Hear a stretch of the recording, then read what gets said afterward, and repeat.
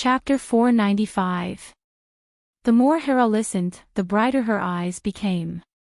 If she didn't have to put on the airs of a god queen, she would have pounded her fist on her palm and exclaimed that it made sense. She didn't think so at first, but after listening to Thea's analysis and her own little ambition, Hera suddenly realized that this empty throne of the god of gods might be her only choice to win back her husband's prestige. You're really intelligent, perhaps not inferior to Athena. What's your name? Hera asked seriously. In modern society, it was normal to say one's name first before chatting. However, after interacting with these gods for a long time, Thea also understood some inside information. The lives of mortals were too short, and even demigods could only live a little longer in front of the immortal gods. It wasn't worth their time to remember their names. Leaving one's name proved that it was a special mark in the immortal life of the other party. According to the inherent concept of the gods, this was a big deal for them. The young lady stood up straight and reported her name in accordance with the Greek etiquette. Thea Quinn. Hera nodded silently. Her intelligence was not low either, or it could be said that the gods had lived for so many years, and there were not many idiots. Connecting the dots, Hera could guess that Sia wanted her to be Hades' shield. After all, the era of Kronos had passed.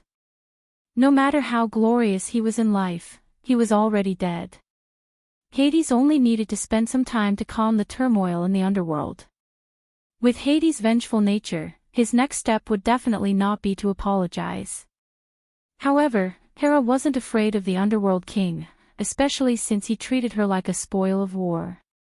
If she could teach this brother of hers a lesson, the god empress didn't mind being used by Sia a little. Since they were going to fight against Hades, then these guys who had come back from the dead were his loyal minions. Only Mount Olympus and the god of gods would protect them, even after death. Hera knew that she couldn't take back the step she had taken. Thea didn't continue to interrupt, but waited for her to strengthen her confidence. Finally, Hera walked out and stood in front of the cheering crowd. She exuded the dignified aura of a god empress, and the crowd slowly quieted down. What happened next was nothing to write home about. The people who escaped were the elites of their respective eras, and they all had brains. Realizing that Hades would launch a crazy revenge, they immediately hugged Hera's thigh and expressed their willingness to live and die with Mount Olympus. She had hired thugs, but most of them were big and burly, which didn't fit Hera's taste. Furthermore, she wanted all the gods to attend the ceremony. She needed some support to become the divine king, and these fellows were a little unpresentable. At the critical moment, Thea jumped out to help him solve the problem, which was the so-called subjugation of the Amazons. Oh, you spent so much time and effort just for this. Hera dragged out her words. She finally understood Sia's real purpose for scheming for her. Thea just smiled and didn't explain further. Okay, as long as the Amazons surrender to me, I'll accept it. It wasn't that Hera was magnanimous, but that Zeus had too many mistresses. If the god empress was angry at them one by one, she would have died of anger. Hera's original purpose was to beat up whoever she saw, and the result of her attack could be summed up with a laugh. It wasn't a big deal to spare Hippolyte among the 180 mistresses. Hera thought clearly that as long as Hippolyte surrendered to her and let her vent her anger, she would let it go. Thea was also worried about the difference in the flow of time between the two worlds. On the one hand, she was afraid that Diana would be worried. On the other hand, it would cause a lot of trouble if Paradise Island was exposed to the world. She asked for the coordinates of the so-called human world and hurriedly said goodbye to Hera and rushed back to Paradise Island. As for the culprit, Hermes, the two didn't mention anything. Next time, no matter who he was, she would kill him without any nonsense. A white light flashed, and Thea looked around. She was back on Paradise Island. The anti-magic area on the island disappeared, making it much easier for her to find people. She hurriedly saw Diana and quickly flew over. Thea, you're fine. Diana sensed her as soon as she arrived. The two girls hugged each other passionately. Diana checked her body from head to toe before she was relieved. "Where's that bad woman Hera?" Diana said angrily. Thea smiled bitterly and avoided the topic of bad woman. "How long have I disappeared? Where are Hermes and Apollo? What's the situation outside? Where's Queen Hippolyte? You've disappeared for about 10 minutes. The enemies have all run away, but Eris was still there. I don't have any way to contact the outside world. What's going on outside?" Thea had to admit that Diana's way of thinking was not adjusted to a normal person's channel. The existence of Paradise Island was already known to the outside world, but she didn't even realize such a serious problem. Without hesitation, she activated her eternal night, the chosen of the moon goddess. This time, she needed it to block the view, especially the detection of the satellites of various countries. "Quick, let's go see the queen." Thea did not have time to explain. She pulled Diana's hand and went to see Hippolyte. They spent some time healing Hippolyte. When the queen regained consciousness, Thea told her about the current situation on Paradise Island and the solution she discussed with Hera. The development of the matter was exactly as she had predicted. The moral values of political figures were frighteningly low. Hippolyte had no problem bowing to Hera and agreed very quickly. "We have to bow to Hera." Diana was a little dissatisfied. However, both Hippolyte and Sia thought that it was a good idea. This was equivalent to the Amazons returning to the family of Greek gods. Under this premise, no matter how big her opinion was, it was useless. The valiant goddess of war could only pout to express her dissatisfaction. "You don't have to heal me. Just teleport me over now. I'll admit defeat and apologize." Hippolyte thought deeper. For the sake of Hera, she put herself in a very low position. If she admitted defeat with a weak body, Hera would be more satisfied, right? Thea also expressed her support for her resolution and directly teleported Hippolyte to Mount Olympus. She did not know what the two women talked about. Thea began to build a portal between the two worlds. With thousands of Amazon warriors, the requirements for the portal were not low. The temporary portal was not stable. Under the shroud of the eternal night, the recovery ability of all the female warriors began to increase. Many of them slowly woke up. Diana, Antiope, and the Supergirl who chased after Apollo to no avail began to help treat the wounded. Not long after, Hippolyte came back in high spirits. It could be seen that she had made Hera very happy. Not only did the God Empress heal her injuries, but she also brought back one of the 3 leaves from the giant tree that was said to have borne the golden apple. This leaf could heal all the Amazons. Chapter 496. Thea was envious as she watched the Amazons soak the leaves in the spring water. Each of them only needed to drink a mouthful to heal themselves. Hera had accumulated a lot of wealth over the years. She could remove a leg from the table or scrape a handful of ashes from the stove and use them as magical tools. She could make a few divine artifacts by simply dismantling something. From this point of view, Hades and Poseidon were not just after Hera's reputation. Mount Olympus was really rich. If Zeus's treasure vault was included, it would be even richer. Seeing that Hera had healed the Amazon sisters, Diana finally had a good impression of this god empress. "Listen to me, my sisters. It's time for the enchantment of Paradise Island to disappear. I've received Hera's forgiveness. She has allowed us to enter Mount Olympus. Everyone, go back and pack your things. We'll depart immediately," Hippolyte ordered loudly. Thea originally thought that she would give a long speech, but nothing happened. This was the advantage of military management. The leader did not need to explain, and the subordinates did not waste time talking nonsense. At most, they would just say, "Oh," and do as they were told. Everyone quickly went back to pack their things. "Are we really going to give up this island?" Hippolyte saw that Thea was busy building the teleportation magic circle. She was a little reluctant to give up Paradise Island, which she had lived on for thousands of years. She sent Diana to ask this question. Thea could only answer honestly to her lover's question. Let's send them away first. As for this island, Diana looked at her expectantly. Thea stopped what she was doing. We can't go to war with the human government for this island, right? Diana nodded. She would not rush into the White House with the Vulcan sword just to leave some memories. She could not do that. Secondly, the world's borders have been fixed.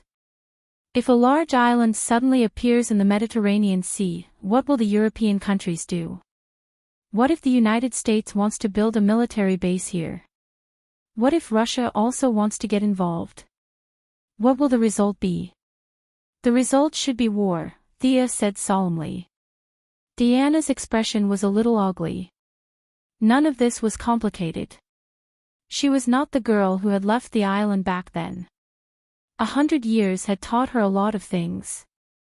If a war happened because of her, she would regret it to death. Is there no other way?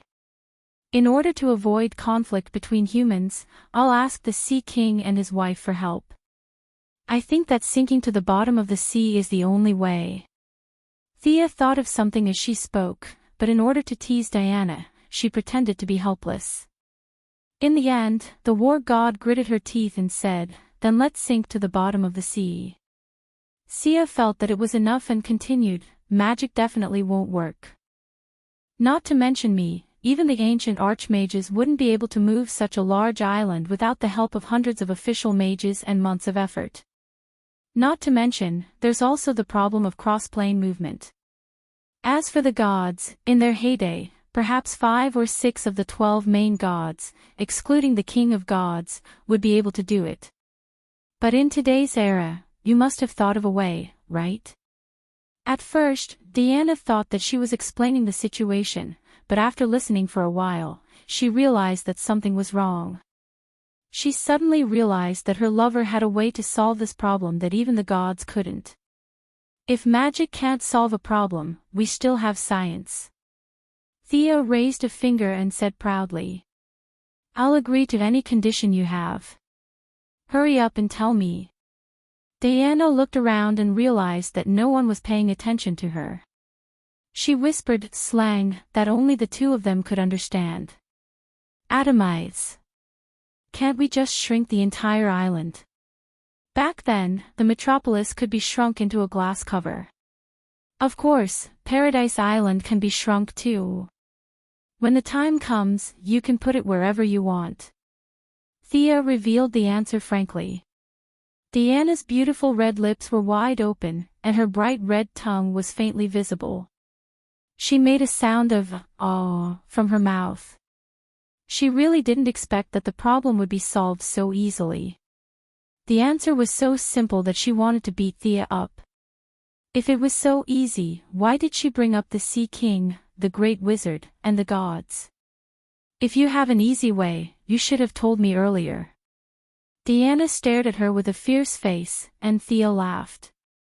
Needless to say, Diana was in a different mood at this time. If it weren't for the wrong time, she would have done something to her. She suppressed the evil thoughts in her heart and continued to set up the teleportation circle. Atomization could shrink a person, but no one knew if this scientific method would cause other changes during the teleportation process. Thea would not rashly gamble with a person's life. If the person was guaranteed to be fine, then everything else would be easy to deal with. Diana told Hippolyte the result. When she suddenly heard that the technology in the outside world had developed to this extent, the Queen was really shocked. She didn't know that this was a kind of black technology. She thought that it was a common technology, and this made her even more determined to go to Olympus. Earth was too dangerous. Although the black fog shrouded the whole island and blocked the detection of satellites, it was hard to say whether it was a good or bad action. The nearby countries discovered the black fog and began to send ships to search. Hippolyte was not to be trifled with. She took out 3 or 4 magic props to help buy time. Some summoned dolphins, some conjured sirens, and several search ships were led astray without knowing it. Half an hour later, the permanent portal across the 2 worlds was completed. It was still very rough, but there was no problem to send the strong Amazons. Many Amazons stepped through the portal with big and small bags and rushed to their new home. Big Sister Sia, can I also go and take a look? Supergirl, who had helped a lot, asked in a fawning manner. Could Kara go to Olympus? Thea was not sure, but she could help ask. When Hera got the news, she was watching the replay of the magic mirror. The replay showed several scenes where Supergirl beat Apollo until he vomited blood and fled. During the battle, she and Thea were fighting magic and didn't pay much attention to Apollo's battle. It was really tragic. In Hera's distant memory, the last person who heard Apollo was Ra, the king of the Egyptian gods. Now that he was going to inherit the throne, he was naturally in a competitive relationship with the ambitious Apollo. When Hera heard that Thea said that Supergirl wanted to visit, Hera agreed without hesitation. As the crowd came and went, Thea also joined the ranks of the outsiders to stop the search. For a great magician like her, it really didn't take much effort to stop some ordinary people. She could find the target with her supervision and cast a long-distance spell to solve the problem. During the break, she didn't stay idle. Atomization still needed to be arranged and even calculated. The sudden disappearance of the island would definitely have some impact on the surrounding coastline. Thea contacted Mira, who was good at controlling water. Chapter 497. The Neptune couple owed her and Diana a lot of favors. When they heard that she needed their help, the two came quickly. Crete will be affected the most, followed by the ports of Egypt and Cyprus. This is where I need your help. Thea showed them the results of her calculations. Paradise Island was a magic island, and it would often swim slowly in the nearby sea. If it suddenly disappeared, the surrounding coastal areas would definitely be affected. When they heard that it was just to smooth the sea, both of them said that it was easy. Whether it was the Neptune's trident or Mira's water control, they could do it easily. When all the Amazons withdrew, Thea began to arrange the atomization equipment. Brainiac's device was too advanced. Even she could not understand the principle, let alone the scientists on Earth. However, Thea was not a pure scientist. She did not want to get to the bottom of it. She directly scanned the image and made a device similar to a ray gun. The specific composition of the ray particles was not easy to estimate. She still used the technology of the atom and Thea directly arranged 5 ray points over the island. When Hippolyte and Antiope left the island and entered Mount Olympus, she and Diana rose into the air and signaled the Neptune couple to get ready. Thea began to control the atomization equipment to operate at low power. Seeing the island slowly shrinking, Diana, who saw the black technology for the first time, was amazed. It was not easy for the gods to do this. After receiving the news that the Neptune couple's seawater was stable, Thea began to increase the power of the ray. 5 minutes later, the whole Paradise Island was reduced to the size of a birthday cake, and Diana was given to her. Thea did not care where she put it. If she wanted to add some fun, she could even put it in the bedroom. Thea put away the atomization equipment, thanked the Neptune couple, and left the scene with Diana. Thea could tell that Diana didn't want to place Paradise Island in Hera's territory, so she didn't force it. She could slowly set up a large magic barrier in the future and put it back in its original position. Magic could also do this, it was just a matter of time and effort. After returning to his own extraterrestrial supervision committee, he sent out a lot of people to investigate the so-called Eastern Mediterranean fog incident. After a quick appearance, he dragged Diana to Mount Olympus. The big show was about to begin. It would be a pity if he didn't go and watch. What did you do? Why do I feel like the urgency in my heart has disappeared? Diana asked. It was her first time coming to Mount Olympus. She felt a sense of calmness that she hadn't felt in a long time. That's right. Thea felt that it was mostly due to Hera's bravery in shouldering the heavy burden and shouldering a lot of Diana's problems. Wonder Woman went from being the key protagonist to a dispensable side character in the following events. As a demigod, she would definitely have some inexplicable premonitions. Isn't this a good thing? Let's go and see Hera first.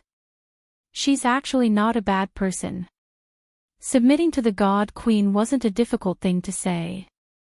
Diana, who was also a member of the gods, naturally wouldn't be so immature as to get mad at Hera. Although the two didn't meet intimately, they didn't fight either.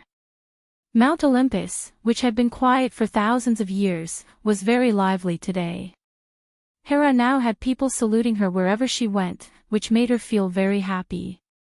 According to the Japanese manga, she also found a sense of being recognized. Seeing Diana lowering her head, Hera, who had a big family and business, thought that her armor was too monotonous and a little imperfect. She gave her a red cloak with gold edges, which was a very obvious sign of goodwill.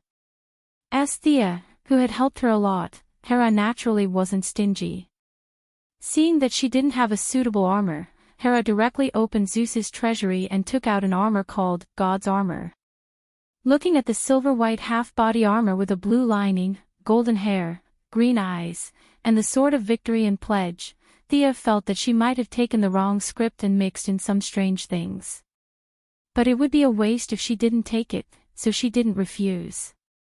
The two found an empty room to try out the new equipment. Diana's cloak only had some protection against arrows, fire, cold, and acid. With her current strength, the cloak was more for aesthetic purposes. Wearing only armor every day was a little monotonous, especially after knowing Superman, Batman, and the other cloaks. The armor that Hera gave Thea was amazing. It wasn't the same as Toria's, but was made by Zeus himself when he had nothing better to do. In order to deceive girls from all walks of life, Zeus could be said to be proficient in all professions and the kind of top-notch master who had mastered all sub-professions. Casting armor was even easier. Although the defensive ability was amazing, Thea felt that this set of armor was more like a robe than an armor. It could greatly enhance the user's ability to control lightning, provided that they had to have it. Thea didn't have any problem with this. In the past, she needed to mix the energy in her body. Now, as long as different magic was injected into the armor, it would automatically form lightning magic. It was immune to lightning and had a very high resistance to fire, cold, and acid. It also had a certain enhancement in speed. Thea and Diana tried it nearby. The two women's speed was already equal, and Thea was even a little faster. At the same time, it had a significant increase in strength and endurance.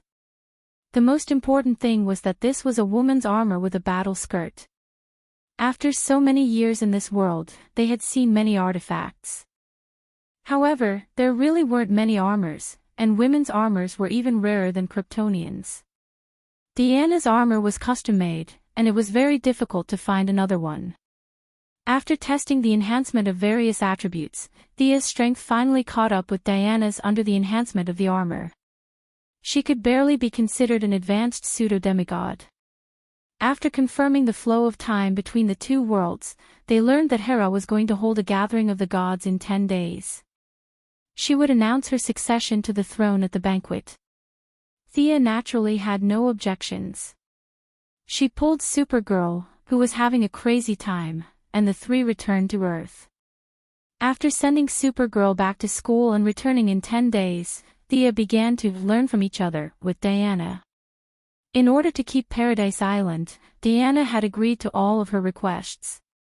After some reluctance, she unlocked quite a few postures.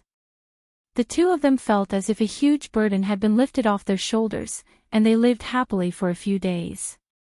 As for Zola, who had been kidnapped by Hermes, Diana just thought about it and put her aside. She would take care of it, but Hermes was nowhere to be found. She couldn't do anything about it even if she wanted to. Diana, who had been with Thea for many years, was much more realistic compared to the original spacetime.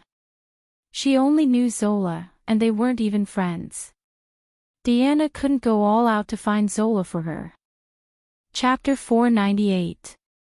Although 10 days were short, Thea still took some time to do something big. She gathered a few capable people in the Bat Cave for a meeting. Thea, Diana, Superman, the Martian Manhunter, and Batman. Now, this loose circle was starting to resemble the Justice League. Let's call it version 0. One of the League. I've called you all here for one thing. Thea went straight to the point. Considering the pressure and danger in the real world, I'm going to strengthen Louise Lane. Her earth-shattering words almost made Superman, who was drinking water beside her, bite his tongue. Why are you doing this? Batman, who had investigated Superman's 8 generations of ancestors, naturally knew Louise. He just wanted to know why Thea did this. Was there a need to say it? Louise Lane's death directly triggered the plot of the League of Injustice's God on Earth. Her influence on Superman was too great. At first, Thea didn't take it seriously, but on Mount Olympus, she finally realized that treasures that could resurrect the dead were extremely rare. Even Hera only had 1 or 2. Considering their bad relationship with Hades, it would be very troublesome if they died now. Only God knew how the Owl Court had managed to save Yao Fei. Over the years, they had conducted hundreds of experiments according to the procedure on that day. Unfortunately, none of them succeeded. What's more, without the pool of Lazarus, it would be difficult for Yao Fei to wake up even if he became a vegetable. But Louise Lane was a suicidal person. She appeared in all kinds of dangerous places without any protection. One day, she might die if God didn't pay attention. That was why Thea proposed today. You asked me why. Thea faced Batman's question. She didn't care that Superman was beside her. She pointed at Superman. I'm worried about him. If Louise dies, his bottom line may not be able to stop him. What should we do then? Are we really going to use kryptonite against a noble friend? Batman pulled a long face and didn't say anything. In fact, that was what he was thinking. It was just that there was no need to say it out loud. Superman was also dejected. He didn't know what he would do if it really happened. How are you going to strengthen her? The Martian hunter naturally knew Louise Lane, but he didn't want to get involved when it came to Superman. There are only a few types of strengthening: genes, magic, and equipment. Actually, you misunderstood. I just want Louise to have the ability to protect herself. I don't want her to be a superhero. What a joke. Wouldn't it be more dangerous for Louise to become a hero? If she had the ability, she would have gone to interview Darkseid instead. Although it involves me, I support it. Superman didn't know what choice he would make in the end, but it was always right to take precautions in advance. Louise is a woman filled with a sense of justice. She should be able to protect herself. Diana spoke up at the right time. With 3 votes in favor, the Martian Manhunter and Batman couldn't think of any reason to object. There was no doubt that Louise was a righteous person, and Batman, who was so paranoid that he almost became a cancer of suspicion, was also certain of this. How to strengthen her? Theo looked at Batman, who waved his hand. My martial arts aren't suitable for her. Actually, what I meant was to let Batgirl or Black Canary train her. I don't want her to be very strong, but she should at least be able to resist a few blows. Also, Thea threw a teleportation gem to Superman. I made this teleportation gem. The teleportation location is set at Supergirl's apartment. Louise's defense is too weak. I think we can gather our strength to make her a set of armor. Gathering everyone's strength to make armor. This idea naturally came from the Hellbat armor, but there was no need for Louise to fight her way to Apocalypse Star. There was no need for it to be so powerful. Superman was certain that this was a good idea, and they split up to do some work. The task of measuring the body was given to Superman to build the shell on the star. Diana did the post-production enchantment, Batman installed various electronic components, and the Martian Hunter installed the anti-heart control module on the helmet. Finally, Thea atomized it to make it easier to carry around. In order to prevent this reporter from going further and further down the road of death, the 5 capable people, including Superman, all tacitly agreed not to make any weapon systems. This armor could be said to have 0 attack power, and its defense and speed were maxed out. Presumably, as long as Louise didn't have a death wish, she would still be safe. After much consideration, the training work was given to Barbara. Excluding Thea, who was an unconventional combat power, Batgirl Barbara could be said to be the role model of the younger generation of heroines. Whether it was her intelligence or her martial arts, she was outstanding. She was full of righteousness, and she must have a lot in common with Louise.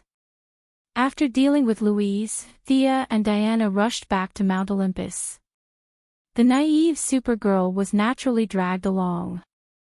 This little girl's energy had increased by at least 30% after the battle with Apollo. Now, Thea and Diana couldn't suppress her without using their full strength. When they returned to Mount Olympus, the environment was still the same, but the atmosphere was much more lively than before. Hippolyte wisely retreated to the second line, and all the Amazons were led by Antiope. This strict female warrior was loyal to her duty and never showed favoritism, which won Hera's praise. In addition to the Amazons, Mount Olympus had another force, and that was the elites who had escaped from the underworld with Thea and Hera. Their structure was loose, but under the strong pressure of Hades, they still submitted to Hera and elected the half-human, half-spider Aramani as their leader. With these two forces in hand, Hera constantly balanced the relationship between the two sides.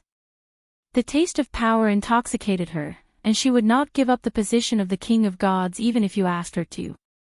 In addition to the 3 women, the first to arrive was unsurprisingly the goddess of strife, Eris. This goddess came and went without a trace. Wherever there was strife, she could be seen. Following closely behind the goddess of strife was Thea and Diana's old friend, Ares. Compared to the elegant middle-aged man during the First World War, the god of war now looked older. His face was full of age spots, and his beard reached his chest.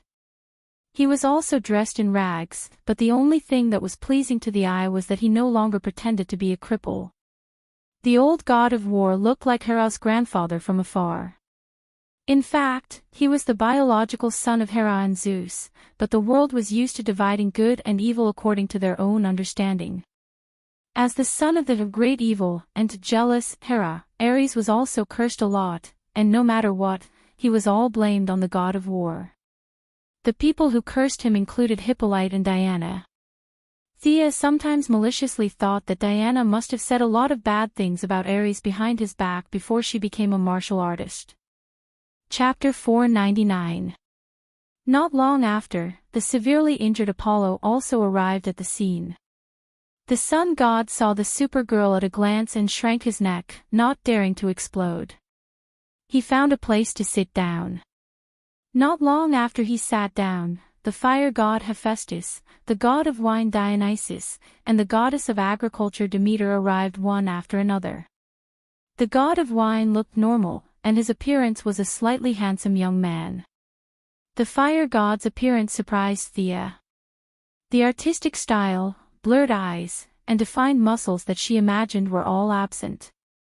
This Vulcan looked short and stout, almost like a chimney.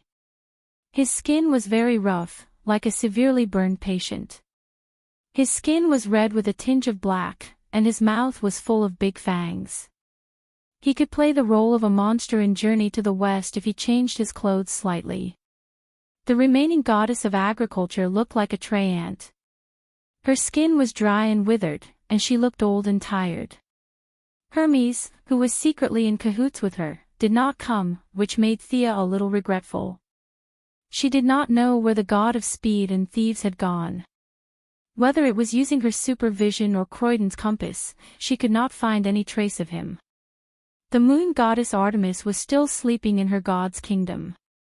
With Thea's help, her power of faith was much more abundant than in the original time and space, so there was no need for her to come out. The god of strength, Hercules, had always been at odds with the Olympian gods, and Hera did not know that he was still alive, so she did not invite him. As the first gathering after the twilight of the gods, the sun god Apollo, the god of war Ares, the goddess of strife Eris, the goddess of agriculture Demeter, the fire god Hephaestus, the god of wine Dionysus, and Hera. There were a total of 7 gods with different motives. Thea pulled Diana and watched from afar. She was full of malice, waiting to watch a good show. When Hera was about to inherit the throne of the god of gods, the expressions of these gods would be very interesting. As for going up and asking for a seat among the gods, she was not so ambitious.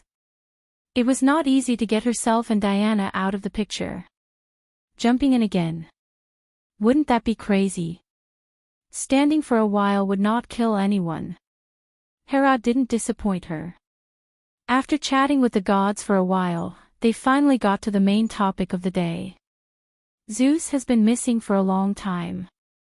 The majesty of the Greek gods cannot be ignored. As your mother and queen, I have the responsibility to shoulder this burden at the critical moment. Hera paused to observe the gods' reactions. After living for such a long time, the gods were no fools. As the nominal mother, Hera's words were a little strange, but they couldn't figure out what was strange about it. Apollo, who had been thinking about how to kill the Supergirl, turned his attention to Hera. The sun god didn't know what Hera meant by saying those words.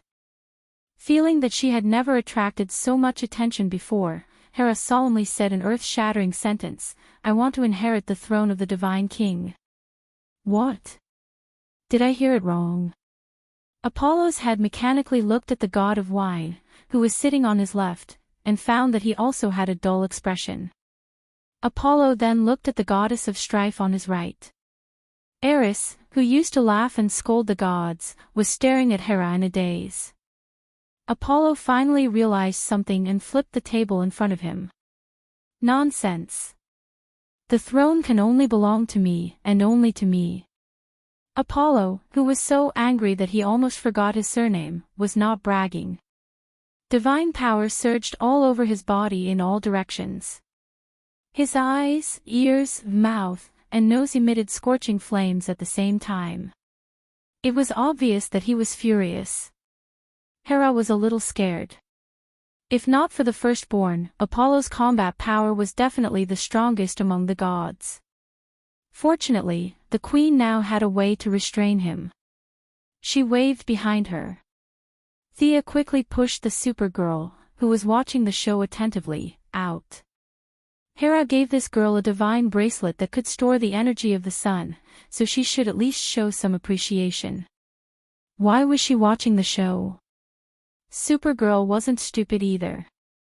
She quickly reacted and stood in front of Hera with her indescribable object, preparing to continue absorbing the energy of the human-shaped yellow sun. Apollo saw her interfering, and his heart went cold. At this time, he still didn't know about the existence of the Kryptonians. He only felt that the woman in the red cloak was completely out of his control. No matter how the sun god thought, he couldn't think of a countermeasure. Huff. Apollo breathed heavily, forcibly suppressing the anger in his heart. He wanted to leave in a huff, but he also wanted to see if there was anything he didn't know about Hera's ascension to the throne of the divine king. His body felt as if it was pressed down by a heavy weight, and he slowly sat back down. Who is in favor of me inheriting the throne of the divine king? Who is against it? Hera was very happy to see that Apollo was defeated and asked loudly for the opinions of the gods. The rest of the children were a little bit shocked. Even Vulcan, who had always paid attention to forging and was indifferent to everything else, was a little dumbfounded. His mouth was full of sharp teeth, so big that a football could be stuffed in. Diana was also a little shocked. Thea told her the whole story, of course, without the various versions of Zeus and Athena's schemes. Diana, who had always been committed to the equality of men and women, immediately accepted this explanation. Who said that the divine king must be a man? It was also possible for the divine king to be the divine king.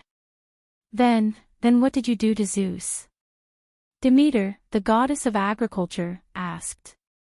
She was also a descendant of Kronos, and was the sister of Hera, Zeus, and Hades.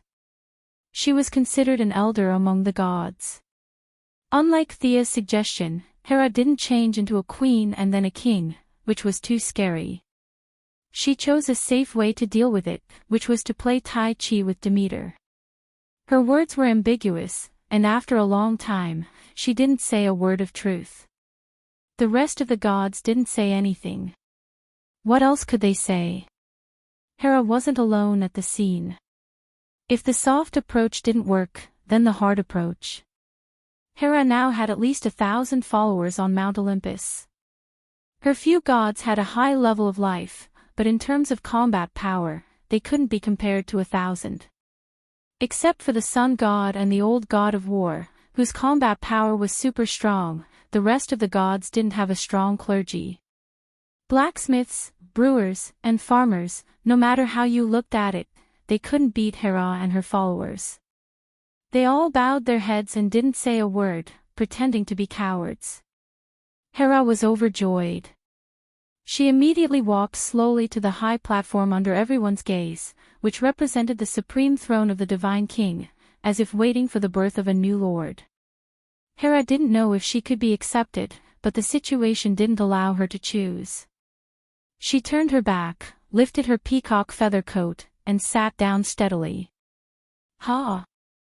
The resistance she imagined didn't happen, but the throne didn't welcome her either. What was going on? Just as Hera was feeling suspicious, some changes happened. Her crown was replaced by a crown, and her empty hands had a scepter that symbolized power. The silent sky seemed to be playing some kind of music to celebrate the birth of the new king of Olympus. Chapter 500. After a few similar sounds, the sky became completely silent. Apart from that, there was nothing else. Why was it so quiet? The gods and Hera had all seen the power of Zeus. It was really the same color as heaven and earth, and the sun and the moon competed for glory. Why was the reaction of heaven and earth so faint when Hera inherited the throne? Were you going to admit it? The movement was too small, and it was a little fake. Were you going to deny it? The crown and scepter were given to Hera, and heaven and earth even celebrated a little symbolically. This kind of result made the gods a little confused. Only Thea knew that Zeus was still alive. Now, Mount Olympus probably only recognized Hera as a substitute. It was equivalent to the position of the crown prince in the past. She definitely had the power, but it was still a little far from the official succession. No matter what, Hera had inherited the throne. No matter how dissatisfied Apollo was, he was in no position to speak. The sun god slammed the door and left angrily. The rest of the gods more or less had some expectations of the god king, but now they were all like frosted eggplants, and they left with gloomy expressions. Even the goddess of strife, Eris, who was usually full of herself, could not figure out what had happened in such a short time. But there was one thing she was sure of. The throne of the god king was settled, and the disputes of the gods were forcibly suppressed. As the goddess of strife, the foundation of her existence disappeared. Eris walked out with light steps, as if she had encountered a disaster, and her expression was blank. Thea also took Diana and Supergirl to bid farewell to the high-spirited Hera. Hermes has surrendered to the underworld, but Hades's trouble still exists. You have to be careful. Before leaving, Hera kindly reminded them. As the person who had the best relationship with her, Thea expressed gratitude to the new God King on behalf of the others. She was not very worried about Hades. These gods in Mount Olympus and the underworld were indeed immortal. However, they could be killed as soon as they entered the so-called human world. Hera's words meant that she couldn't stay out of it. If Hades was in trouble, she had to come and help. Thea felt that Hades might not even know who she was. At most, he would use the holy sword as a clue and secretly hate the cultic gods. Now that everyone was dead in their own god's kingdom, it would be extremely difficult to go to each other's home to cause trouble. With Hades's forbearing character, he would not carry out any thunderous actions. The priesthood of Pluto determined that no one could escape death, so he was not in a hurry at all. No matter who offended him, they would fall into his hands one day. He had followed this core idea for tens of thousands of years, and he would not make an exception for Thea. The young mistress was very relieved as she brought Diana and Supergirl back to Earth. After bidding farewell to Supergirl, who had gone back to school, she went home with Diana to unlock new positions. No one knew how long it would take for Zola and the Zeus Smurf in her stomach to be born. This had nothing to do with Thea. As for the firstborn, it was even more troublesome for Hera. If the firstborn had any brains, he would not challenge Hera, who had all the advantages. Therefore, in short, this low-level version of the Battle of the Gods was going to end before it even started. Thea spoke on behalf of Diana. Our goal was the new god, not the broken god of war. We don't care. Everything was back on track. Those who were supposed to go to school went to school, and those who were supposed to go to work went to work. The fog in the eastern Mediterranean had become one of Earth's unsolved mysteries. Neither the Heavens Eye Society nor Thea's committee managed to find any inside information. Their subordinates wrote the report without knowing what was going on, and their leader signed it for the record. The matter had finally come to an end. Thea looked at the invitation in her hand and threw it back on the table. It was an invitation from the Advanced Technology Laboratory in Central City, inviting people from all walks of life to observe the official operation of the particle accelerator. As an authority in the field of genetics, the young mistress was now a big name in the scientific community. In addition, she had a good relationship with the Advanced Technology Laboratory, so Reverse Lightning, who was disguised as Dr. Harrison Wales, had also sent her an invitation. The particle accelerator is about to be activated. Thea looked at the gloomy sky outside the window. Her gaze flew out of the metropolis and saw Central City in the distance. If the metropolis was said to have turned from sunny to cloudy, then Central City was completely cloudy. If one did not know the truth, they would definitely say that Dr. Harrison Wales was crazy to conduct an experiment in such weather. The scientific community was generally not optimistic about Dr. Wales' experiment. His so-called future was about to open, changing the understanding of physics, bringing about the advancement of dynamics, and making unprecedented breakthroughs in human medicine. Most of the scientists felt that Dr. Wales was under too much pressure and that there was something wrong with his brain. What nonsense was this?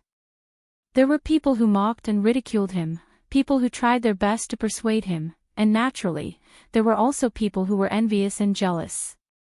Theo learned from Gideon that Reverse Lightning was so excited that he was about to jump up and down. He had painstakingly prepared for 15 years and was about to bear fruit. He had never been so clear-headed before. If she had just arrived in this world, Thea could still go to the scene of the particle accelerator explosion and maybe get an ability or something if she was lucky. Unfortunately, Thea's level was now too high. If she was given an ability that was incompatible with the current system, she would have to go through a lot of trouble to split her soul and cut it out, which would be troublesome. It just so happened that the scientific community was boycotting this experiment, so she went with the flow and asked her assistant to call and decline the invitation. Diana wasn't interested in these scientific matters and went to work on her foundation, while Thea stayed at home alone to watch TV. Sure enough, it rained heavily that night. People from all walks of life called Dr. Wales and advised him to postpone the experiment. Reverse Lightning acted out the image of a paranoid and crazy scientist very well.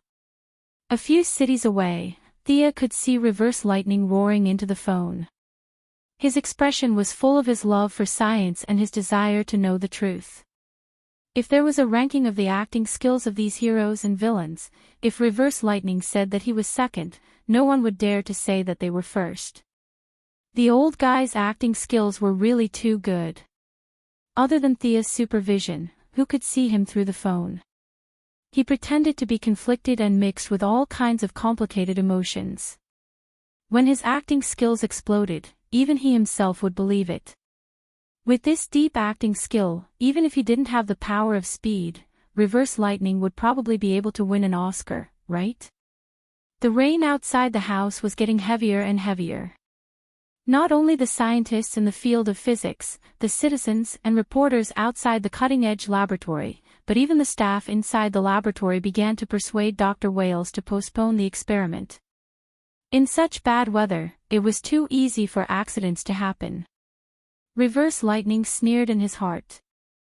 The sun is bright, why would I experiment? What I want is an accident. Once again, despite the opposition of the crowd, he forcibly started the particle accelerator. Thea could see a trace of nervousness from his subtle expression. Whether he would return to the original space-time and live a good life or wait for death in the 21st century, it all depended on this trembling. In the pouring rain and waves of opposition outside, Reverse Lightning started the particle accelerator. Chapter 501. The huge underground facility began to operate, and a huge amount of electricity from Central City was injected into the particle accelerator. Reverse Lightning's calculations were very accurate, and there were no malfunctions in the early and middle stages. This made the people in the laboratory feel a little relieved. However, when the energy began to run wildly, and the particle accelerator entered the 45th minute, the operation of the equipment reached a critical value. Several monitoring devices emitted rapid red beeps, and the people in the laboratory fell into an abyss. It was too late to stop it now. Reverse Lightning pretended to be dumbfounded, and a few young people volunteered to manually turn off the equipment at the bottom. Thea recognized the young people, Ronnie Raymond, Cisco Ramon, and Caitlin Snow. However, the huge energy of the particle accelerator interfered with her vision, and their figures were very blurry. Their noble act of self-sacrifice did not change the fact. Although they cut off the energy supply system of the particle accelerator, the accelerator, which had reached full capacity, began to shrink rapidly and completed the whole process of shrinking to a total energy explosion in 3 seconds. The orange energy soared into the sky, and the thick clouds were scattered. Countless debris were swept into the air, and the shock waves swept in all directions. The crowd outside the cutting-edge technology laboratory began to flee in all directions. No one knew what was going on, and they only felt that they had lost 2 legs. Theo was just about to look at the Central City police station to see Barry Allen, who was preparing to be struck by lightning, when she suddenly saw darkness in front of her. Something was affecting her vision. When she retracted her gaze and looked at the Central City police station again, she found that Barry Allen was lying in a pile of debris, and small lightning kept flowing under his skin. Just as she was about to take a closer look at the famous power of speed, the urgent sound of the phone interrupted her vision again. Was there really something in the dark that was hindering her? She picked up the phone and found that it was a call from Felicity. She picked up the call lazily, and before she could say anything, she heard sounds like a battle. There were sounds of bowstrings, gunshots, and something that Sia couldn't make out was broken. Realizing that something had happened at Green Arrow, she immediately hung up the phone and teleported to Star City. When they arrived at the Green Arrow shooting club, Sia was shocked. Felicity, who was hiding under the table, and Oliver and Tommy, who were jumping up and down to shoot arrows, did not surprise her. What she was surprised about was the opponents they were facing. It was a young woman with black eyes and a head of white hair. Her hands were constantly shooting icicles, ice arrows, and frost rays. Isn't this Caitlin Snow? Or rather, why was the frost killer at Green Arrow's place 3 years later? Caitlin did not look like she came from the future. Caitlin's clothes were exactly the same as what Thea saw 3 minutes ago. However, Caitlin's eyes were lifeless, as if she had fallen into an illusion. Her attack was more like a self-defense mechanism. I'll deal with her. Thea stopped Oliver. The frost killer could absorb the surrounding heat, but Oliver liked to exercise shirtless. At this time, he was really cold. He was used to fighting with Hera's magic, so it was like bullying to deal with a mutant. She could use mental shock to deal with the frost killer in its normal state, but at this time, the frost killer had already fainted. No matter how strong the mental shock was, it would be useless. Fire and water magic had no effect on her. In any case, she was a good friend, and Thea could not be too harsh on her. She could only cast 3 hold spells in a row to immobilize her movements, and then knock her out with a karate chop. This is Caitlin, right? How did she get here? Thea asked Felicity, who had crawled out from under the table. Frost Killer vs. Green Arrow. This was like Central City's elite monster vs. Star City's novice village chief. How did the two of them fight? Felicity did not know the truth. She was writing some software when she heard Oliver telling her to run. She ran, but unfortunately, the ground was frozen with a thin layer of ice, and she fell hard. After that, she hid under the table and called for Thea's help. I think she teleported here. It's a bit like your teleportation gem. Oliver put on a jacket and said as he recalled. My teleportation gem. How did Caitlin get my gem? Thea did not remember being so kind as to make one for everyone she knew. I think I gave her one. Felicity scratched her head and said embarrassedly. Thea closed her eyes and carefully checked the residual energy waves in the air. She came up with a guess. This place was different from the original dimension. Caitlin and Ronnie entered the underground facility at the same time, and they left Psyker to guard outside. Unfortunately, the explosion still happened. At the critical moment of life and death, the young man and woman probably put on a show of life and death together. After that, it should be the end of the tragedy. Ronnie let Caitlin use the teleportation gem and sent her to Star City. Between life and death, the slightly cowardly Caitlin didn't know what to do. Furthermore, due to the explosion of the particle accelerator, the dimensional barrier was broken, various dark matter fused with her cells, and a new personality with powerful superpowers began to awaken. This was the Frost Killer. Originally, she would have slept for a long time, like Barry Allen, who slept for 9 months. The changes on the cellular level would take a long time. However, after the Frost Killer was teleported away, her new personality was very weak and sensitive. She was stimulated by the murderous aura of the various arrows in the Green Arrow and went on a rampage. Thea felt that her guess was not far from the truth. If she gave Caitlin a new treatment now, she would become a completely different Frost Killer in the future. She warned Felicity not to give away the things she gave her before returning to her lab with Caitlin. A large amount of nutrient solution was injected into her body, but there was no good treatment for this new personality. Emotional energy could help the two personalities merge again. Caitlin was not good at other emotions like hope, compassion, and courage.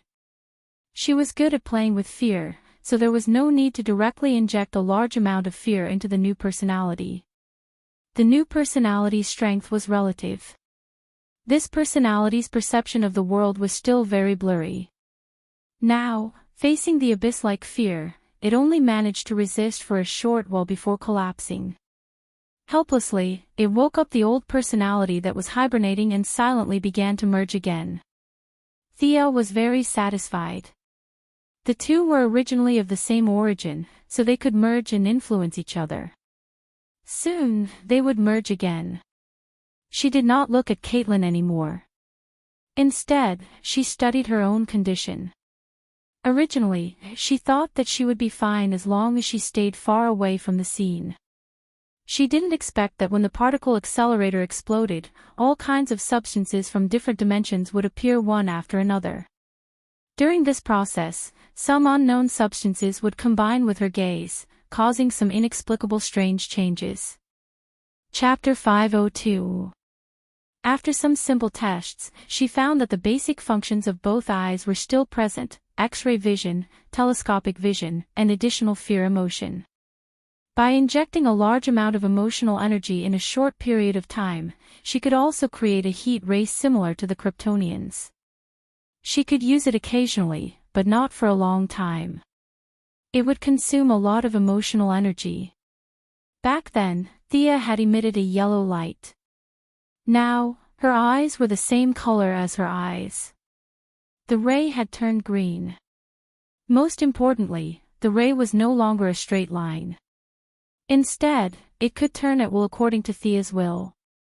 Is this going to be an omega ray? Heidi scratched her head. Other than the ability to turn, she couldn't figure out any other function for the time being. After studying for a long time, she still couldn't figure it out. She could only think about it later. Caitlin slept in her high-tech medical cabin for 3 days before she woke up. This was not the kind sold on the market. It was prepared by Thea for her family and friends. As long as they didn't die on the spot, they could be saved. Where am I? Caitlin looked around. She had never been here before. Her mind was in a mess. Thea waved her hand in front of her face. Do you remember me? Caitlin stared at her for a long time before she remembered. Thea. Yes, it seems that your memory is recovering. That's good news. I remember. I was in a cutting-edge laboratory. Then. Ronnie. Who's Ronnie? Caitlin rubbed her white hair desperately. Her face was full of pain and confusion. Thea roughly explained the situation at that time, leaving out all the guesses. In the end, she said, the two personalities merged. Although this is still you, it's like a new personality accepting the memory of the past. The old Caitlin doesn't exist anymore. Thea had a good impression of the old Caitlin. She was honest, kind, responsible, and full of good points. Her current personality was actually formed based on her old personality. The good parts were basically inherited, but the influence of the Frost Killer was still unavoidable. Her gaze was always cold, and it was a sharp contrast to the Caitlin who used to treat everyone warmly. As for Ronnie, he should be your fiancé. I don't know much about him. Thea said as she showed Caitlin some photos and videos. These were the results of Gideon's searches from various regions. He had ordered them to be made into a short film, and replayed Caitlin's life experience in video form. Needless to say, the effect was not bad. Caitlin was already enlightened before it finished playing. Oh, I remember now. Ronnie is my fiancé, and you're my best friend, Caitlin confirmed. Thea felt a little choked. Their relationship could only be said to be ordinary. How could they talk about this? After asking a few questions in a roundabout way, Thea suddenly realized that in order to integrate her personality, she had instilled a little too much fear. In the fused subconscious, Caitlin had some kind of effect similar to Stockholm Syndrome. Coupled with the fact that the two of them were friends, under the intense fear, the new personality automatically came up with the illusion that the two of them were best friends. It was a little exaggerated to say that it was an illusion. No matter what the truth was, the two of them were good friends. This was the basis of the integration of the new personality. If this was denied, Caitlin's new personality would not be mentioned. That's right. You're a very good friend of mine. A very good assistant. Thea's tone changed as she spoke. After all, when she first introduced Fiora as her adjutant, Diana had been suspicious for a while. This friend could easily cause a lot of confusion. Her personality was still very young. A lot of memories were instilled in her mind. Caitlin did not care about the difference between the two terms. As long as they were related, she accepted the role of an assistant. Caitlin moved a little on the spot, and the temperature in the room began to drop rapidly. Caitlin seemed to know that she was in trouble and quickly stopped. It was not good to be too strong. She could not control it at all. Thea directly used magic to seal the few channels in her brain that controlled her ability. Afraid that she would be in danger because of the seal in her body and could not use her ability, Thea gave her a replica light ring. This replica light ring had two functions. The first was to hide the existence of the ring. The second was to temporarily open the seal in Caitlin's body. As for her white hair, there was no need to hide it. She had disappeared for 3 days. There had to be an explanation. Yes, Thea planned to let her return to Reverse Lightning. There were still 9 months until Barry Allen woke up. Although the alias Dr. Wells had a bad reputation, Reverse Lightning had at least gotten rid of the public's attention. Who knew if he would obediently stay for 9 months? If he did something wrong, Thea would be in a passive position. She told Caitlin that no matter what Reverse Lightning asked, she did not know. If he mistakenly thought that Caitlin had awakened a teleportation ability, that would be fine. Thea made up more than 10 excuses on the spot and asked Caitlin to memorize them so that she could improvise in the future. She also asked Gideon to simulate Reverse Lightning's thinking and behavior. After a few tests, Caitlin played the role of a frightened young woman perfectly. Whether it was frowning and saying that she did not know, or thinking hard but could not get an answer, Caitlin, who was no longer obedient, played the role very well. Not long after Caitlin returned, she sent back a new message. Reverse Lightning only asked a few questions about her whereabouts and gave the whole laboratory a long vacation. They could stay or leave at will. He was also busy playing the role of a middle-aged scientist who had been tortured mentally and had his conscience whipped. Just like in the original timeline, Reverse Lightning was now in a wheelchair and pretending to be a cripple. Every day, he used his weathered face to face accusations and questions from all sides. One day after Caitlin returned to Central City, Thea and Olivier also came to Central City's cutting-edge technology laboratory. The siblings were here to visit Barry Allen. Barry's adoptive father, Joe West, knew that Thea was one of the rare scientific masters in the medical field. He spent a lot of favors and beat around the bush to get to her door. Olivier happened to know about this as well, so the siblings came to visit Barry. "Dr. Quinn, come and take a look. The people in the hospital said that Barry is dead. There is no heartbeat, but the people in the laboratory said that he is still alive." The tall and strong middle-aged black man, Joe West, really treated Barry like his own son. He was afraid that the people in the cutting-edge technology laboratory would do something to him, so he stayed with Barry for 4 days. "Please call me Thea. I will take a look at his condition first." Thea nodded to Joe West and Barry's childhood friend, Ayers West. Barry had always liked her, but she did not realize it. This girl was really slow, but their relationship was really good. Chapter 503. Ayers' eyes were red from crying, and her voice was hoarse. She nodded and moved aside. It was definitely not appropriate for her to use the magnifying healing spell directly. Even if no one was watching, she could not do anything overboard, not to mention that Reverse Lightning was watching from somewhere. Fortunately, Dr. Thea was a medical giant, and she was familiar with all the medical equipment. Many of the cutting-edge technology in the laboratory were even developed by the Quinn Group. After a serious and responsible check, Thea began to understand. She couldn't see anything wrong with Barry. Magic could forcefully wake him up, but the consequences would be very, very serious. She didn't want to risk her life with a group of people who were extremely fast at different times. "Mr. West, please rest assured. It's not that Barry doesn't have a heartbeat, it's just that his heartbeat is too fast for the machine to detect. His body is undergoing a very strange change. His cells, bones, lymph nodes, muscles, and even his skin are undergoing earth-shattering changes." Thea's words were very certain. As the winner of the Nobel Prize in Medicine, no one in the world would dare to refute her conclusion without verifying it hundreds of times. Joe West, who had been a police officer for half his life, naturally did not doubt her. However, he still asked with doubts, then, when will Barry wake up? Thea pretended to calculate and came up with the final answer, in 9 months. After a brief conversation, the siblings bid farewell to the father and daughter who were slightly relieved. They then went to see the owner of the laboratory, Reverse Lightning, who was disguised as Dr. Wales. In order to compensate the victims, Reverse Lightning sold all the assets of Dr. Wales to pay for the sky-high compensation. Now that he had dismissed everyone, he really treated the laboratory as his home. "Doctor, please restrain your grief.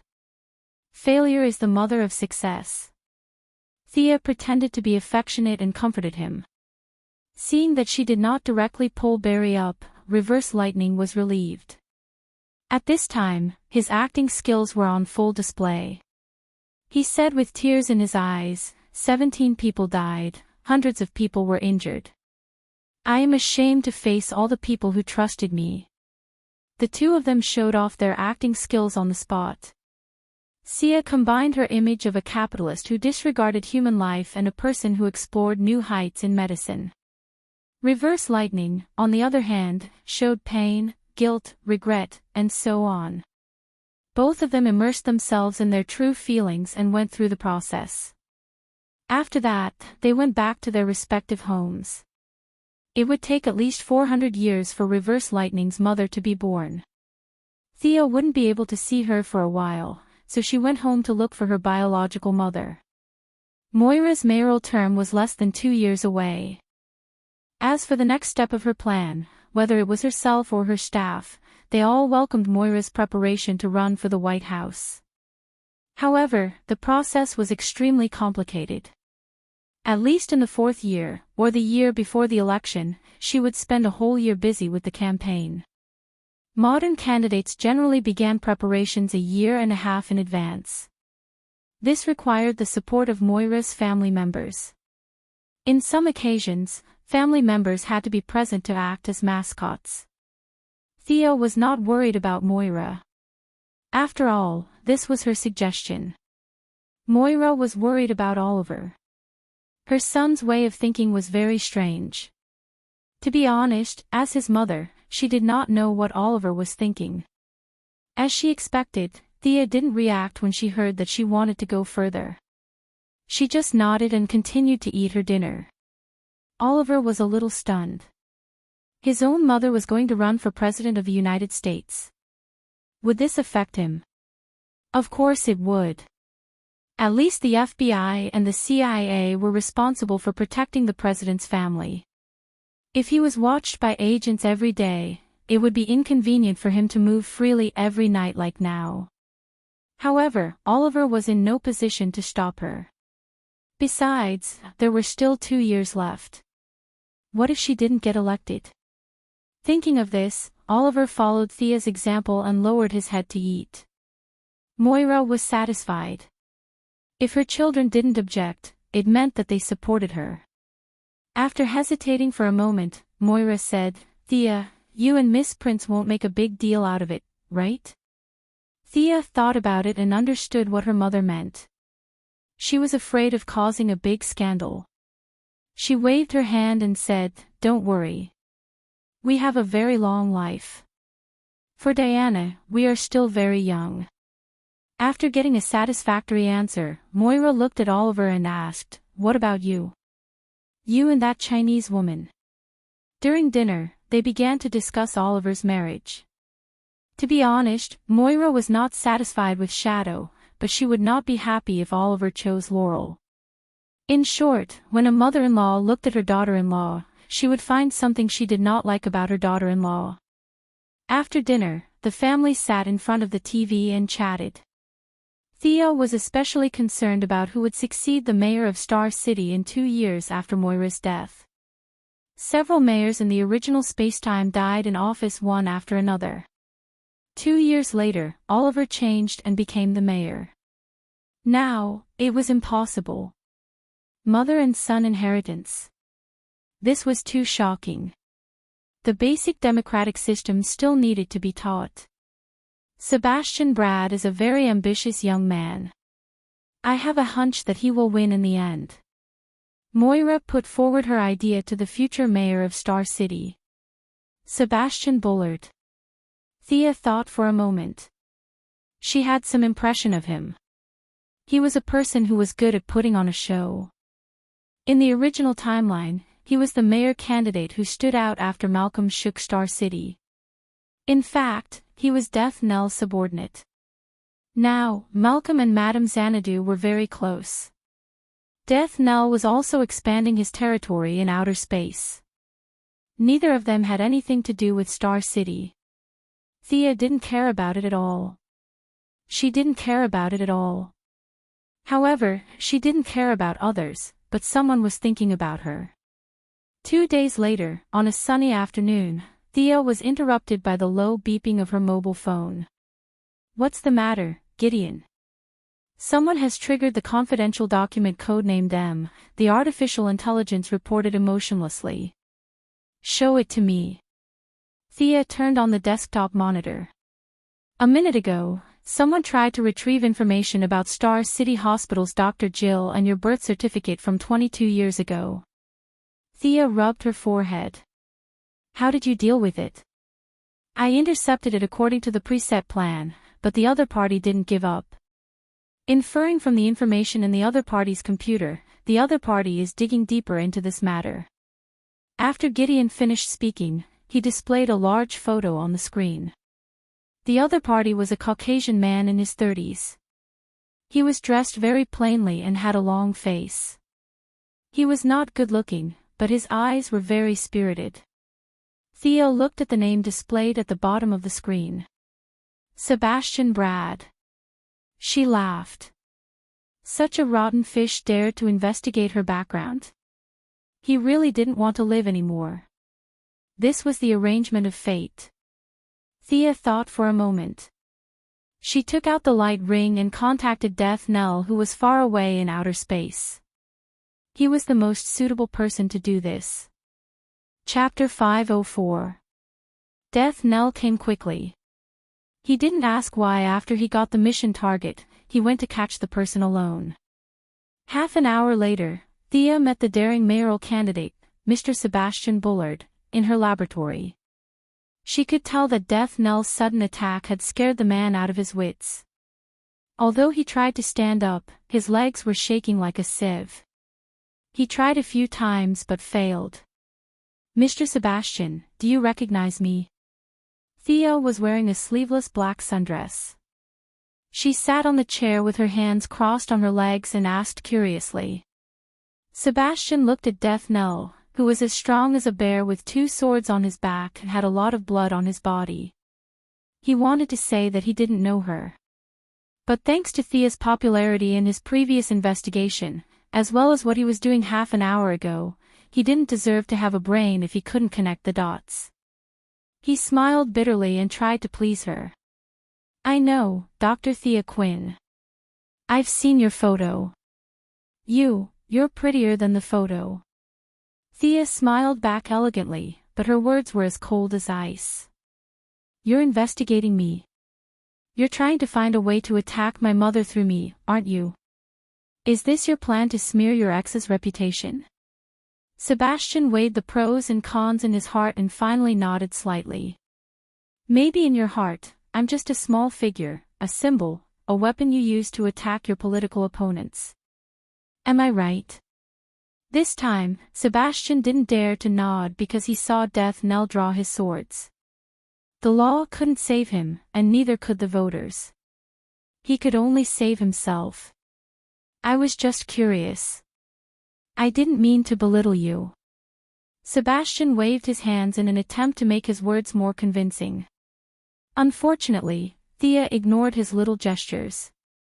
"You're trying to destroy my family." "What mayor? What president? Ask my men. They'll tell you if I care about those things." Death Knell didn't have time to answer the prisoner's question. He was looking around. With Thea's anger, the ground of the lab shook slightly. There was something like static electricity in the air. The static electricity hit the paper and made a crackling sound. "You're just a dirty politician. Calling you a politician is already a compliment to you. Even the FBI doesn't dare to investigate, but you actually have the guts to investigate. Looking at your computer records, you even contacted a few media outlets. Haha. Sia chuckled as she spoke. Who would have thought that such an arrogant person who had nothing to do with her life would almost do something that would have a profound impact on the world? With a flick of his finger, before Sebastian could understand what was going on, he found himself pressed to the ground by an invisible force. In his sight, he could only see Sia's high heels and chair. The mysterious and strange method made his heart beat violently. Today, he seemed to have found something amazing, but he didn't know if the other party would spare his life. Sia seemed to be talking to him, but also seemed to be talking to herself. If you reveal my identity to the public, my mother and brother will be questioned by countless people, and my family will be destroyed because of it. You must have thought about this, right? But you don't know what I'll do if I don't have a family to hold me back.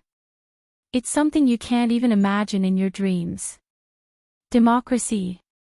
Dream of your democracy. The temperature in the room dropped visibly.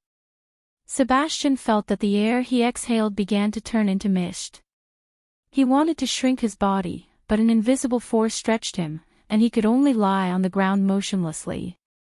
Do you know the God on earth of the Unrighteous Alliance? Theo laughed self-deprecatingly. You don't know. If I want to, I can paralyze the global military network. Nuclear bombing is not a plot in a novel. Superheroes have their own weaknesses. They can't stop me. Mankind will be on the fast track to destruction before it reaches glory, and it's all because of you. Mr. Sebastian Brad, do you know that a nameless nobody like you actually had the opportunity to decide the fate of all of humanity at that moment? Theo looked at his confused eyes. You don't know anything. Without the permission of the higher-ups, without secret support, you're just an infuriating wretch. Your existence is meaningless. You can disappear now. He thought that Theo was going to kill him. Although he didn't understand what she said before, he still understood that she was going to kill him. Unfortunately, no matter how hard he struggled, it was useless. Just when he was in despair, he suddenly found himself floating. Then he met Thea's green eyes. The other party's eyes flashed with colorful light, as if some great power had hit him. Something invisible was cutting the void. Sebastian didn't know how long it had been, but it felt like a year or a moment. He felt that he had regained his ability to move. The scary woman was rubbing her forehead, and the bear-like brawny man looked at him in confusion. Sebastian didn't think too much and ran away. Returning to the crowded street, he had an illusion that it was a lifetime ago. Why did she let him go? Was she going to play some cat and mouse game? He didn't know. He only knew that he had to run. After taking the taxi, he realized that he didn't have a single cent on him. His mobile phone, credit cards, and other things were all gone. He used his glib tongue to persuade the driver to take him to Star City, and he would pay the driver double the fare. However, when he arrived at Star City, Sebastian was dumbfounded. His campaign office had turned into a private house. He called his assistant, but the assistant said that he didn't know him. After noticing the strangeness of the situation, he went to the base of his dark forces. He was not a pure person. He had once gathered a few people from the underworld to form a small gang. Usually, they would do things that were inconvenient for him to show his face. The situation in the base was exactly the same as in the campaign office. The environment was still the same, but the people were no longer the same. Using the familiar terrain nearby, Sebastian got rid of the taxi driver and fled all the way back to his residence. Jumping in through the window, he found that this was no longer his home. The layout was different, the furnishings were different, and there were strangers hanging on the wall. Sebastian felt that he was going crazy. At first, he thought that Thea was very powerful and had a lot of people. She wanted to cut off all his escape routes and make him beg for death. But a series of failures gave him a horrible idea. Everything he had done before seemed to be illusory. The other party seemed to have erased the traces of his existence. Chapter 505. In order to verify his conjecture, he deliberately created a small conflict on the street. Sebastian was arrested and sent to the police station, but the police were surprised and he was terrified. There was no record of him in the police station. He provided some information and asked the police to help search for his parents. The result was the same. His parents were both there, but there was no record of him. At least, there was no record of him in the police station. It was rare to find an unrecorded person in modern society. Many police officers came to watch, but Sebastian found that many of the police officers he knew did not know him. He became more and more sad. He pretended to be crazy and was detained in the police station for 2 days, leaving behind a legend that he might be a time traveler. Finally, he was taken away by the Star City Mental Hospital. Such a small matter was treated as a topic of conversation in the Star City police station. It did not take long for Thea to hear about it. She just laughed it off. Who would have thought that this guy was going to run for mayor? No one remembered him. Sebastian did not exist in anyone's memory. Except for himself and Thea, no one knew about this person's past. All traces of his existence had been erased from the source by the power of rules. The price was that Thea had a headache and a week of dizziness. Just an ordinary person was enough to make her feel terrible. She couldn't use this move, which she named Eye of Obliteration, easily anymore, at least not at this stage. Star City regained its tranquility, and no one remembered Sebastian. Several outstanding people who were expected to succeed as the mayor of Star City had already begun to secretly exchange various interests. Star City's economy was prosperous, and public security was stable. They didn't need to do anything to get a good political achievement. No one could refuse this temptation. The prosperity and stability of Star City naturally bred crime. After the Brick Wall Gang was defeated, another criminal with the code name, Count of Vertigo, rose in Star City. He produced a large amount of hallucinogens and put them on the market. The crime rate in the city increased by several % in just a week. Felicity, who asked Thea out for coffee, just said a few words and stopped talking about Count of Vertigo. Now that the Green Arrow team was strong and powerful, a little Count of Vertigo was not worth mentioning. How is Sarah now? You seem to be a lot more capable than I thought, Thea couldn't help but exclaim. That day, when she went to find Green Arrow, she was shocked. The shooting club had 2 more female members.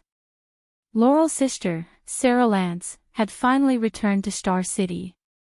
Together with her was the Ninja Master's daughter, Nissa El Ghul. Talia's ruthless rule forced Nisha and Sarah to hide outside for 2 years. That's right, these 2 ladies had that kind of intimate relationship.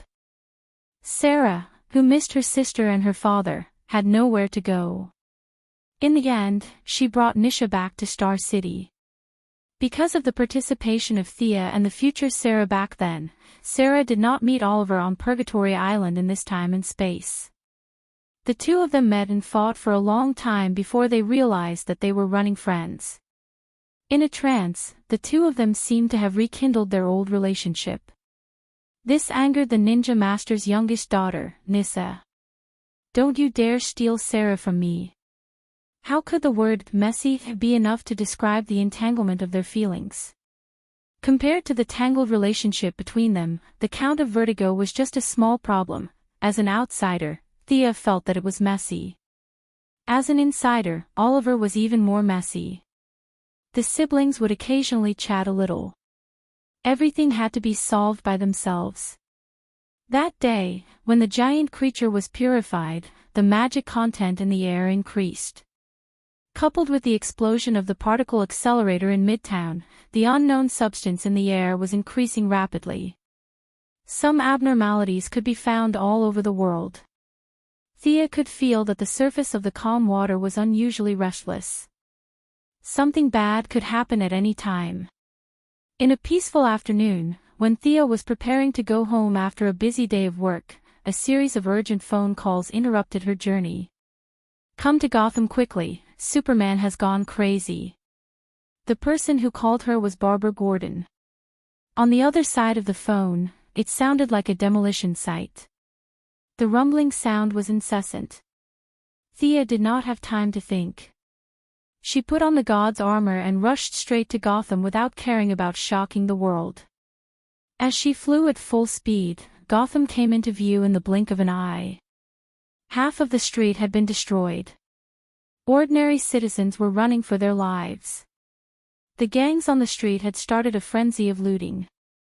In the air, there were also police and television planes. The former was maintaining order while the latter was reporting the news without fear of death. However, the most eye-catching one was Superman, who flew in the air from time to time. He was wearing a blue tight suit and a red cape. His eyes were scarlet red. On the ground, fighting with him was Batman, who was wearing a set of heavy robot-like armor. The thick armor provided him with a strong defense. Various black technology equipment also provided the armor with decent attack power. However, the battle was rushed and he was not prepared at all. Even though Batman was wearing the armor that he named Anti-Superman, he was still beaten to a pulp. What was going on? A few days ago, she was worried that something would happen to Louise. Superman could not have turned evil so quickly, right? Seeing that Batman was about to fall, Thea did not have time to ask. She flew down and received Superman's fatal punch. The force sent her flying more than 10 meters. At the same time, Superman was also pushed back 2 meters. In terms of pure strength, there was still a gap between the two of them, but the gap was not big. What's going on? Can someone explain it to me? Thea took out her holy sword and faced Superman with a bright light. There's something controlling him in his chest. Batman's armor was severely damaged. The voice that came out was a little distorted. Thea then looked at Superman's chest. Because Clark's pectoral muscles had always been well developed, even many women could not compare, so she had not noticed it. At this time, with Batman's reminder, she saw a dark purple plant under Superman's clothes. 4 tentacle-like things were constantly absorbing his vitality. The main body of the plant was also emitting a kind of sound wave that was like a psychic shock.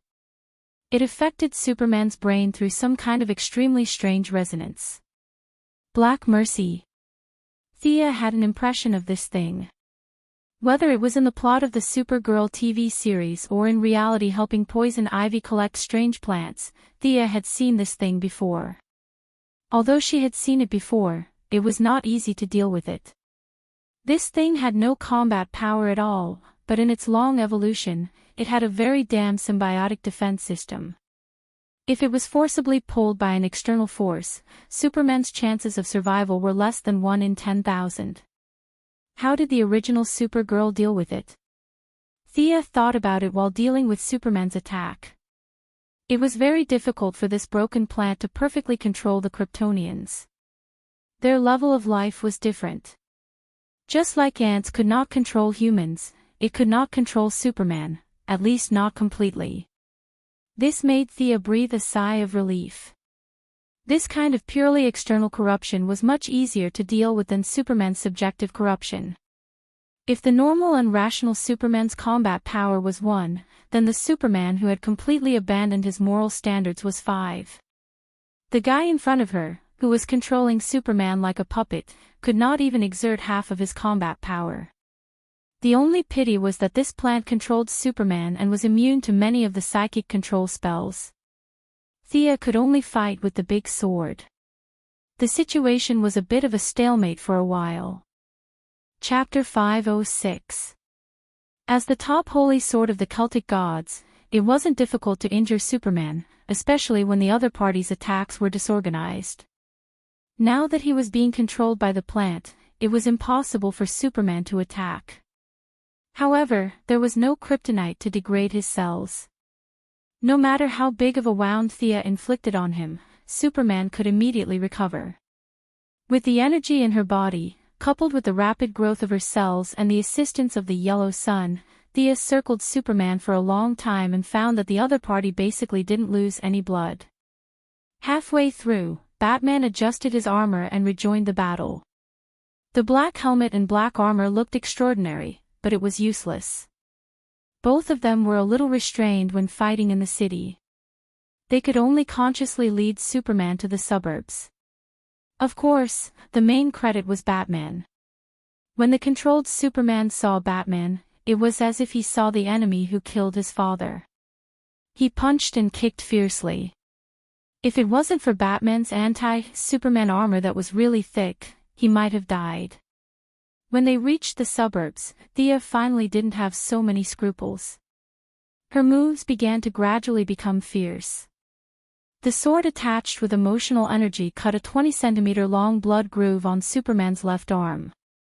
The wound took a full minute to heal. Under the chain reaction, one of the tentacles of Black Mercy was directly cut off by the holy sword. Can this thing be cut to death like this? Batman's armor also had a similar X-ray equipment. Through the clothes, he saw that one of the tentacles of the plant on Superman's chest had withered and weathered. He asked curiously. Thea avoided answering. This holy sword also consumed a lot of energy. Cutting through the body of steel was no joke. After that, she followed the spiritual channel and mapped the wound to the plant's body. This use of energy could be said to be extremely ingenious. It was okay to do it occasionally, but it was too tiring to keep cutting like this. It wasn't difficult to guess that there would be a bigger battle later on. When she was dealing with Supergirl in the original timeline, this plant was like a dead corpse, lying on the host's chest. At that time, she didn't see that it had the ability to control the host's body, and Thea didn't think that this plant had any deep hatred for Batman. Considering that Supergirl's Uncle Norn's belongings had all fallen into Luthor's hands, it was almost certain that this Black Mercy had been given to Superman by Luthor. It was likely that Doomsday had already entered the countdown. Hold on a little longer. The reinforcements I called are almost here. Thea dodged Superman's frost breath, and Batman, who was controlling the anti-Superman armor, sent out a lot of sound waves, directly repelling Superman. Is it Diana? The anti-Superman armor kicked Superman away. No. It was useless to call Diana. Thea called Poison Ivy. Presumably, with her special ability, she could control this plant. In fact, the Frost Killer's ability to absorb heat had a miraculous effect on Kryptonians. Unfortunately, Caitlin still couldn't see the light of day. One of Black Mercy's tentacles was cut off, and its control over Superman was further weakened. Thea's mind control spell could now cause some delay and deceleration effects. Your armor is not bad. When did you develop it? Thea asked during the break. Batman was beating Superman loudly, but he pretended not to hear and avoided answering her question. He only knew how to beat up Superman on the ground. The two of them treated Superman like a sandbag on the ground for another 3 minutes before Poison Ivy finally arrived. Leaving aside Batman, who wanted to investigate a stranger's 8 generations of ancestors, Poison Ivy's expertise was unquestionable. She summoned a cactus-like plant from the void. Amidst the whirring sound, Superman staggered and fell from the sky as if he was drunk. After that, he completely lost his mind. Poison Ivy's expression was a little solemn. Her fingers touched Black Mercy on his chest. After a long while, she said, "Thea, this thing has been modified. It is not completely a plant now. It is very difficult for me to control it." Thea roughly checked it. It would take a lot of effort to completely remove it.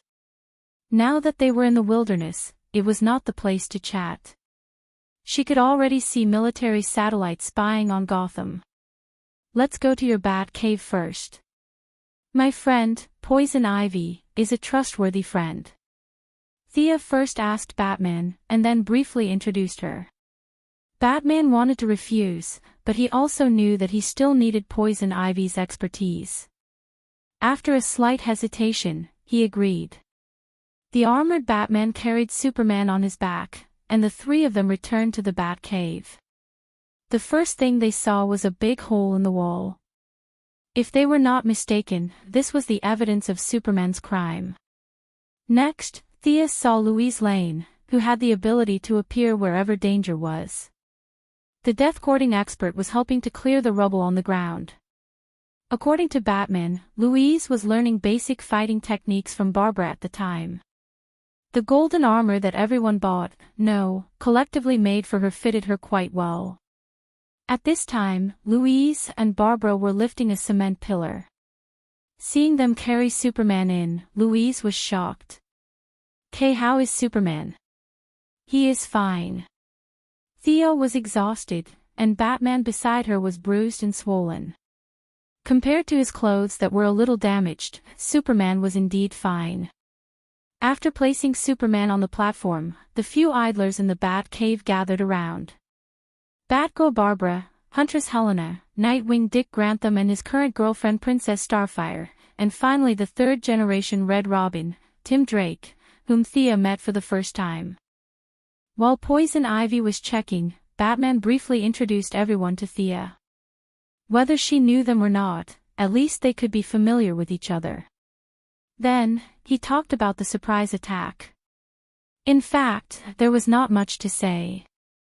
Superman's movements were too fast. There was very little time between when he was discovered by the sky base of the Watchtower and when he landed in the Batcave. If it weren't for the fact that Princess Starfire and Louise, who was wearing armor, had blocked the first two attacks, these ordinary superheroes, except for Batman, who had unparalleled evasion attributes, wouldn't be standing there in one piece. After that, Batman urgently activated the anti-Superman armor. However, there was no major conflict between this time and space, and Batman's armor was still some distance away from completion. It was not surprising that he was defeated in a hasty battle. I forcefully disconnected the mechanical part. I can only make this plant sleep. If you want to wake him up, he will have to rely on himself, Poison Ivy said helplessly after checking for a long time. What do you think? Batman asked Thea. After all, she was a medical giant. Collect his brainwaves, create a brainwave synchronizer, enter his space of consciousness, and wake him up. Thea told him the idea she had long thought of. Batman did not have a better idea. The two of them worked together, and in less than 10 minutes, a slightly crude but high-tech helmet appeared in front of everyone. Who would enter the space of consciousness to wake Superman up? A very serious problem was placed in front of them. Chapter 507. No matter what the enemy's plan is, I only know that he deliberately diverted Superman away. The Metropolis is in a critical situation now. I don't have much time, I have to go back immediately. Thea pointed to a few monitors in the Batcave. On the screen, the Metropolis had begun to lose power. Countless amounts of electricity had been diverted to a certain place. Thea felt that it might be Lex Luthor's underground base. Her reason was perfect. Even if Superman woke up now, he would let Thea go back to take care of the city first. Except for Poison Ivy, everyone present was a superhero. They could completely understand this choice. Let me do it, we are. Louise volunteered, but she was not sure if she should mention her relationship with Superman. Thea decided immediately. It's you. As for letting Batman wake up Superman, the scene was a little scary. Entering Superman's space of consciousness would definitely reveal a lot of secrets. Unless the Earth was on the verge of destruction, Batman would never open his mind and let others read his thoughts. Leaving Poison Ivy to help, Thea bade farewell and flew back to the Metropolis alone. With Superman's appearance, it was impossible to count on him to deal with Doomsday. As for Batman, how cruel it was to let an ordinary person like him be a bystander. Thea contacted Diana and Supergirl on the way.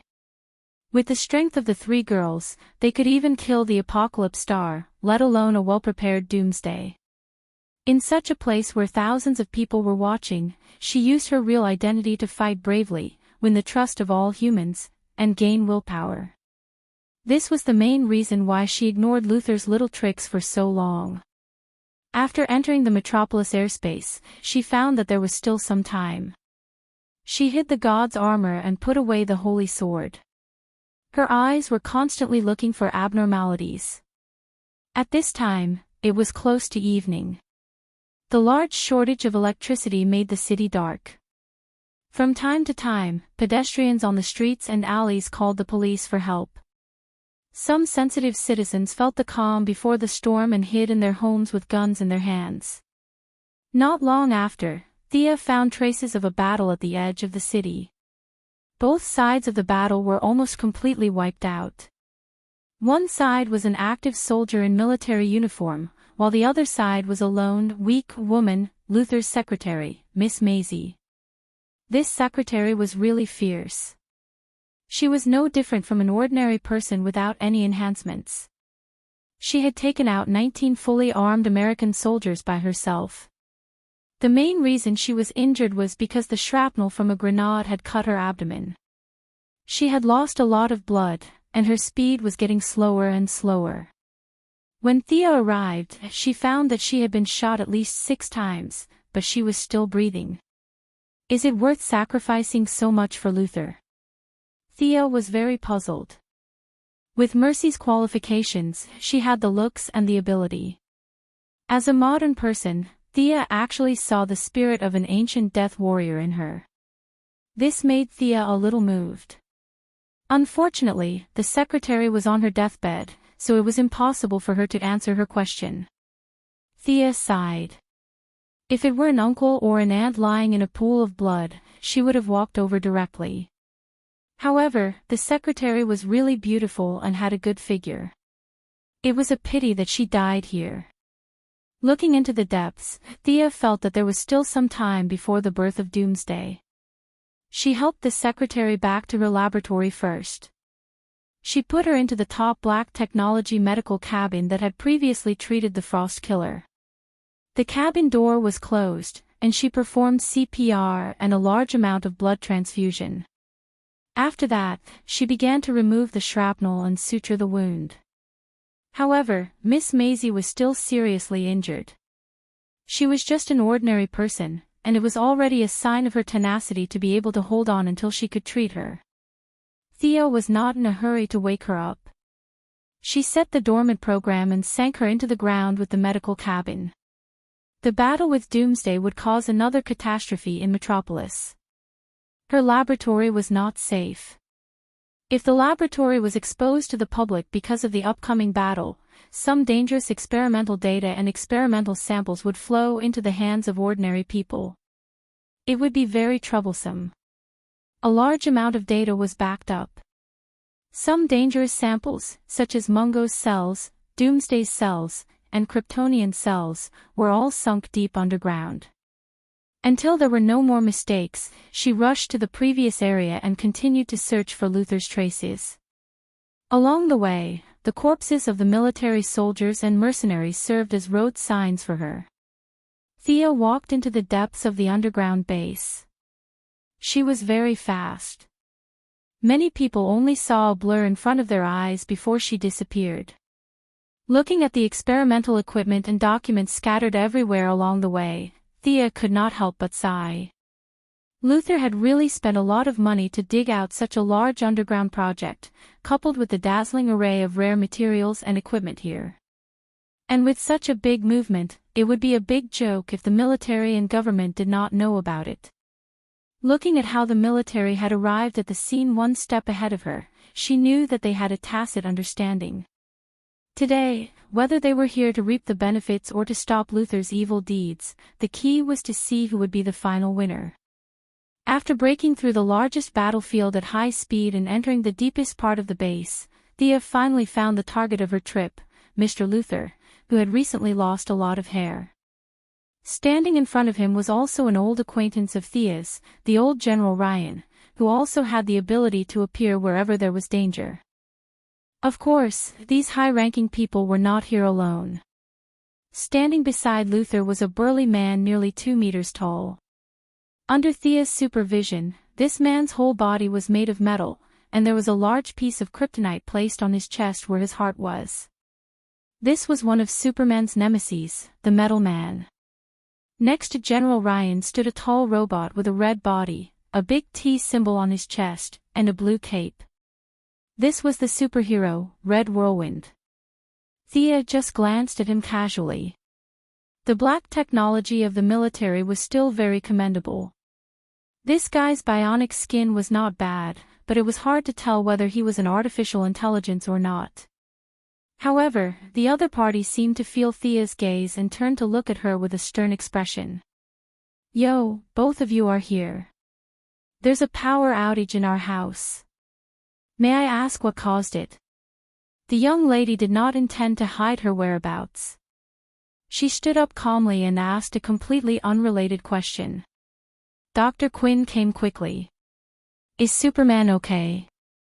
General Ryan did not appreciate her humor, but Luther did not take it seriously. He greeted her briskly and asked about Superman's recent situation like a friend. Thea glanced at the old man next to her. She did not dare to say that his daughter was now awakening the sleeping Prince Charming in Superman's dream. Oh, what a sincere feeling. Luther seemed to have analyzed something from her subtle expression. He nodded gently and said something that General Ryan didn't understand, but Dr. Quinn's behavior today is very strange. You're standing here as if nothing has happened. Don't you plan to continue hiding behind the scenes? Like your female companion, you were also left behind by the ancient gods to protect the earth, right? Luther's tone was still brisk, with a bit of banter and seriousness. Chapter 508. Horus, Apollo, Jehovah, these gods are real. Who else is included? Diana Prince. What role does Professor Quinn play in this? Luther looked at Thea with curiosity. Thea didn't need to lie about this topic. Besides, other than Jehovah, who Luther mentioned, she knew all the other gods. Now that she was on good terms with Hera, Thea didn't hesitate to use the excuse. Just because you can't see them doesn't mean they don't exist. Gods do exist, and they have been silently protecting this world. Thea saw that Luther was about to speak, so she interrupted him. I know what you want to say. Let me tell you, they are not perfect. They have their own ideas and their own positions. Gods are not omnipotent, so they can't be perfect. I'm not a god, I'm just an ordinary person. Ryan looked at her. You're still on our side, aren't you? Thea nodded. She was on the same side as the military when it came to stopping Luther. It was a bit narrow-minded to say that she was on the military side. She should be on the side of order. General, I'm on the same side as you now, but I've warned you many times that Brainiac's threat still exists. Don't develop artificial intelligence. You're risking the lives of 7 billion people on Earth. Don't tell me that the one beside you is just a robot. Ryan didn't say anything.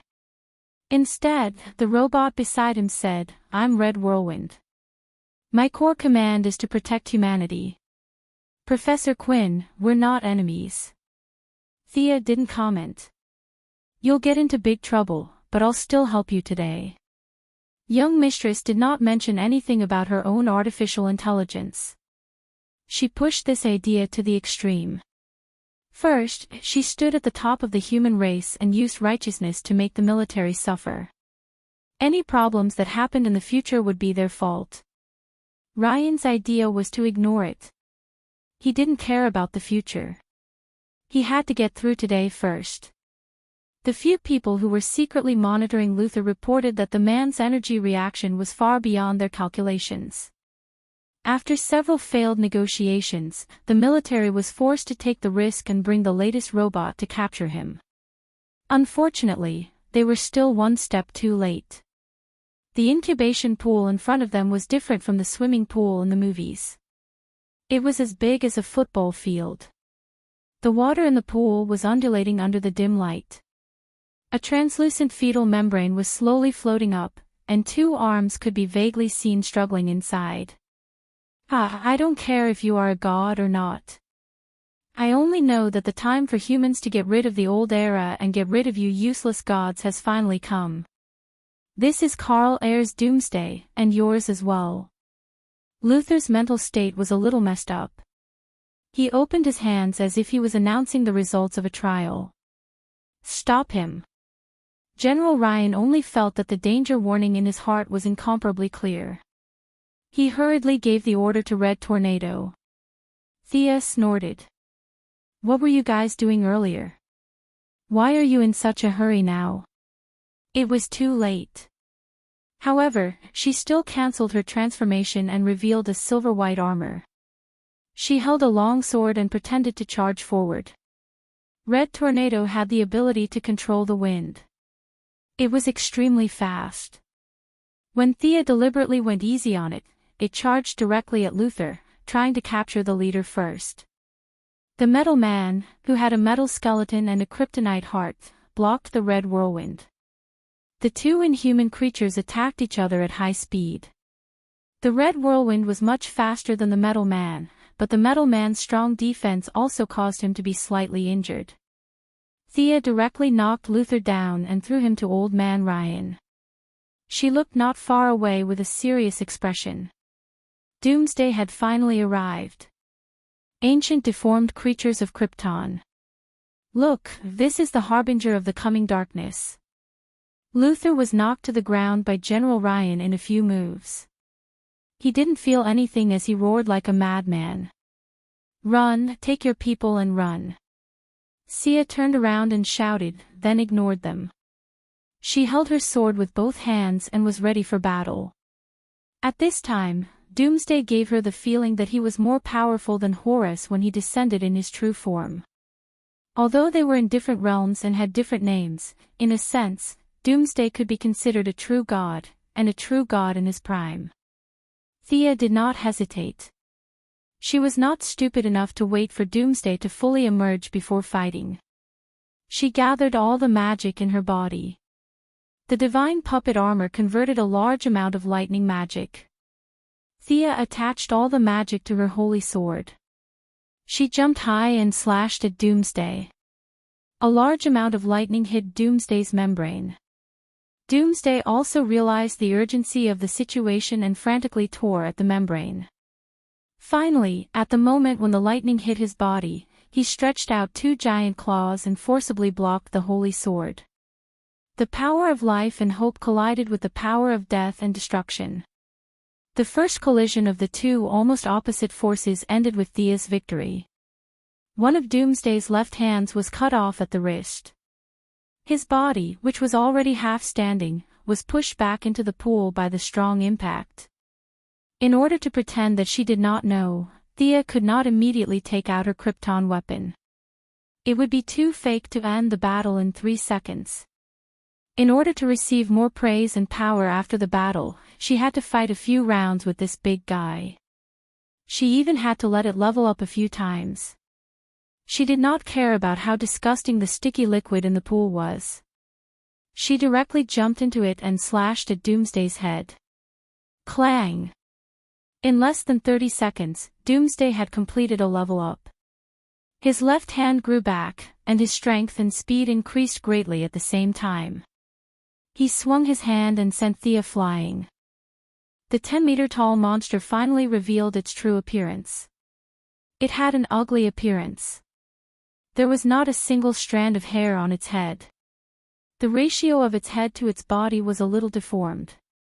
Its muscles were abnormally swollen, and there was a layer of faintly discernible bone armor on top of its skin. The tall Doomsday roared loudly. The entire underground facility was shaken by the sound waves. The two sides fighting simultaneously stopped attacking. Oh my God! The Metal Man forced the red whirlwind to retreat. It was only then that he saw the monster behind him. With the energy detector, he screamed and did not care about Luther anymore. He rushed to the other side of the tunnel and ran. General Lane did not have an energy detector. However, after many years of military service, he still had some warnings in times of crisis. When he thought of the few big bosses who asked him to bring back Luther's research results, he could only smile bitterly. Are you kidding me? Can I bring back this big monster? Especially when he saw that Thea was about to collapse. His heart turned cold. He grabbed Luther's neck and ran out. I order you to come with me, he said to the Red Whirlwind, who was in a daze. I refuse your order. My mission is to protect humans. This monster is too strong. I have to help that woman. After he finished speaking, he did not care about General Lane anymore. His body turned into a whirlwind and rushed towards Doomsday. Chapter 509. Damn it, what happened to obeying orders and listening to commands? Lane was extremely dissatisfied with the artificial intelligence that the military had invented. He agreed with Thea's repeated warnings about not developing artificial intelligence. However, he had no time to think about it. He could only run outside with Luther. As Louise's father, he was more or less related to Superman, the son of the dimension. He was quite lucky. He saw a group of soldiers after running for a while. A few soldiers realized that he was a high-ranking military official. They hesitated for a while but still brought him along to escape. General Lane was running for his life. With the help of Red Whirlwind, Thea was no longer in a hurry. However, this robot was still far from their level. It could only hold Doomsday back. It would take at least 100 of them to defeat him. What's the situation over there? Only the Martian hunter could communicate telepathically. Thea and Doomsday had left the underground base long ago. Her blonde hair was covered in dust. It's bad. Why, do you want to help? The Martian hunter hesitated for a while but decided to tell the truth. Your side is on fire. I can't help. Where's Superman? In the Bat Cave. You can ask Batman for the details. I'm too busy here. Thea only relaxed a little. Red Whirlwind was severely injured by Doomsday's heat ray. 2 large holes appeared on the left side of its chest. Its bionic organs were destroyed. Its body could no longer maintain its high-speed rotation. It fell to the ground like a rag. Fortunately, it was a robot. It was the last on Doomsday's list to be destroyed. Seeing Thea charging at him again, Doomsday, who was a little slow, instinctively let Red Whirlwind go. The huge disadvantage in terms of size made Thea feel very aggrieved.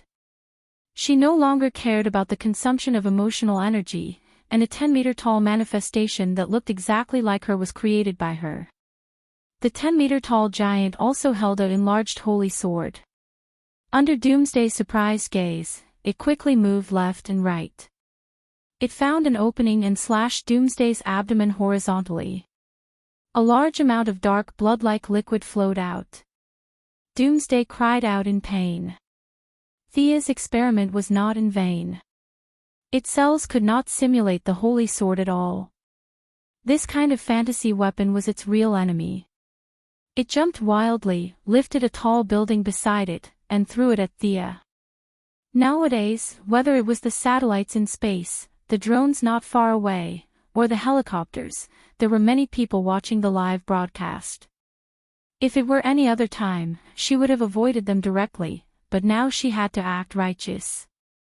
He set up a thick defense in front of his body. On the other side, he used emotional energy to envelop the tall building to create an emergency ladder so that the people inside could quickly come out. Fortunately, at the critical moment, her reinforcements finally arrived. With a huge sonic boom, Kara Danvers rushed behind Doomsday. With the help of the huge acceleration, she punched Doomsday in the head. Supergirl, who had trained many times, calculated her position very well. Doomsday was hit towards the side where there were fewer people. However, it was impossible for him to come out unscathed. It was a miracle that such a 10-meter-tall monster with a weight of tons was sent flying with 0 casualties.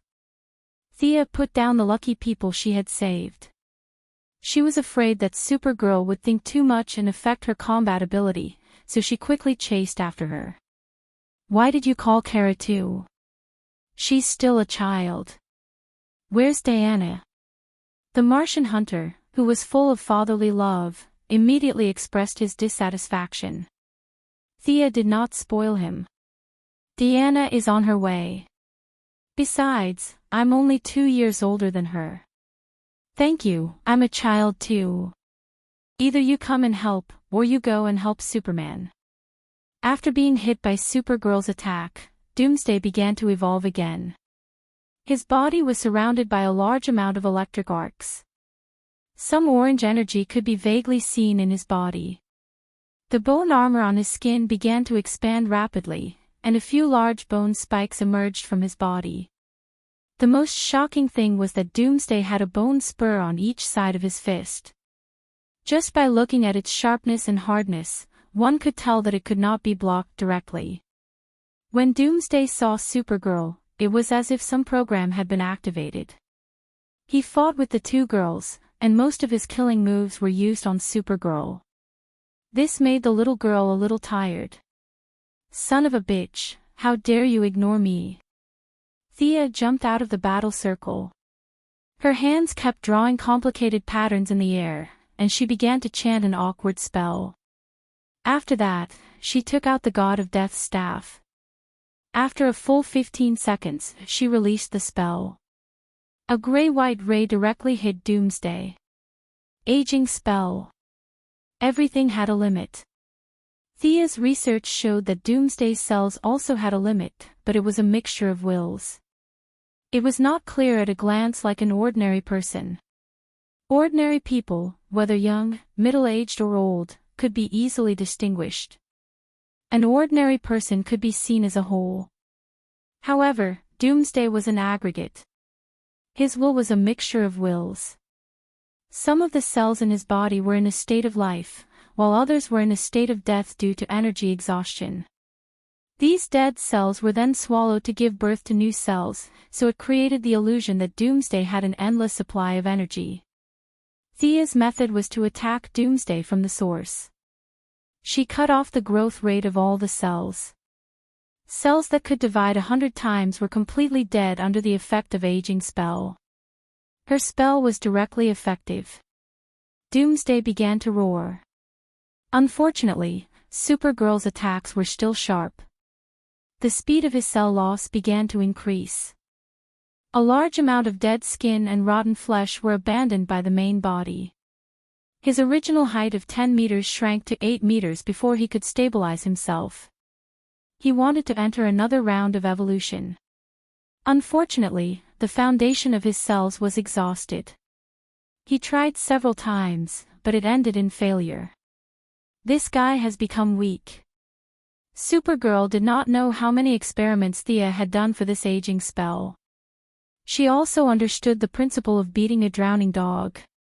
She raised her slender fist and hit Doomsday's bald head. Thea also controlled the manifestation and began to chase after Doomsday. According to her calculations, the aging period was not long. As a biological weapon of Krypton, although she had not seen spells before, many principles were similar. The information engraved in Doomsday's genes would help him find a new way out. As expected, Doomsday began to shrink in size while the two of them were beating each other up. Doomsday retracted the bone spikes that were originally exposed on its body. A large number of new cells entered the circulation of his body. His vitality was rejuvenating in a way that one after the other. Doomsday was like a precise machine. He kept extracting the energy contained in each cell. After that, he swallowed and reorganized to give birth to new cells. In less than a minute, he had stopped his decline. His body recovered slightly and he made corresponding adjustments. Chapter 5:10. In order to prevent Thea's next aging spell, Doomsday evolved a thick layer of cuticle on the surface of his skin. Countless dead cells were recycled and piled up on the surface of his body layer by layer. A primitive version of the magic barrier was created and wrapped around him like a thick armor. Thea cast 2 more aging spells, but the effect was worse than the previous one. This was something that was not seen in the laboratory. In the laboratory, she could only study individual cells. She did not expect Doomsday to use such a stupid method to resist her magic. However, regardless of whether it was stupid or not, Doomsday did resist her magic. To some extent, it was quite efficient. Doomsday deserved the title of the strongest Krypton biochemical weapon. Fortunately, Thea had more than one backup plan. Her reinforcements were still arriving. Diana, who was wearing the champion's armor and a red cape with golden edges, and holding a sword and shield, finally arrived after Doomsday evolved again. After being beaten up by Thea for half a day, Doomsday's attack and defense now had some moves. At least he would not stupidly use his arm to block the holy sword. Facing Diana, who was also skilled in her moves, Doomsday did not take it head-on. He grabbed Thea's cape and threw her away. At the same time, he lowered his head to dodge Thea's holy sword. He reached out to grab the truck on the ground and sent Diana flying horizontally. The 3 girls usually fought against each other, but this was the first time they fought together against an enemy. Slowly, they began to cooperate. The 3 of them surrounded Doomsday and attacked him fiercely.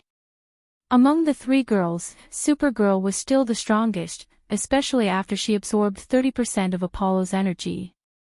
Now, in terms of pure strength, she was not inferior to Superman, who had been under the sun for 30 years.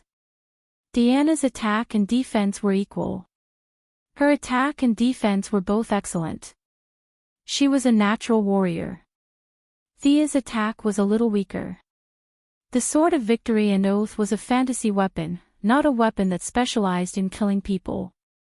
In addition, she did not have a very aggressive personality, so she seemed a little weak. However, this was all relative. From the combined strength of the 3, Diana was still slightly stronger, Thea was slightly weaker, and Supergirl was at the bottom. Realizing that he was outnumbered, Doomsday circulated the energy in his body at full force. The heat rays from the Kryptonian genes surged wildly. 2 crimson rays shot straight at Supergirl's face. Not to be outdone, Supergirl also retaliated with heat rays. Thea felt that the timing was not bad. She also joined the game of killing whoever she glared at. Dark green energy shot towards Doomsday together with Supergirl. Doomsday had the upper hand against a Supergirl, but with Thea's addition, he immediately shrank back. It was still the same statement. Its strength was very strong, stronger than any of the 3 of them, but it was not to the extent where it could crush them. Diana naturally would not let go of such a good opportunity. She quickly moved behind Doomsday. The Valkyrie shouted loudly, and the Guardian bracelet combined with her own strength was activated dozens of times. The silver-white energy hit Doomsday's back directly. Even with the Kryptonian genes as a cushion, he could not withstand such a powerful blow. The moment he was sent flying, Thea and Supergirl's laser attacks hit him at the same time. The 3 women's strength coordinated very well.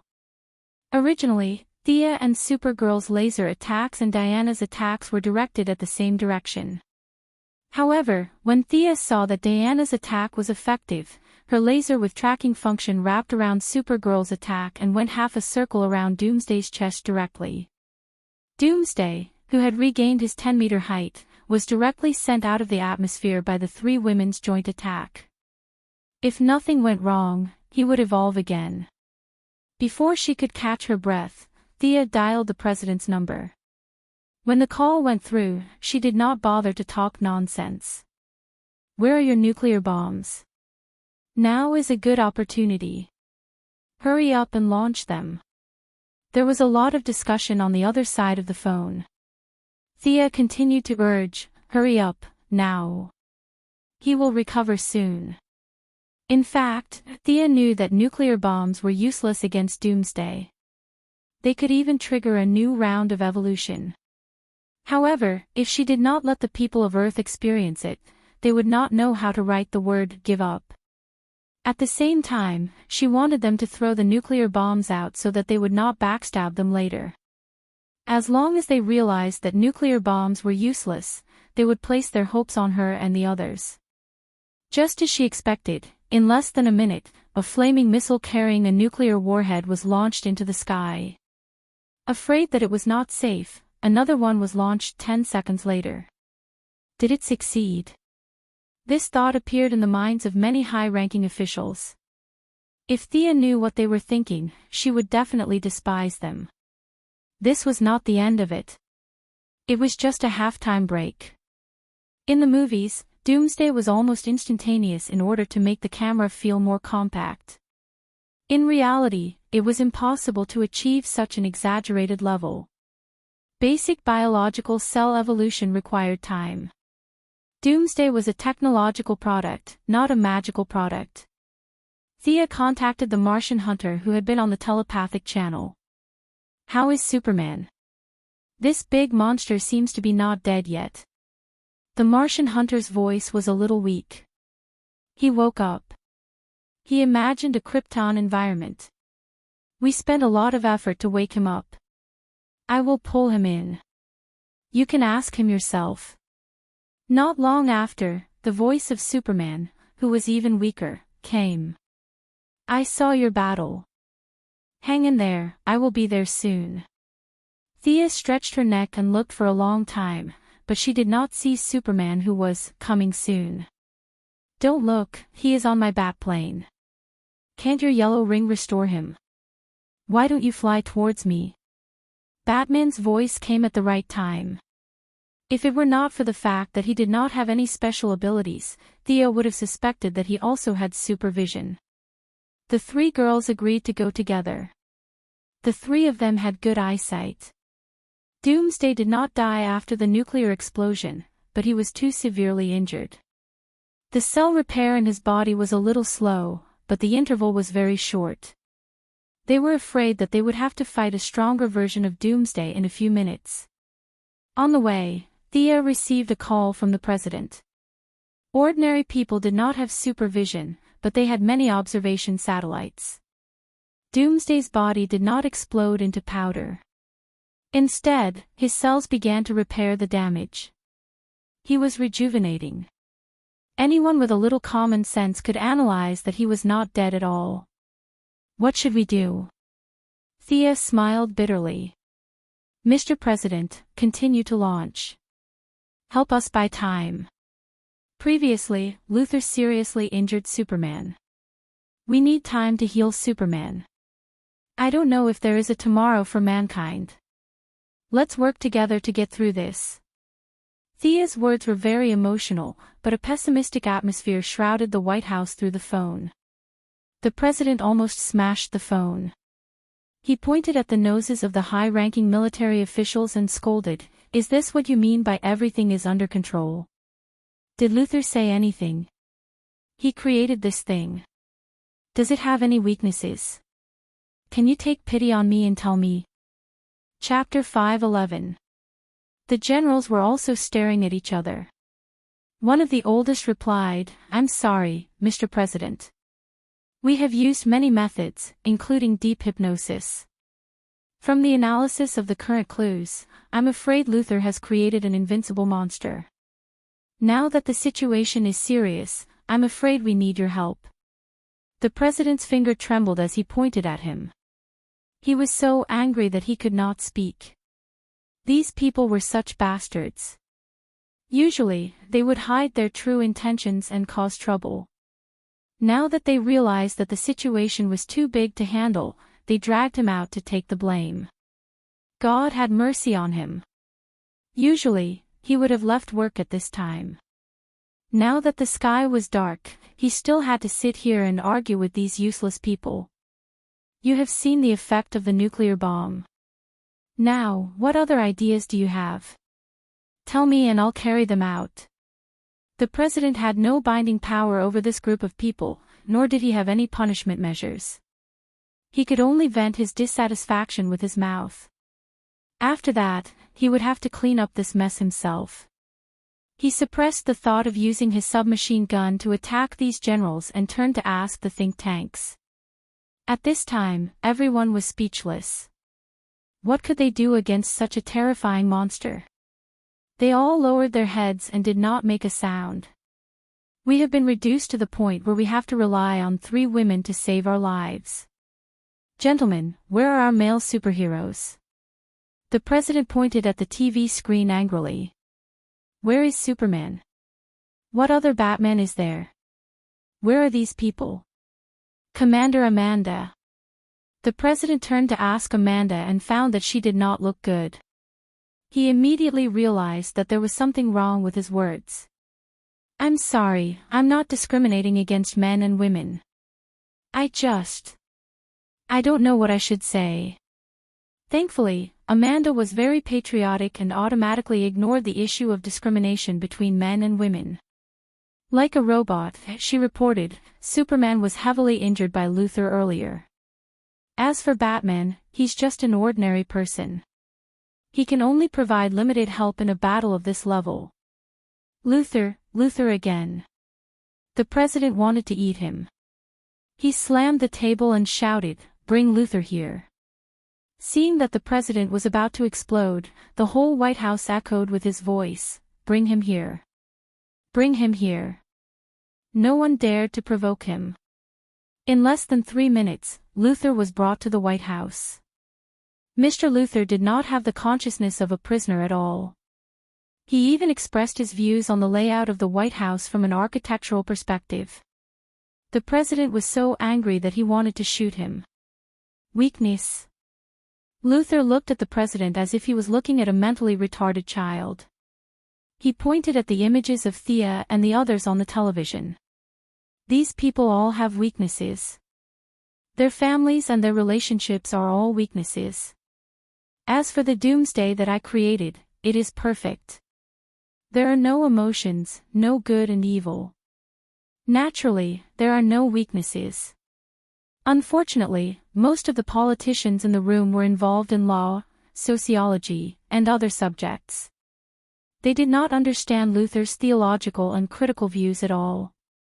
The only thing he understood was that Thea and the others had a weakness, but the monster that wanted to destroy Earth had no weakness. The news was terrible. The president had no choice but to call Sia again. Sia poured another round of bitter water for him. Her acting skills were superb. She described how Day of Destruction became more and more courageous as it fought and how it could not be killed. In short, the enemy was too powerful. They had better pray quickly. Luthor, who did not know how to spell the word death, was overjoyed when he heard her praise Day of Devastation as if his own child had been praised. This deepened the shadow in everyone's hearts. They really prayed according to Thea's instructions.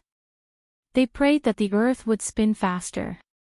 If Day of Devastation jumped down again, it would be best if it landed in another country. At this time, Thea did not know about their wishful thinking. She, Diana, and Supergirl met the Batfighter directly. They saw the dispirited Superman and took out the light ring to help him replenish his energy. Supergirl also took out the artifact that Hera gave her and injected pure solar energy into Superman's body. With the efforts of the two and Superman's self-healing, he finally recovered some energy and flew out of the Batfighter. This made Thea feel a little relieved. After all, a Superman and a Batfighter to participate in the battle was too scary. In order to take care of Batman, they landed on the ground and began to discuss. It seems like the enemy is still alive. Superman finally had the time to look up at the sky. In the original timeline, he had only been hit by 1 nuclear bomb. Now, he had been hit by more than 10 bombs consecutively. With Day of Devastation's cell reproduction speed, it took him a lot of time to repair his body. Yes, the enemy is getting stronger and stronger. At first, I was able to fight it to a draw. Now, the 3 of us have to work together to barely suppress it. The enemy's cell reproduction speed is very fast. It sells. Thea made a long story short. She briefly told the two of them about some of the information she had analyzed through the battle. Halfway through, they had another call with the White House. Luther told them everything he knew and explained the process of his experiment. To him, showing off his talent was the most important thing. Kryptonite. Batman and Superman realized Day of Devastation's weakness at the same time through Luther's explanation. At the critical moment of their discussion, they saw something that looked like a meteor crashing towards the ground. Everyone's prayers were completely in vain. The enemy's target was still Metropolis. Day of Devastation is back. You guys go get the kryptonite. We'll stop it. Thea finished speaking and went up with the two girls. Superman wanted to help, but his body was too exhausted. Currently, he had only regained his mobility. He said to Batman, "You go get the kryptonite. I'm going to the star to recover my strength." After that, he flew towards the sun. On Thea's side, the three of them faced Day of Devastation again. It was unknown how many times this guy had leveled up. Day of Devastation had been hit by nuclear bombs several times. Now, its energy level had exceeded the strongest point in the original timeline. It was showing signs of losing control of its energy. Huge orange electric arcs kept appearing around its body. Sia's materialized chains were broken, and the heat ray forced Diana to retreat. Doomsday also sent Supergirl flying during the exchange of attacks. Day of Devastation's energy level had surpassed the three of them.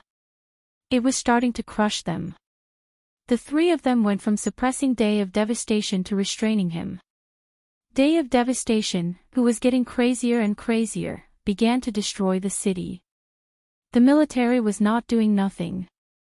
Dozens of fighter jets launched fierce attacks. Unfortunately, if it was in the early stages, their missiles might have had some effect. However, against Day of Devastation, who had leveled up many times, they could not do any damage. The fighter jets were destroyed like toys by Day of Devastation.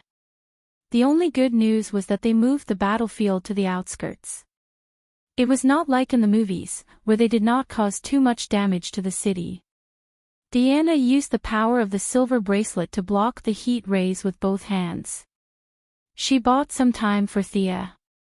Holding the Sword of Victory and Oath, Thea did not prepare to use her kryptonite weapon. She was going to use the full power of the Holy Sword to test Day of Devastation's defense. Chapter 5:12. The Holy Sword was infused with her magic, and the bright light of the sword shot into the sky. The light of the night was scattered by the light of the sword, and it was as if there was a bright moon in the night sky.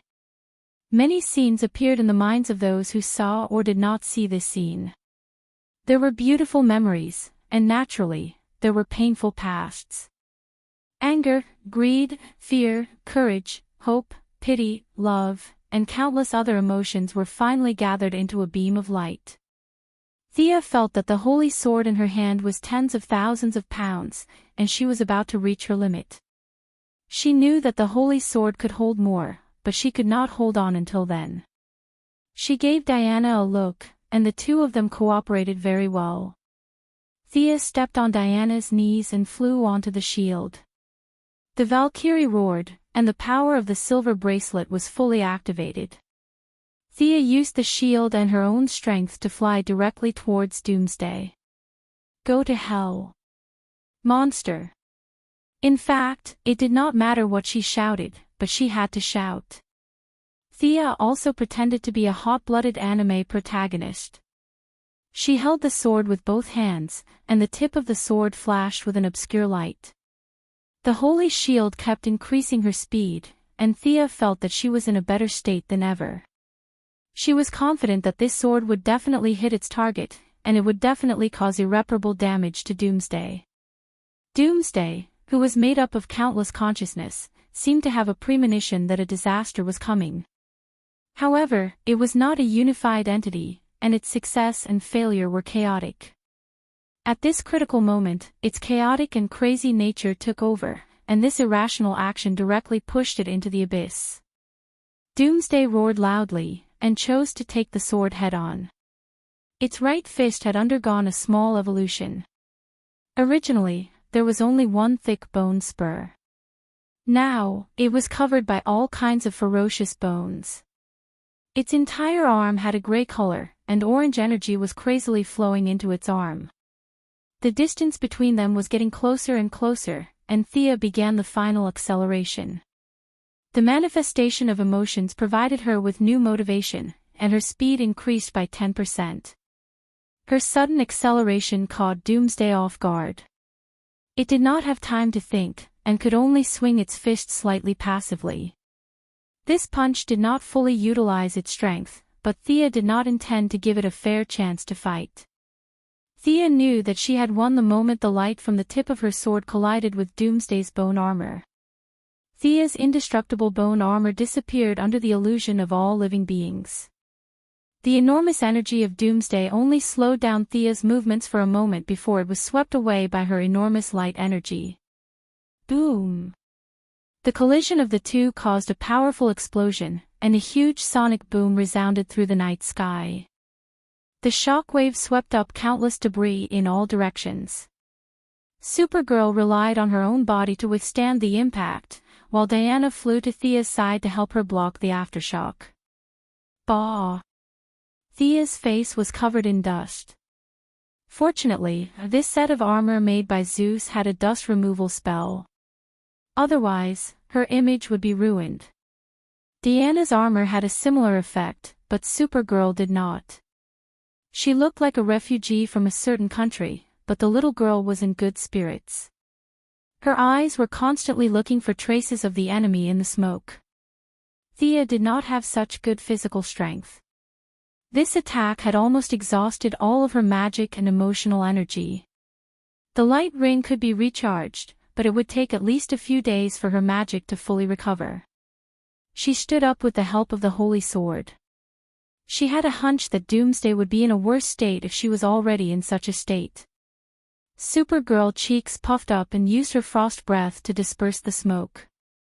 Not only them, but the few people in the White House, and even the observant people who controlled the satellites to monitor the area, all saw Doomsday's miserable state. His right fist and his entire arm had completely disappeared. The huge energy impact had blown up a small part of the right side of his body. Losing his balance, he tried several times before he could stand up. The power of the Holy Sword was beyond the limit of cell simulation. Perhaps the Kryptonian scientists back then could not imagine the concept of a fantasy weapon. Doomsday, who fully embodied the essence of science and technology, was severely injured by this attack. The most serious thing was that no matter how hard he tried, the cells could not find a way out. The cells kept trying to grow in the direction of the damaged limb, but they all failed. It was as if he was originally a one-armed creature. Let me end it. Diana handed the powerless Thea over to Supergirl to take care of and threw away her sword and shield. She made a great decision and decided to reveal her trump card. She finally unlocked the Guardian bracelet. This defensive artifact that she had worn on her arm since she was born finally fell to the ground with a bang. Her white fists clenched together. The energy in Diana's body was like a sudden flood that could not be stopped. The energy in her body exploded, causing the surrounding weather to change. The accumulation of thousands of years of divine power was a terrifying number that could not be calculated. The terrible energy that should have been on the firstborn's head turned a corner and fell on Doomsday's head. Thea wanted to stop it at first, but she gave up after thinking about it.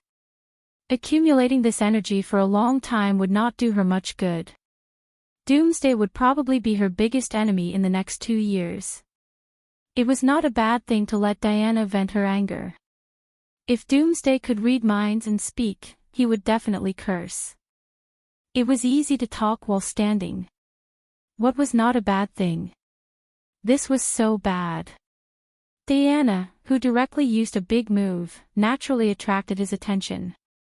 This power that even the gods had to retreat made Doomsday tremble a little. Especially now that he was severely injured by Miss Thea, he did not even have a good balance. In the face of Diana's attack that almost broke the air, he could only stagger and use his left hand to block it.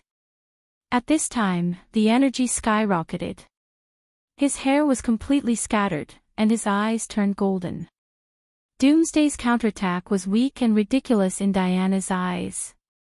Pushing away the opponent's counterattack, Diana was like a divine punishment from heaven. She punched Doomsday's ugly and deformed head. Then she quickly turned behind him and raised Doomsday with both hands. The golden energy surged and she hit his waist hard with her knee. Crack! With a loud explosion, Doomsday's waist was broken. Although his body's cells were recovering rapidly, he could not stand up in a short time. The political leaders and superheroes of various countries who could see this scene cheered. Batman naturally felt a chill in his back and subconsciously covered his old waist. Diana was a warrior, not a knight.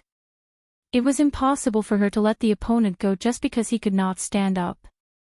Her whole body was shining with golden light. She was like a tiger coming down the mountain, punching and kicking Doomsday. Doomsday, who never knew what failure was stunned. Diana's short burst of energy exceeded his current limit. Doomsday's destruction was in front of him. Chapter 5:13.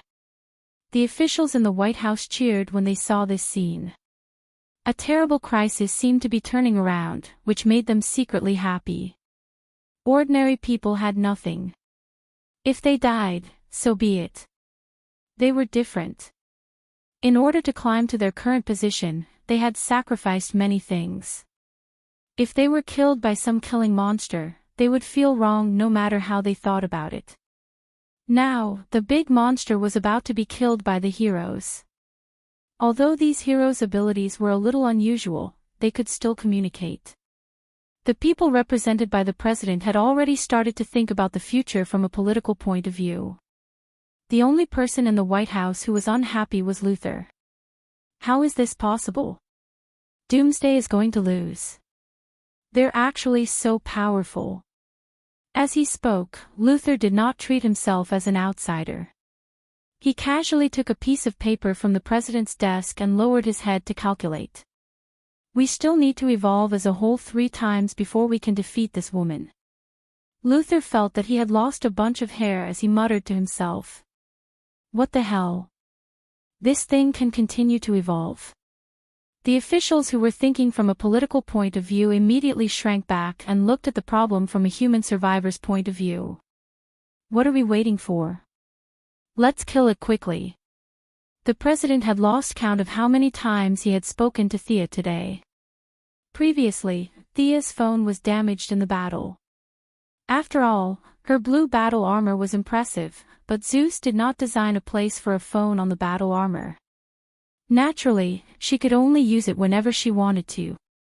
Now, every time she used a phone, it was sent to her by FBI agents who risked their lives. It was really not the time to talk nonsense. The president only briefly asked about Thea's injuries before bringing up the problem of how to kill Doomsday. Luthor said that this thing will be invincible after 3 more evolutions. Do you have any other methods now? Thea did not comment on his words. Luthor probably did not know that Doomsday would be a handicapped person from now on. The Sword of Victory and Oath had broken its hand from the principal level. Without the participation of the main gods who could not be mentioned by name or at the level of Zeus, its hand would never grow back. We have a way to completely destroy it, but it will take some time. Sigh, I'm coming. Thea hung up the phone. Batman had returned with a spear made of kryptonite. Superman, who was recuperating on the star, also landed majestically. Unfortunately, there was nothing for him to do here. Under Diana's wild attacks, the speed of Doomsday's cell repair was far slower than the speed of damage. Doomsday's body was riddled with holes, and it was rubbed against the ground like a rag. They looked at the green kryptonite spear in Batman's hand. Who would deal the final blow? Superman and Supergirl's faces turned green. It wasn't an adjective green, but a real green.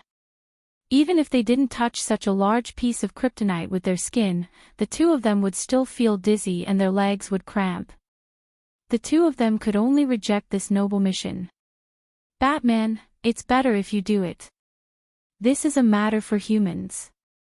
Thea pulled Diana, who had just finished her energy outburst.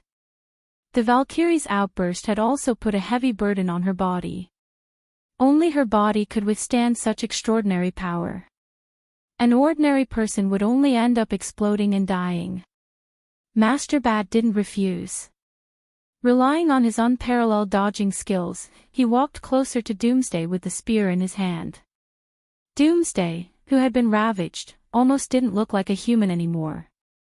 His whole body was covered in wounds, his eyes were blinded, and his lower body was twisted at a very strange angle. The only arm he had left seemed to want to grab Batman. His cells were still trying to evolve, but after being beaten up by Diana, his body became more and more deformed. Master Bat nimbly dodged the claw and stepped on Doomsday's neck.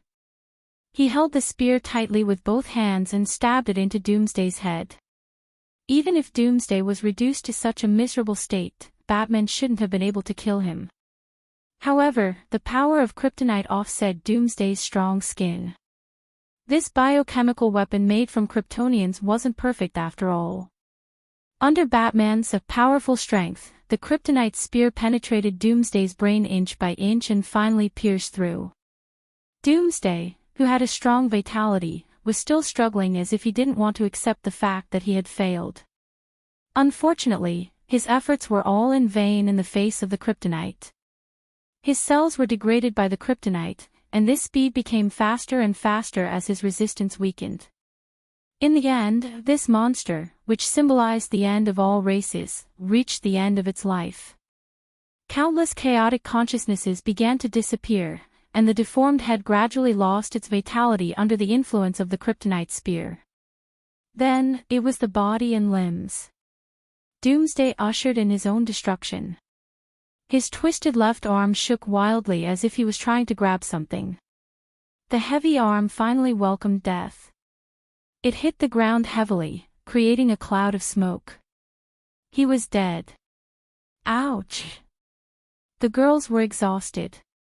Even Supergirl, who was in a good state, sat on the ground. If Superman's resistance to kryptonite was -99, then Supergirl's resistance was -100. Before today, she didn't know about the existence of kryptonite. Just being affected by the spectrum of kryptonite made her feel weak. Diana was also exhausted. The energy that far exceeded the capacity of her body made her sit on the ground weakly. Thea wasn't in a good state either, but she was more or less pretending. She wasn't as weak as she looked. Now that Doomsday was killed, it was a good thing. She didn't need to take out the kryptonite weapon and sealing device that she had prepared. Otherwise, it would be hard to explain why she had prepared these things. She secretly checked the spiritual space. The order scale was very satisfied with her behavior and gave her a large amount of willpower. It could be said that she was one step closer to the wall of origin to hook up with the source. The so-called big shot finally arrived at the end of the battle, just like in the movies. The person who came was the vice president, whom Thea had met a few times. Compared to the official business with the president, the vice president and Moira could still form a little friendship. The two of them were alumni who graduated from the same school. Accompanying him was naturally Amanda, who had a big heart and wasn't afraid of death. Is this thing really dead? The vice president was most concerned about this question. He didn't feel it when he was far away. Now that he was so close, looking at this 10-meter-tall deformed monster, he felt a chill run down his spine. Thea went up and kicked it twice, indicating that this thing was indeed dead. The vice president secretly wiped his sweat. Thinking of the mission, he asked in a somewhat tentative tone, "This corpse?" Thea spread her hands to show that she didn't care. Superman and Batman on the side objected in unison. In the original timeline, Doomsday and Doomsday died together. However, at this time when Thea was messing around, the young lady felt that Doomsday died before he could even see Superman. Superman shut himself in the sun for half an hour. When he came out, he found that the enemy was on his last breath. He only knew that the enemy was dead after he achieved great success. In fact, he was quite depressed. Chapter 5:14. It was only after he mastered the divine skill that he realized that the enemy was already dead. It was similar to the situation of Huang, who wrote the Nine Sutra. The only difference was that Superman could still live for a long time. Although he did not fight Doomsday, he still recognized this thing. Now that he was facing the American government who wanted Doomsday's corpse, he rejected it without thinking. This thing came from my home. It shouldn't exist on Earth. Batman, who had taken the last hit and got an honorable kill, also objected to the government taking Doomsday's corpse. Such a dangerous thing should be thrown into outer space. Among the four of them, Amanda was the main one. She did not give in to Batman at all. Seeing that their hatred was almost done, Thea made the final decision. Mr. Vice President, this creature is too dangerous. It should be put into the depths of space and never be allowed to appear on Earth. To be honest, as a politician, the Vice President did not like these things that he did not understand and could not control. He pretended to fight for it and explain to the other parties. In the end, he just let it go. The three women were all exhausted. The difficult task of throwing Doomsday's corpse into the depths of the universe was handed over to Superman. Seeing that Superman packed up Doomsday's corpse and took it away, the rest of the people dispersed. A battle that might have far-reaching effects finally came to an end. After Superman, several superheroes represented by Thea finally walked to the front of the stage. A new era was slowly but powerfully approaching everyone. In a secret underground base, Amanda, who was determined to be loyal to the country, was blindfolded and secretly brought here. Commander Amanda, thank you for taking time out of your busy schedule to accept our inquiry. There were several people in the venue that Amanda had never seen before. They were all people in power who secretly controlled the lifeblood of the country and the world. The President of the United States was a joke here. They only retreated behind the scenes to maintain the so-called democracy system. Now that the situation was serious, they had to make a new assessment to ensure the continuation and wealth of their respective families. We don't trust the Heaven's Eye Society. This organization has been established for too long and has infiltrated too many parties. However, we trust you, Commander Amanda. First, we want to know who this woman is. The old man in the lead looked to be in his 80s, but he was in good spirits. He had a dignified air about him, and he was dressed meticulously. After he finished speaking, he tapped on the screen, and Diana, who was surrounded by golden energy, appeared on the screen. Amanda scoffed at their so-called trust. None of them were 3 or 4 years old. That was a lie. Whoever believed it would be a fool. Sending an unknown agent to investigate him and entering the secret room blindfolded, was this trust? However, Amanda's moral integrity was quite high. She wouldn't spit on the old man's face. Diana Prince. We know very little about this woman. On the surface, she's the person in charge of the Hepburn Foundation. Based on the analysis of her armor and shield, the Heavenly Eye Society has a deep connection with ancient Greece. Does she have any weaknesses? The old man asked. Amanda gave a faint smile. She's Dr. Thea Quinn's lover. If there's a weakness, that's her weakness. Thea's image appeared on the screen. She was wearing a silver-white battle armor and holding a long sword. The old man took a look. Does this billionaire have a weakness? Amanda held back her laughter. Her weakness is naturally Diana Prince. The old man was almost angered to death. What the hell was this? You might as well not have said anything. Amanda, you must be unhappy that I'm investigating you, right? Another old woman in the room glanced at the old man with contempt. It was obvious that they weren't on good terms. The conflict between them could be traced back to 100 years. The old woman thought for a moment. We want to know their position. Commander Amanda, do you have any latest news? Diana has been working hard to eliminate discrimination and achieve equality between men and women. I'm sure no one has any objections to this policy. The few people in the room nodded. This wasn't a big deal. Countless politicians used this as a slogan and shouted it loudly. There were also countless ambitious people who devoted themselves wholeheartedly to it. In their eyes, this matter didn't conflict with their interests. Amanda pondered for a few seconds. As for Dr. Thea, the think tank of the Heaven's Eye Society has analyzed that she has mastered a lot of alien technology. She's consciously leading all of humanity into the interstellar era. She didn't mention that the Heaven's Eye Society was also debating about this issue. Thea's actions were almost undisguised. Anyone with half a brain could analyze it. There were those who supported it and those who disagreed. Relatively speaking, the younger agents were more supportive, while the older ones were more conservative. Amanda didn't reveal her position. Instead, she stood from a fair point of view and described the entire matter. In fact, the few old men in the room were the ones who didn't want to see the world change the most. However, the situation forced them to make a choice. They controlled the lifeline of the country and naturally didn't do it alone. Each of them had a huge family and network of connections. The actions of Miss Thea had actually shattered their inherent world. Their 10 fingers were not even on one side. Naturally, there were different opinions within the family. The older ones needed to be protected, and the younger ones' opinions couldn't be ignored. They were actually quite tired during this period. The leader of the old men saw that the topic had been diverted and tried to regain the initiative. Commander Amanda, what do you personally think about entering the interstellar era? Amanda was also the type of person who liked to court death.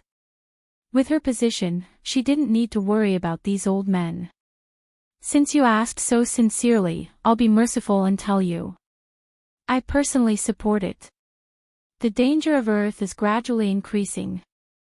I don't know what's causing it, but the trend of superpower criminals everywhere is very obvious. If we don't respond in time, the next step will be difficult to predict. The few old men didn't say anything. Other than playing tricks, they were a group of ordinary people. In the face of superpower criminals, they didn't have the ability to fight back. The few of them understood Amanda's subtext. Maintaining the current order into the interstellar era and absorbing the essence of extraterrestrial life might rely on various high-tech weapons, but they would still be at the top of the world. However, if they didn't move forward and didn't have the support of a huge amount of manpower and financial resources, they wouldn't be much stronger than ordinary people. It could be said that there weren't many choices left for them, and they didn't have much time. The monster that was destroyed in the metropolis, is it really impossible to destroy it with our current methods? Oh, I specifically asked Dr. Thea this question. Amanda paused for a moment. Dr. Thea told me a lot of things. This monster isn't from Earth, but from Superman's hometown. They named it Doomsday. This is a top biological weapon that has destroyed many planets. Chapter 5:15. After that, Amanda went on a rampage, saying that Earth was a level 3 civilization and Krypton was a level 8 civilization. She left a lot of space for these people to fill in the blanks. The old guys' hearts turned cold. They repeatedly asked questions, not only about Thea and Diana, but also about Superman and Batman. Compared to their usual disguises, these superheroes were also maintaining their power to a certain extent, so they were somewhat relieved. However, the evil scientist on Earth made them worried. The one who attracted the most attention was naturally Luthor in this incident. With his huge financial resources and smart mind, he almost poked a hole in Earth. However, in order to balance the power of the superheroes, they had a tacit understanding. No one said anything about shooting Luther. Even if they had uncontrollable intelligence, they still wanted to have more trump cards in their hands. Amanda quickly left the room and entered a few more people to be questioned, including the current president. Unlike a video call, a lot of things could be learned from face-to-face communication. What should we do next? After the questioning, the old man turned to look at the others. Let's absorb the Quinn family into our circle. Isn't Moira going to be the president? Let her be. As long as she joins us, her daughter and her daughter's close friends can also be used by us. The old woman threw out an idea that she had been thinking about for a long time. The few of them were a little silent.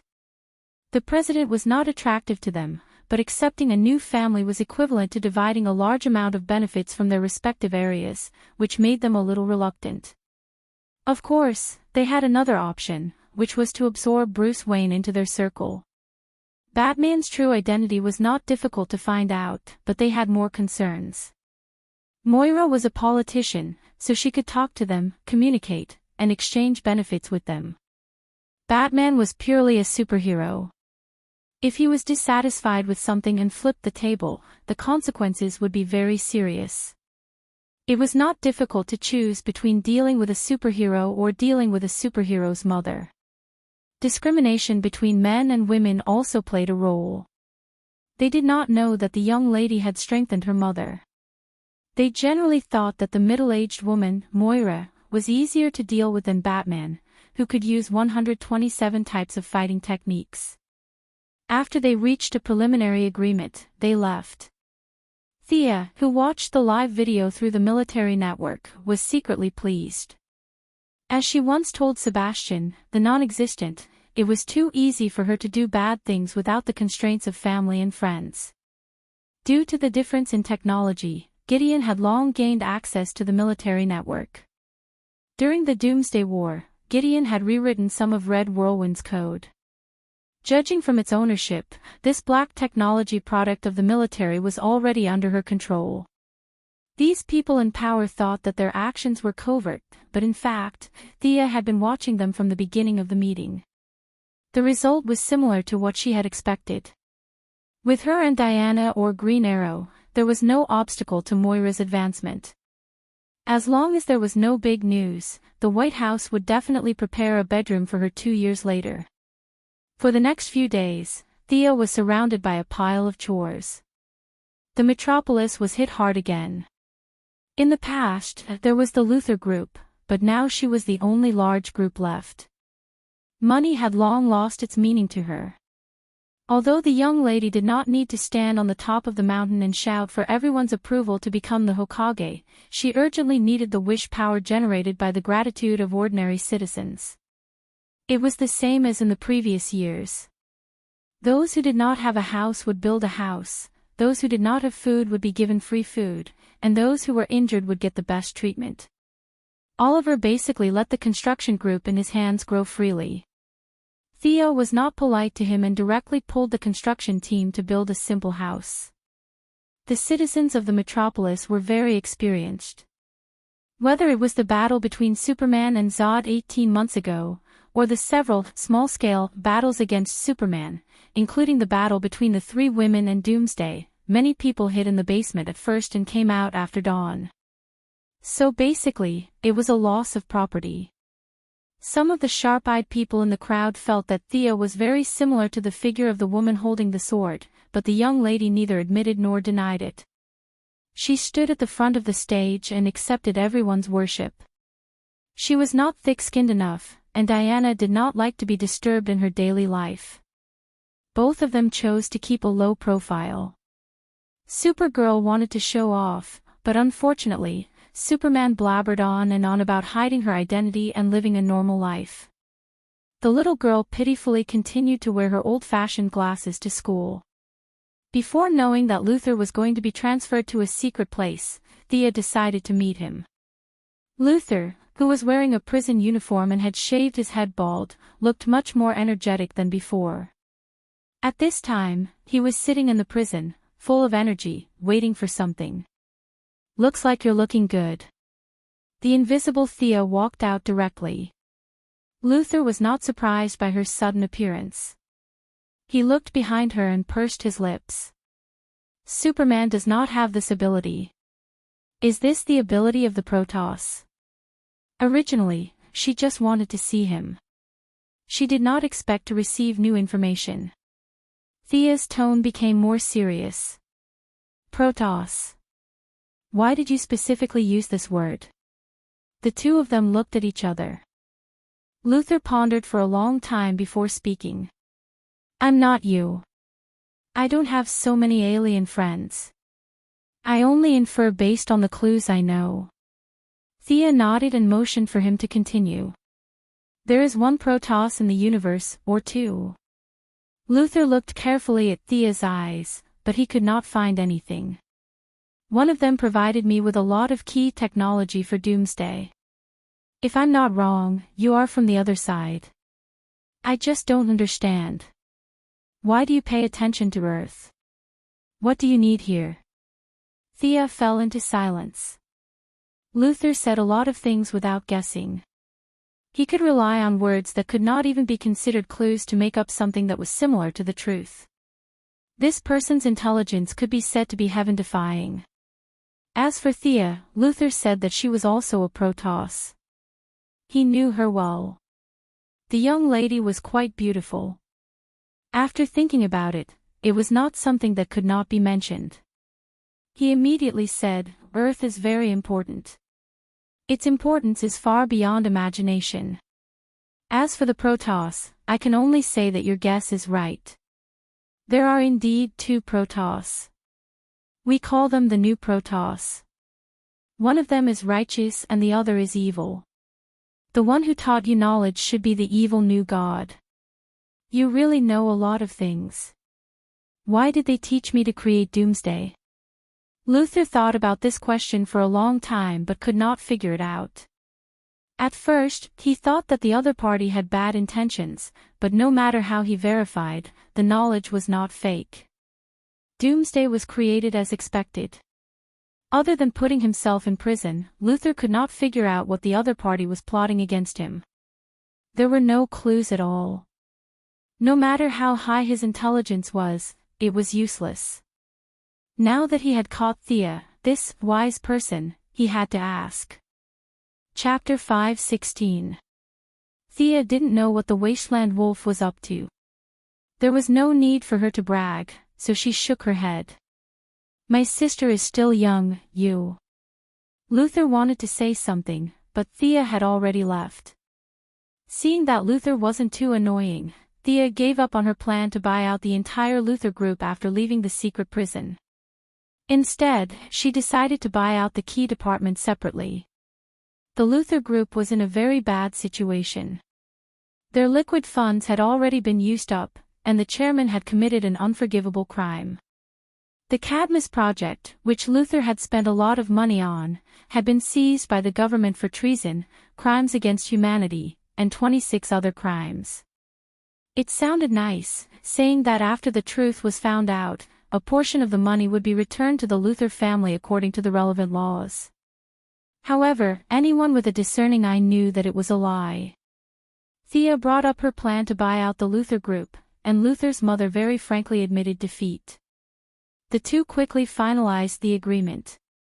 Several high-tech and new energy-related departments were all bought out by Thea, and Luther's remaining widows and orphans also received the funds they desperately needed. They were no longer in the miserable situation of selling their house and sleeping in a hotel. Both sides were very eager to complete the deal before the government and other business competitors reacted. In just 3 days, the two sides completed the deal. Thea bought out half of the Luther Group's assets at a slightly higher price, and all of them were the most technologically advanced parts. As for how the widows and orphans would deal with the blood-sucking elites from all walks of life, Thea didn't have to worry about that. She quickly integrated all kinds of resources, and the people in the group were ordered around by her. She quickly completed the separation and integration of the various departments and the placement of new employees. As the world's #1 high-tech group, Thea finally launched the new plan that she had been planning for a long time. Ladies and gentlemen, this is the plan I specially made for the future of the group. In order to cope with the increasing number of global crises, the Quinn Group will integrate the essence of the world's technology, take advantage of the Earth's human population, and create the ultimate human weapon for the new era. Thea gestured for the secretary to pass the proposal to the heads of the relevant departments, including her number one henchman, Felicity. After the secretary was cured by her, she had nowhere to go for a while.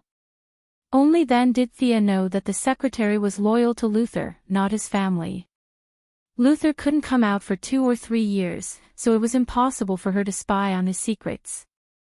2 years later, Thea would be in a higher position, so she didn't have to worry about the secretary's betrayal.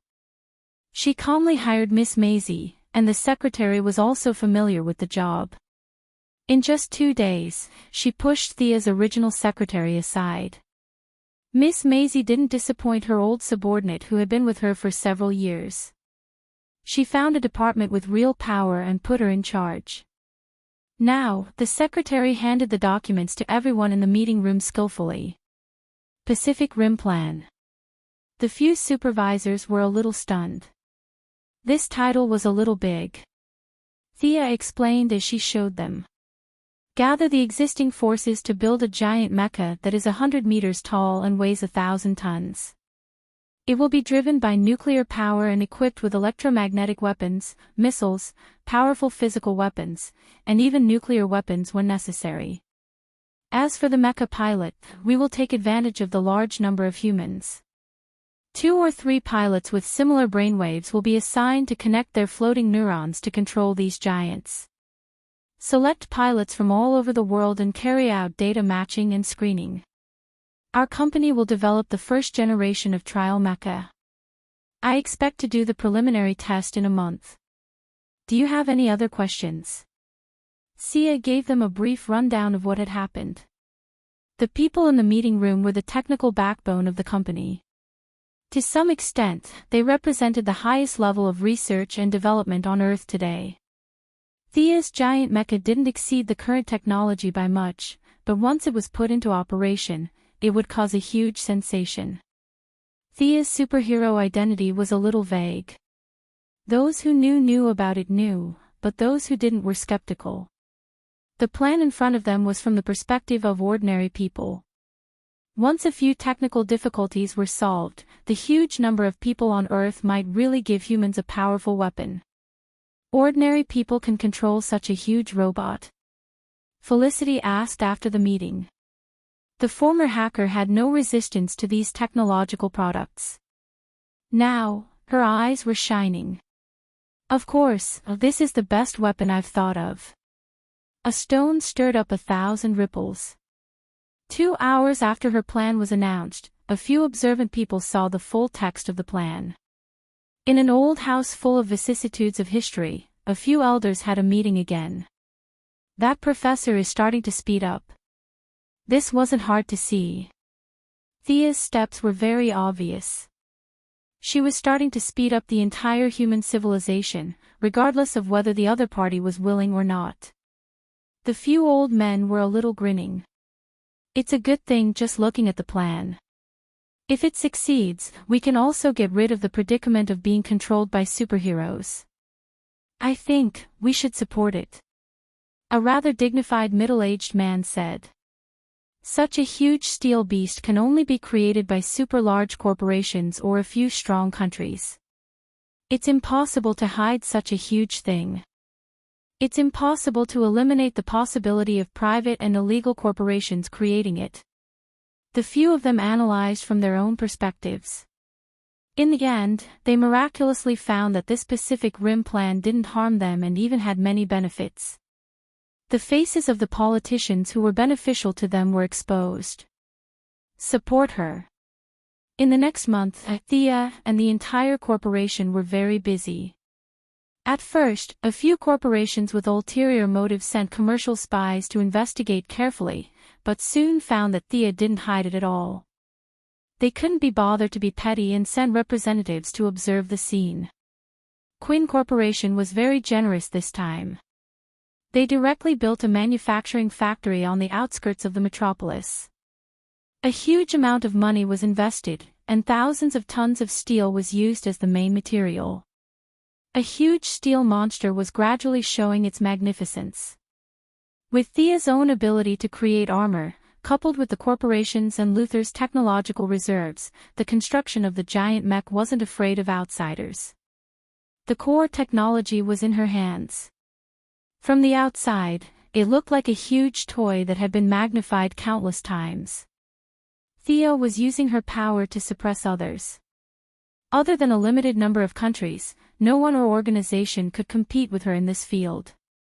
Her plan was simple. She would integrate the world's resources and create 50 of these giant mechs. Then, humans would have the basic capital to communicate with the galaxy. Otherwise, it would be inappropriate to talk to aliens with F-22s. In the future, whether it was the interstellar era or the war against Darkseid, humans shouldn't be spectators. They should watch superheroes fight to the death while they hid in a corner, trembling and praying to unknown gods. Instead, they should do their part. Chapter 5:17. A month later, in a valley on the outskirts of the metropolis. The trial run of the ultimate weapon of mankind in the new era by the Quinn Group had finally begun. After several rounds of selection, the final candidates turned out to be the sisters, Laurel Lance and Sarah Rice. Thea was not too surprised by this result. After all, compared to ordinary people, superheroes who had undergone rigorous training, even if they were ordinary superheroes, had far more willpower and reaction speed than ordinary people. Now, Laurel, who had started training several years in advance, and Sarah, who had trained hard in the Assassin League for several years, were about to blossom into their own glory. The 80-meter-tall, 1,500-ton supergiant mech began its high-profile trial run under the control of the sisters. The mech slowly stood up with its arms on the ground, and its huge weight caused the airflow to change. A violent wind blew through the entire valley, and many nearby trees were blown down. The political leaders who were watching this scene remotely in the metropolis began to whisper to each other. A minute passed. After some ground simulation training in advance, the coordination and synchronization of the sisters, who were skilled in martial arts, began to improve. As they gradually familiarized themselves with the control of the mech, today's other guest, Superman, appeared on time.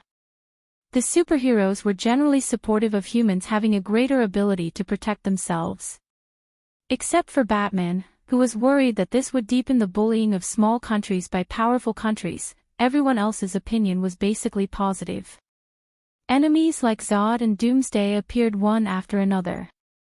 If the enemies they faced in the future were to become stronger and stronger, it would not be a bad thing for humans to have some resistance. Superman's task today was very simple. It was to test the attack and defense of the robot. In order to prevent the politicians from thinking too much, and not to belittle the results of her work, Thea calculated the maximum strength of a robot for 2 days. This value was equivalent to 20 to 30% of Superman's strength.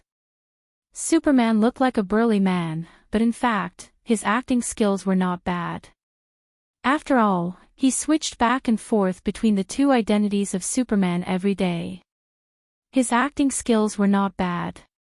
The mech stretched out its arms and bent its legs in place. The sisters quickly familiarized themselves with the operation. After receiving the command from Thea at the console, they threw a punch at Superman with a huge amount of kinetic energy. In the face of the huge steel mech that was powered by nuclear power and composed of 50 power engines per muscle, Superman carefully suppressed his strength and also threw a punch. The disproportionate fists of the two sides collided, and the huge roar could be heard throughout the metropolis. Many people saw the live broadcast. The various values from the Quinn Group quickly began to feed back. The theoretical value of the impact has reached 30,000 tons. The mech's power system has been affected by the impact. 9 engines have malfunctioned. The lower half of the mecha is stable. It can continue to fight. The shock absorption effect of the armor coating is only 90% of the expected. The heads of the various departments began to report their observation data separately. Thea nodded. The data did not exceed her expectations by too much. Overall, she was quite satisfied. She connected to the cockpit and asked, "Lance sisters, do you feel any discomfort?" The Lance sisters were driving as ordinary people, so she definitely couldn't call them Black Canary or White Canary. "We just started warming up." Unlike the hysterical and delicate girl on Purgatory Island, Sarah Lance now had the demeanor of the captain of tomorrow's legendary team after years of training. She was the one who took the initiative between the two sisters. The giant mech pulled out two short sticks from its arms. These two sticks were specially built according to the Lance sisters' habits. Each stick was 50 meters long and weighed 600 tons. The whole body was made of titanium alloy. The materials for these two sticks alone cost Thea $350 million. The giant mech skillfully waved the sticks, caught a flaw, and sent Superman flying like a fly. There was a burst of cheers at the scene, which made Louise Lane, who saw the scene, not know whether to laugh or cry. "My Superman didn't even use his full strength. Can't you see?" The dignitaries all stared at the screen. As laymen, they were secretly happy that Superman was killed, and worried that the cost of this weapon was too high. Unfortunately, their thoughts were all in vain. Although Superman was hit into the mountain, he was not hurt at all. He had never dealt with the Lance sisters, but he knew that they were not ordinary citizens. The battle intent in his heart was slightly released, and the two sides fought back and forth. Is the situation really that bad? Everyone in the conference room was focused on the screen, and Bruce Wayne whispered to Thea. The young lady was now dragging the humans to climb the technology tree. With his IQ, it was not difficult to find the problem. "Remember the Omega symbol you mentioned to me last time? I went to see Luthor a few days ago.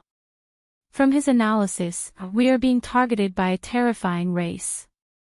Many of the key knowledge of Doomsday were taught to Luthor by this race.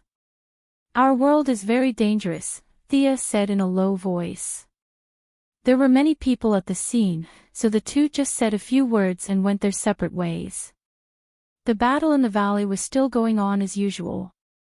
The Lance sisters relied on their skillful martial arts to fully display the abilities of their mecha. This valley, which usually attracted many outdoor enthusiasts on weekends for rock climbing adventures, was completely destroyed by their battle. "Okay, Lance sisters, stop." Thea saw that the mech's damage had exceeded 20% and hurriedly stopped them. This was a waste of money. The two sisters successfully stopped the mech. Superman did not continue to pester them. This was originally an experiment to boost the morale of the humans and reduce their hostility towards him. He destroyed the mech, which had no practical use other than to deepen the fear of ordinary people towards him. Superman flew away with a whoosh. In less than 2 minutes, Clark, with his old-fashioned eyes, returned to the scene as if nothing had happened. Thea glanced at Superman, who was intimate with Louise again, and did not say anything.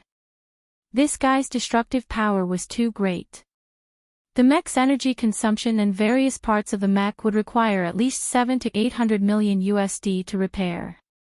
Although she had acquired half of Luthor Group's quality department, and the group's share price had risen greatly, Thea still felt a little distressed about this unplanned expense. Wool comes from sheep, so she immediately began to transfer the financial pressure to them. Countries like the United States cried every day that they had no money, but in fact, it was all an act. Thea's goal was to sell it to them. "Generals, what do you think?" Thea asked a few old men in military uniforms with a faint smile. She didn't need to use a heavy hammer. Her intention was clear. If the United States did not buy it, other countries would buy it.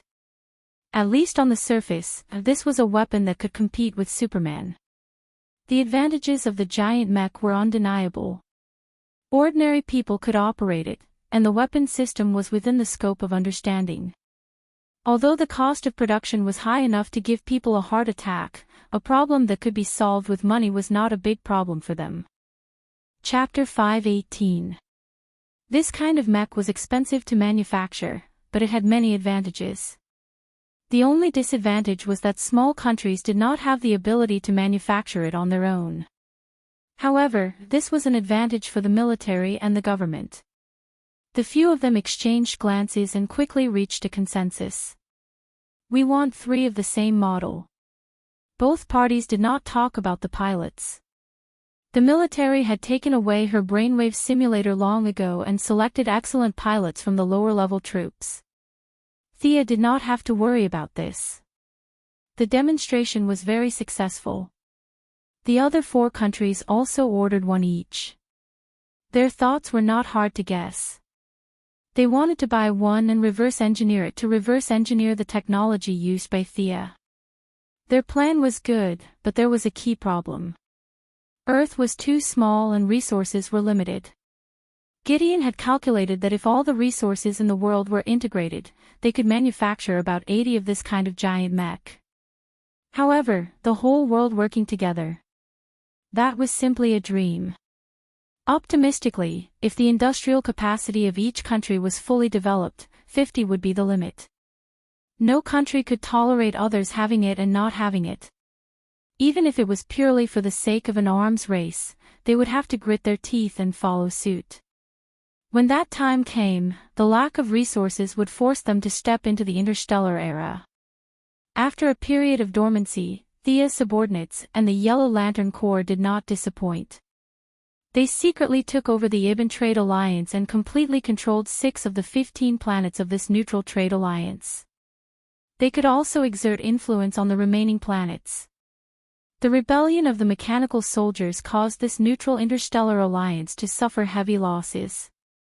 At the critical moment, the Yellow Lantern Corps came out like a savior and saved the Ibn Trade Alliance. This group of businessmen who wandered between the various forces were not fools. In order to balance out the power of the Yellow Lantern Corps, they supported another force to fight against it. That was the mercenary group led by Death Knell. They did not know that these 2 groups of people had a common leader. They thought that they had succeeded in balancing the left and the right. Controlling this interstellar trade alliance meant that Thea had the resources of dozens of planets for her to squander. The politicians of Earth could only dream of getting rid of her. Time passed slowly. Thea's life gradually settled down. The strong, or rather, resilient people of the metropolis cleared the rubble in their homes and resumed their normal work and life. Thea was also summarizing her gains and losses in the battle with Doomsday. Many of the backup plans that she had prepared were not used. This meant that she had underestimated her own strength. However, there were still many problems exposed in this battle. She used fear to control the sacred sword, which was very uncoordinated. The sacred sword could contain the emotion of fear, but this kind of negative emotion would still cancel out a lot of the sacred sword's power, which made Thea very unhappy. Finding a type of positive energy became the top priority. Normally, Green Light's courage was very suitable to provide energy to the Holy Sword. However, Thea's current identity as a yellow light was a little awkward. On the other hand, she did not want to be controlled by the guardian of the blue men. Anger, greed, fear, courage, hope, compassion, love. Among the 7 emotions, the first 3 were all negative emotions.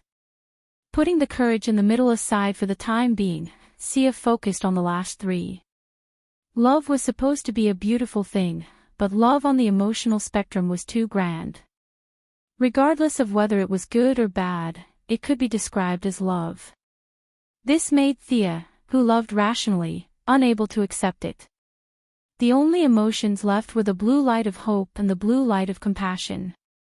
Considering that Gonna had left the main planet of Ura and was establishing the Blue Light Corps, the young mistress rushed over to be the boss.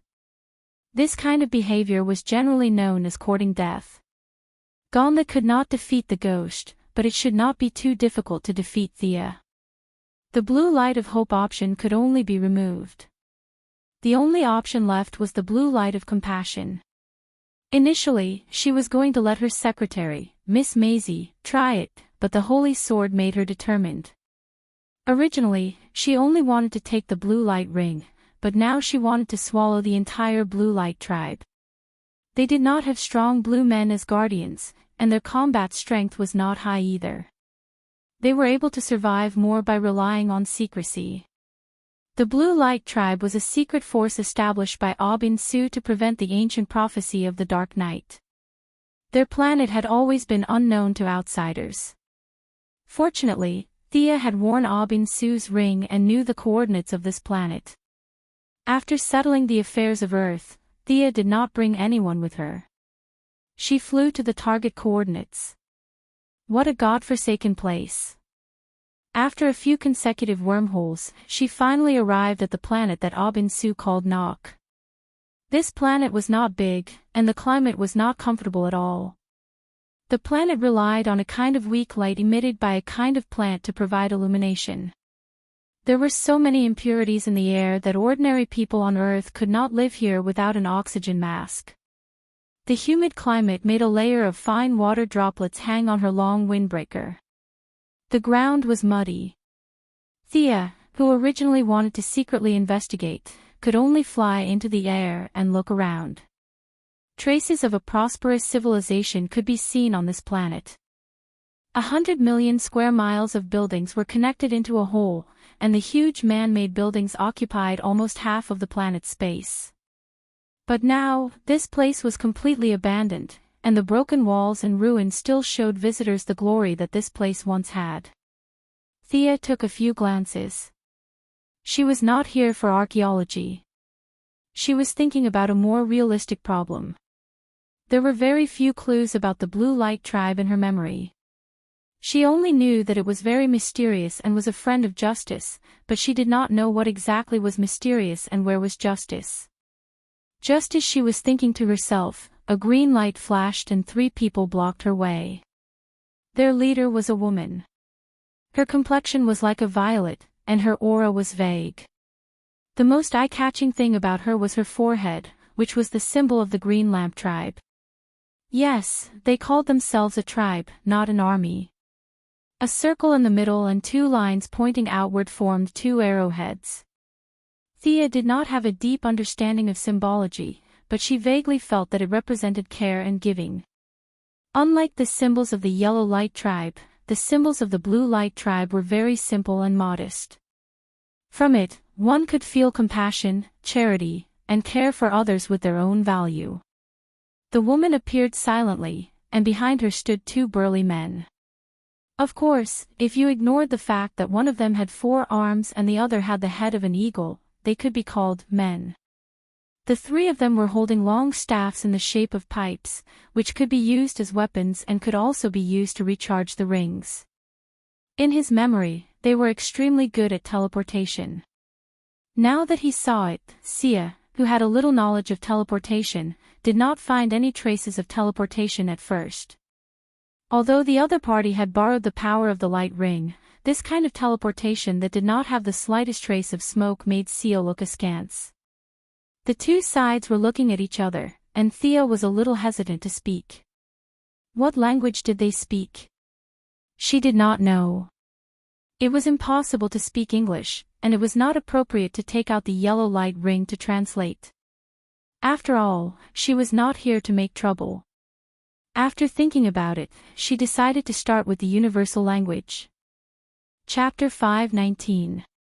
Are you a member of Blue Lamp? Thea pretended to be casual and asked. Tgrosenber, new.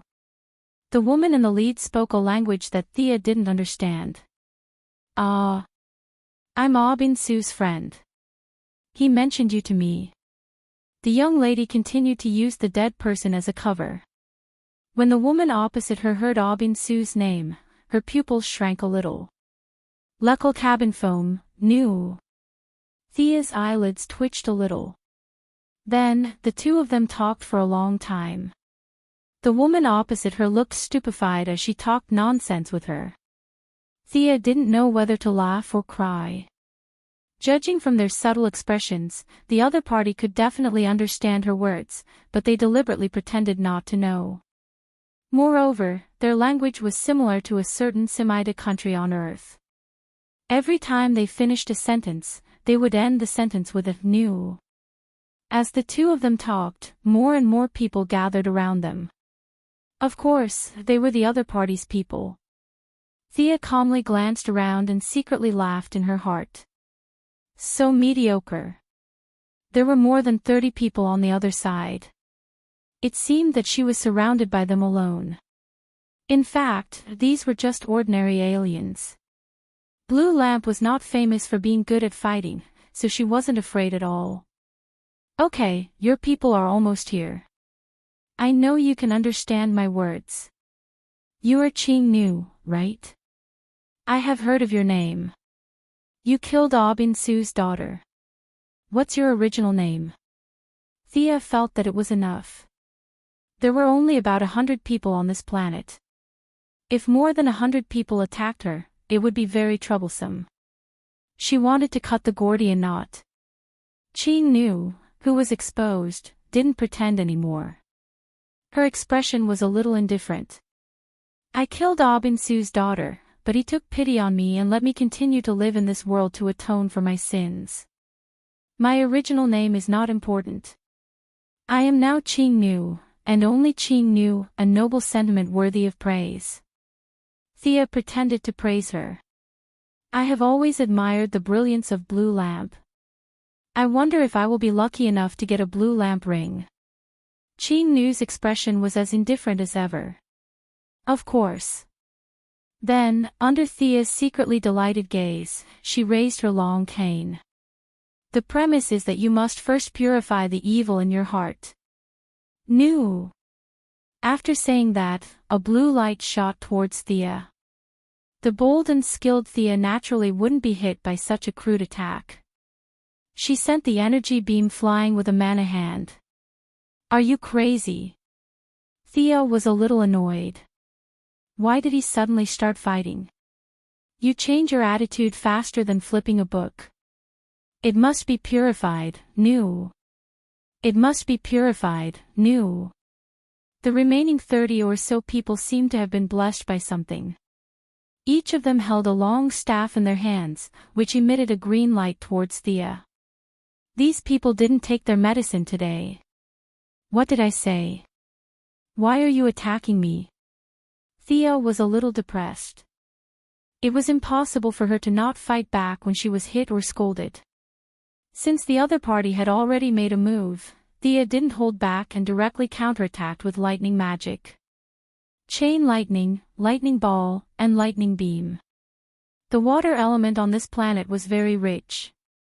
She also cast ice storm, which was a mixture of water and wind magic. Qing Nu on the opposite side was caught off guard by her sudden outburst. The group of people hurriedly activated their emotional conjuration to resist the magic power of the storm. I thought you were strong. Why aren't you guys using your Nu? Thea directly struck the other party's conjuration with a lightning beam with a diameter of 2 meters. Even the conjuration of 30 people's emotions couldn't stop her vigorous magic power. On one hand, they didn't have much experience in conjuration.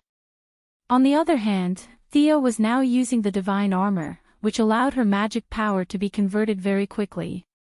At the same time, the magic power of the 6 elements in her body was endless.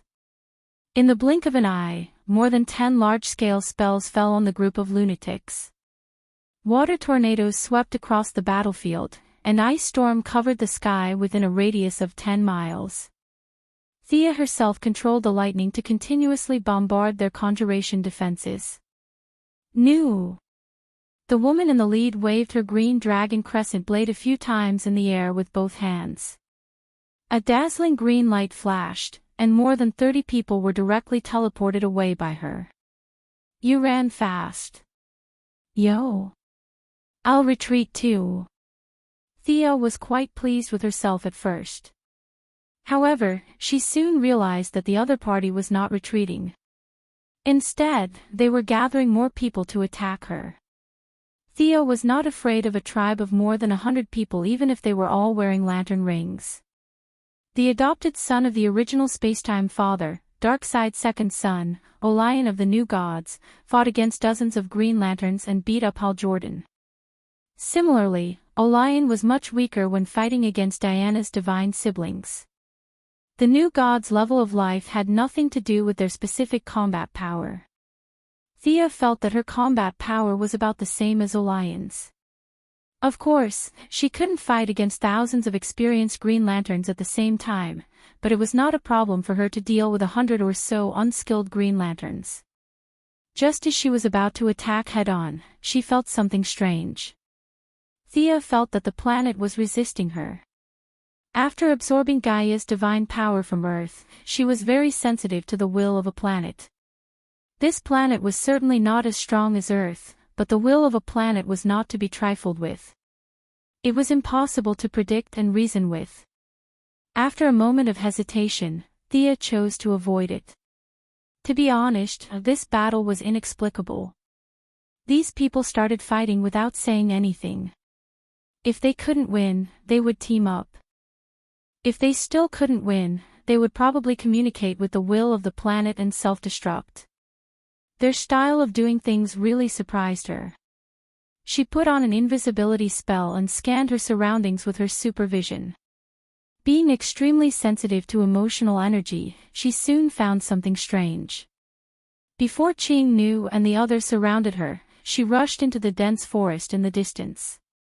Thea walked through the dense vegetation, looking back from time to time. She didn't know if the Green Lanterns were wary of this forest or if they had not discovered her. In less than 3 minutes, the vague feeling of being chased completely disappeared. Following the subtle emotional energy detected by her mind power, Thea walked and stopped. Finally, she stopped in an open area. Aliens? An old man who was not as tall as Thea's waist walked out. According to Thea's aesthetics, this old man could basically be classified as ugly. His head was big, his body was small, and his limbs seemed to be malnourished. His exposed skin was covered with symbols of the Green Lanterns. He also held a long staff, but he didn't have a lantern ring. In countless interstellar journeys, Thea had been treated as an alien many times. Especially since this seemed to be the Green Lantern's planet, she accepted the title of alien calmly. As if seeing her doubts, the old man said, "Alien, you shouldn't have come to this planet. The Horde has long deviated from its original intention." "Maybe I have. Anyway, you shouldn't have come here." The old man's contradictory statement made Thea even more confused. Why are they attacking me? The emotion of pity is too rare. They believe that only pure people are worthy of this emotion. They will use the power of the emotion to purify everyone, making them reach the standard of wearing the lamp ring. "This is the biggest difference between me and them," the old man said unhurriedly as if he was leading the way. Chapter 520.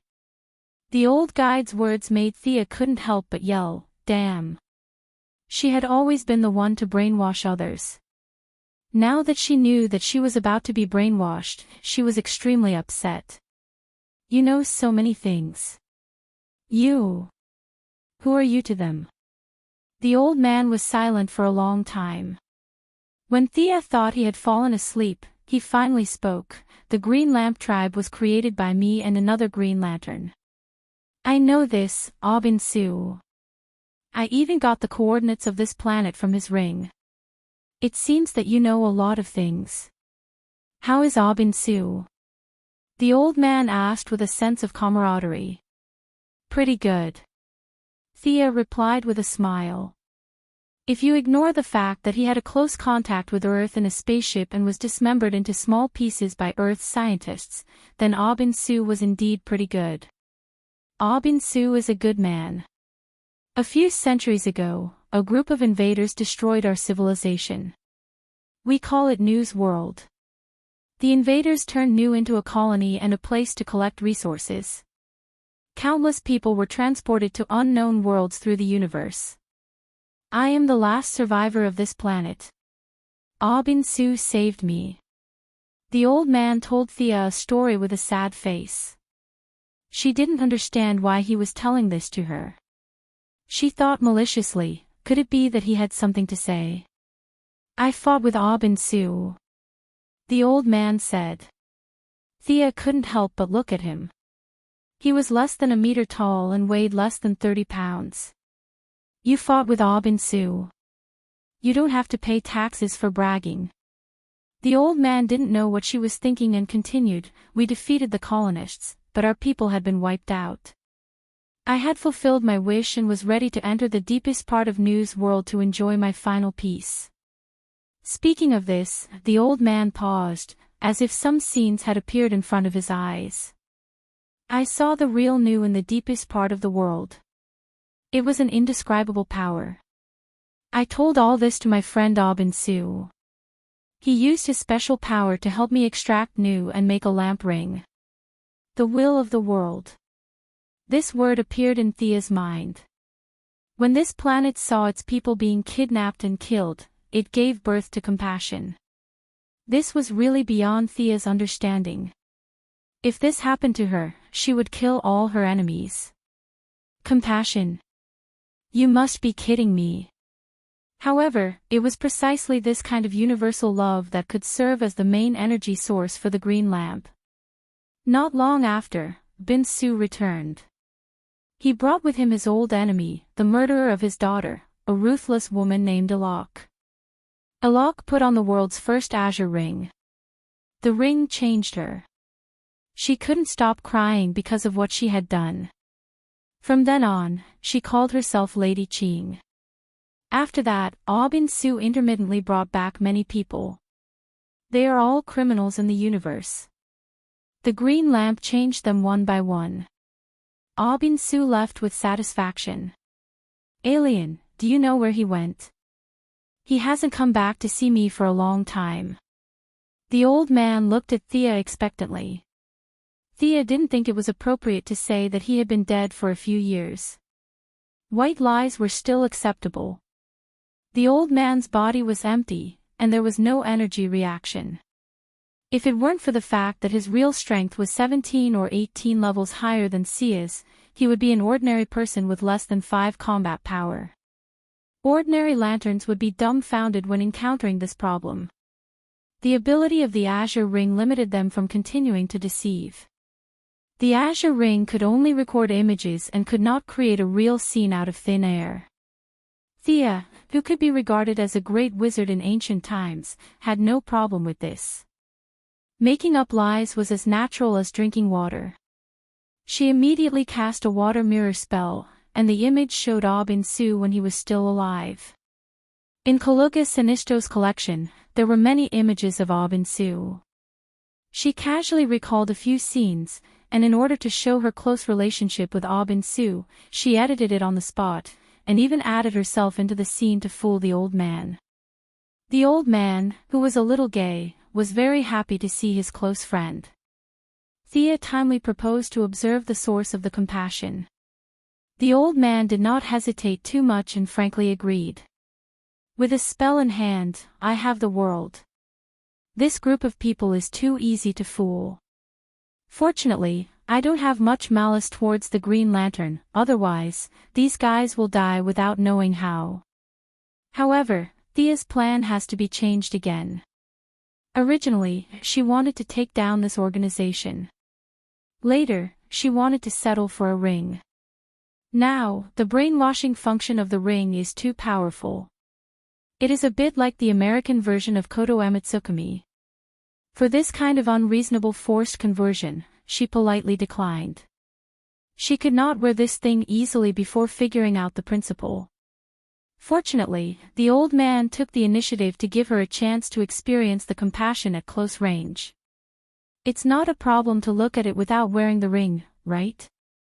She, who controlled the total energy of the yellow lantern, was still confident. If she could change her mind at a glance, she would be invincible. The whole universe should be envious. The old man led her slowly through the forest. As a good friend of Ob and Sue, she could not pull the old man's neck collar to make him walk faster. Thea could only follow him slowly. Yes, the old man was too short and walked slowly. One step of Thea, who was 1.8 meters tall, was equivalent to 3 steps of the old man. She could not use force, so she could only be patient and walk slowly. Maybe the old man triggered some talkative attribute. He was very interested in talking with this good friend of his. He pointed to the surrounding scenery and kept telling stories from a long time ago. Sia, who was experienced in dealing with old people, could only answer perfunctorily. They were surrounded by large trees and dense forests. She really could not see anything worth talking about. Accompanying the old man, Sia had an extraterrestrial version of the Zhang family's and Li family stories. She felt that the natives of this planet must have a particularly strong saliva secretion. After chatting for a while, the old man did not feel thirsty at all. She had to admit that she was impressed. According to her calculation, they walked for at least 8 hours of the Earth's time. The old man finally led her to a mountain stream. Go in, young man. This is the total energy of compassion you are looking for. The two chatted all the way. The old man had a good impression of Thea. It was evident that he changed the way he called her from an alien to a young man. Thank you for leading the way. From the analysis of what you said before, you seem to be not satisfied with the current Green Lantern tribe. Having sensed the emotional energy, Thea was not in a hurry to go in. She saw that the old man had the intention to leave and wanted to ask more inside stories. Do you know about the Dark Knight? The old man asked a new question. Thea naturally knew about such a famous event, but she pretended to be confused and shook her head gently. Bin-Su once saw the future.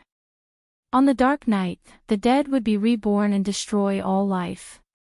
He prepared an army in advance for the arrival of that day, which was the Green Lantern tribe.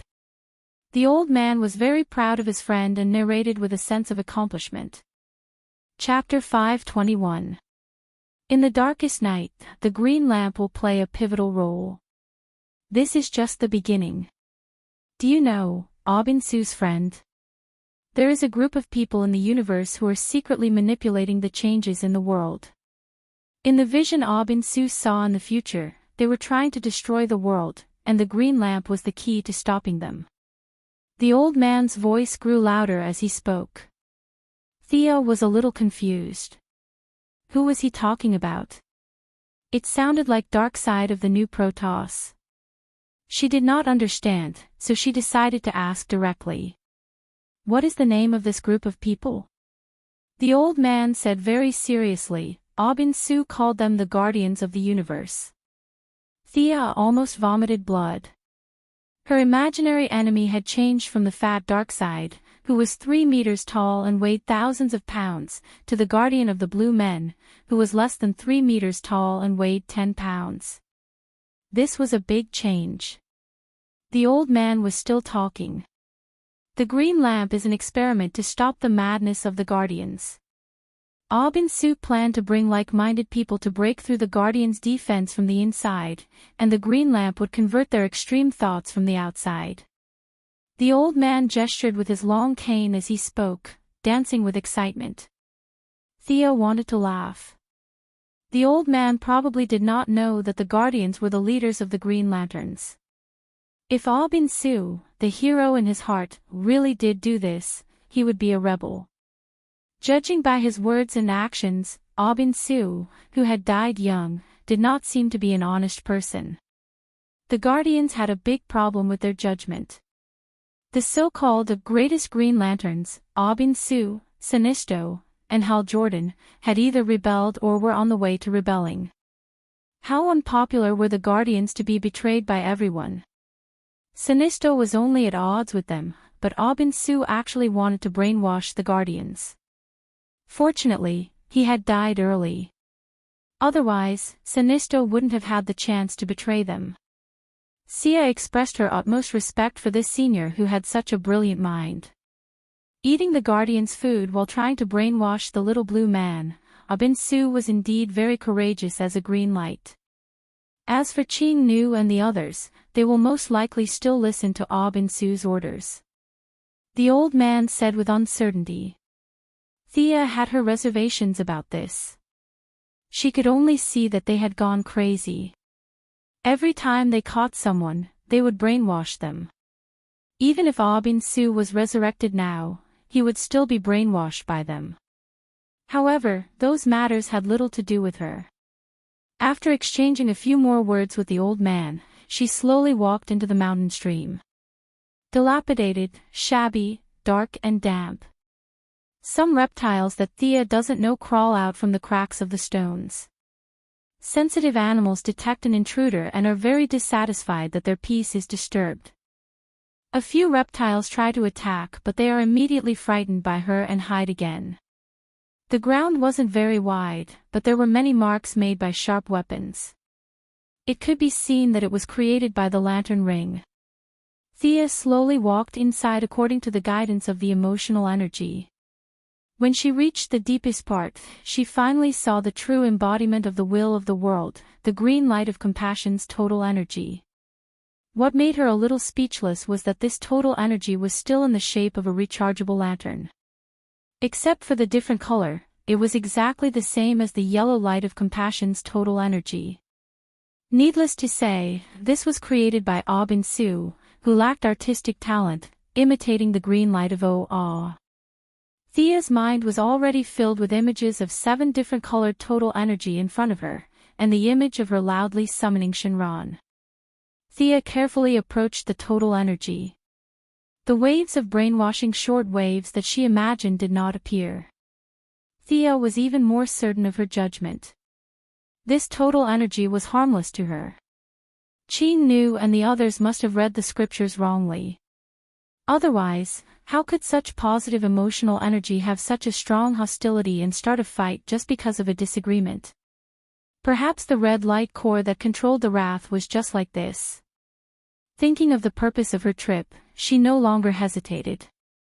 Without the green light of compassion, she could still communicate with the emotions of compassion. Drawing out the excited holy sword, Thea sank her mind into the spiritual world, searching for the compassion that belonged to her. Back then, she obtained the emotion of fear through a trick. After that, she gradually grasped and controlled this emotion in the process of continuously using it. First, she bore the fruit, then she planted it. The order was obviously reversed.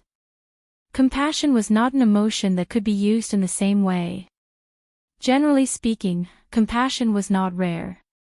As long as one had a kind heart, they would have compassion. Even the most evil people could occasionally do something to help the weak.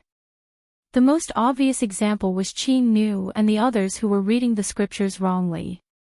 Helping someone when they met with misfortune was a form of compassion. However, it was different from courage and hope. Those two were extremely positive, while compassion was slightly darker. It had a premise that was, it could only be pitied when someone else was unlucky. Otherwise, in a peaceful and harmonious environment, if a certain person sang a song of pity, who would you pity? Lunatic. Thea had never found her place. She definitely had the emotion of compassion, but she had not reached the level where she could use it. For the ordinary people on earth, she could be said to be loved by all. To exaggerate, she was like a god in the eyes of the world. Now, even if the president wanted to talk to her, he would need to be mentally prepared. It was not that she was repulsive, nor was it that she was difficult to communicate with. It was completely the difference in the level of life, which naturally made people revere her. However, she knew her own situation better than anyone else. No one knew better than her how many hardships Earth would suffer in the future. Pity others. Who would pity her? What virtue of loving the world? She had never felt that she had such a thing. She had always been searching for the compassion that she did not know where it was. Now, facing the total energy of compassion in the universe, and with the help of the Holy Sword, Thea felt that she might have been wrong before. Ah Bin Su's idea of making the bad people good and letting them feel compassion was undoubtedly a crooked path. Sia's original idea of being merciful and delivering all living beings from torment was also biased. The target of compassion was not limited to intelligent life. Especially after seeing the will of the planet turn into the total energy of compassion, she was even more convinced of this point. With the help of the total energy, Thea jumped out of the fixed circle.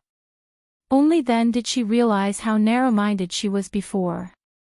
She saw the grandeur in front of her. The whole world was wailing, and the world needed help. Not one person, one land, one planet, but the entire universe, the universe that had been ravaged, needed compassion. When she saw the boundless world, Thea was excited. She finally found her heart of compassion. Azure emotional energy gushed out from her body and from her spiritual world. Few people in the world could compare to her in the use of emotional energy. She just needed to learn a little and she was able to control this emotion. Chapter 522. Because her starting point or target was too big, the quality and quantity of this energy was also frighteningly high. Without the cooperation of the lantern ring, it was impossible for an ordinary person to control this energy. However, Thea had been playing with fear energy for several years. Her newborn compassion was quickly tamed by her, and the green lantern energy around her also made it very convenient for her to refine her compassion emotions. She began to refine her compassion, and later added this emotion into her gaze. In the future, other than scaring people with a single glance, she could also use her compassionate gaze to make them wish they were dead. The only pity was that this kind of emotional impact was closely related to the opponent's willpower.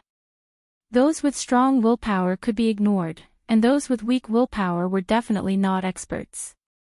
The sight attack was just a side effect. The biggest benefit it brought her was that she could finally control the sacred sword. She finally felt a little more comfortable. Using compassion to control the sword of victory and pledge was much stronger than fear. The disharmony between the two parties was significantly reduced, and the amount of light that could be carried per unit of time was increased by at least 30%. Feeling that her mission was completed, Thea was about to teleport away when she heard a soft voice in her heart. Who are you? The voice asked carefully. Ha! Thea quickly stopped and asked who it was and where it was. That was impossible. Thea was still a little confident in her own strength. She was sure that there was not a single ghost in the area, so the one who talked to her was the lantern beast of the green lantern energy. She had dealt with the parallax monsters a few times, so she was quite knowledgeable. However, she did not expect the lantern beast to take the initiative to talk to her. Thea hesitated for a moment. It was difficult to determine the other party's emotions, but it did not have any malicious intent. She gently separated a part of her spirit to communicate with the other party. You're the lantern beast. What's your name again? Let me think, change your name to Octopus. The lantern beasts were all manifestations of emotions. To a certain extent, they were terrifyingly simple. Under the projection of Thea's spirit, a medium-sized tentacle monster appeared in the huge green lantern energy. No, it was an octopus. You know me. I've never seen an outsider. Are you the holder of the lantern ring? Seeing that Thea did not answer, it asked again, how's the outside world now? I have very little emotional energy here. Are you still here? You're not leaving, are you? Thea fell into deep thought. Lantern beasts had no gender. If they were to be categorized according to their personalities, the parallax monster would be equivalent to a middle school boy who was cursing at the heavens and the earth, while the squishy zong octopus in front of her would be like a kindergarten loli. The amount of emotional energy and the length of time in the world really affected their respective personalities. Thea tried to answer. Don't you know there are members of the Green Lantern Club outside? You have never seen the holder of the lantern ring. The lantern beast waved its tentacles in confusion. No one has ever spoken to me. There's a bad guy outside who often extracts emotional energy from me, but he can't see me. The octopus's tone was full of complaints. The bad guy it was talking about was the old man who led them here. In order to make the lantern ring, he must have extracted energy from the already small total energy. Thea even thought that the old man's hands were not nimble and his skills were mediocre. He must have wasted a lot of energy. The old man was just an ordinary person. He did not have a lantern ring or spirit. He had been guarding this place for many years and probably did not know about the existence of the lantern beasts. As for Abin Su, as a member of the Green Lantern Ring, it was even more unlikely that he would talk to it easily. Thea, who held the sacred sword, only talked to it after she manifested the emotion of compassion. Thea's original intention to go home and sleep was immediately extinguished. She saw the hope of controlling the Green Lantern tribe. The person who controlled the total energy could change the purpose of the lantern ring. For example, Sinisto's initial selection criteria was to control fear. Later, he changed it to release fear. After Thea took over, he changed it back again. The Yellow Lantern Ring was like this, so the Green Lantern Ring should be no exception. Changing the settings of their lantern ring, compassion should not be brainwashing.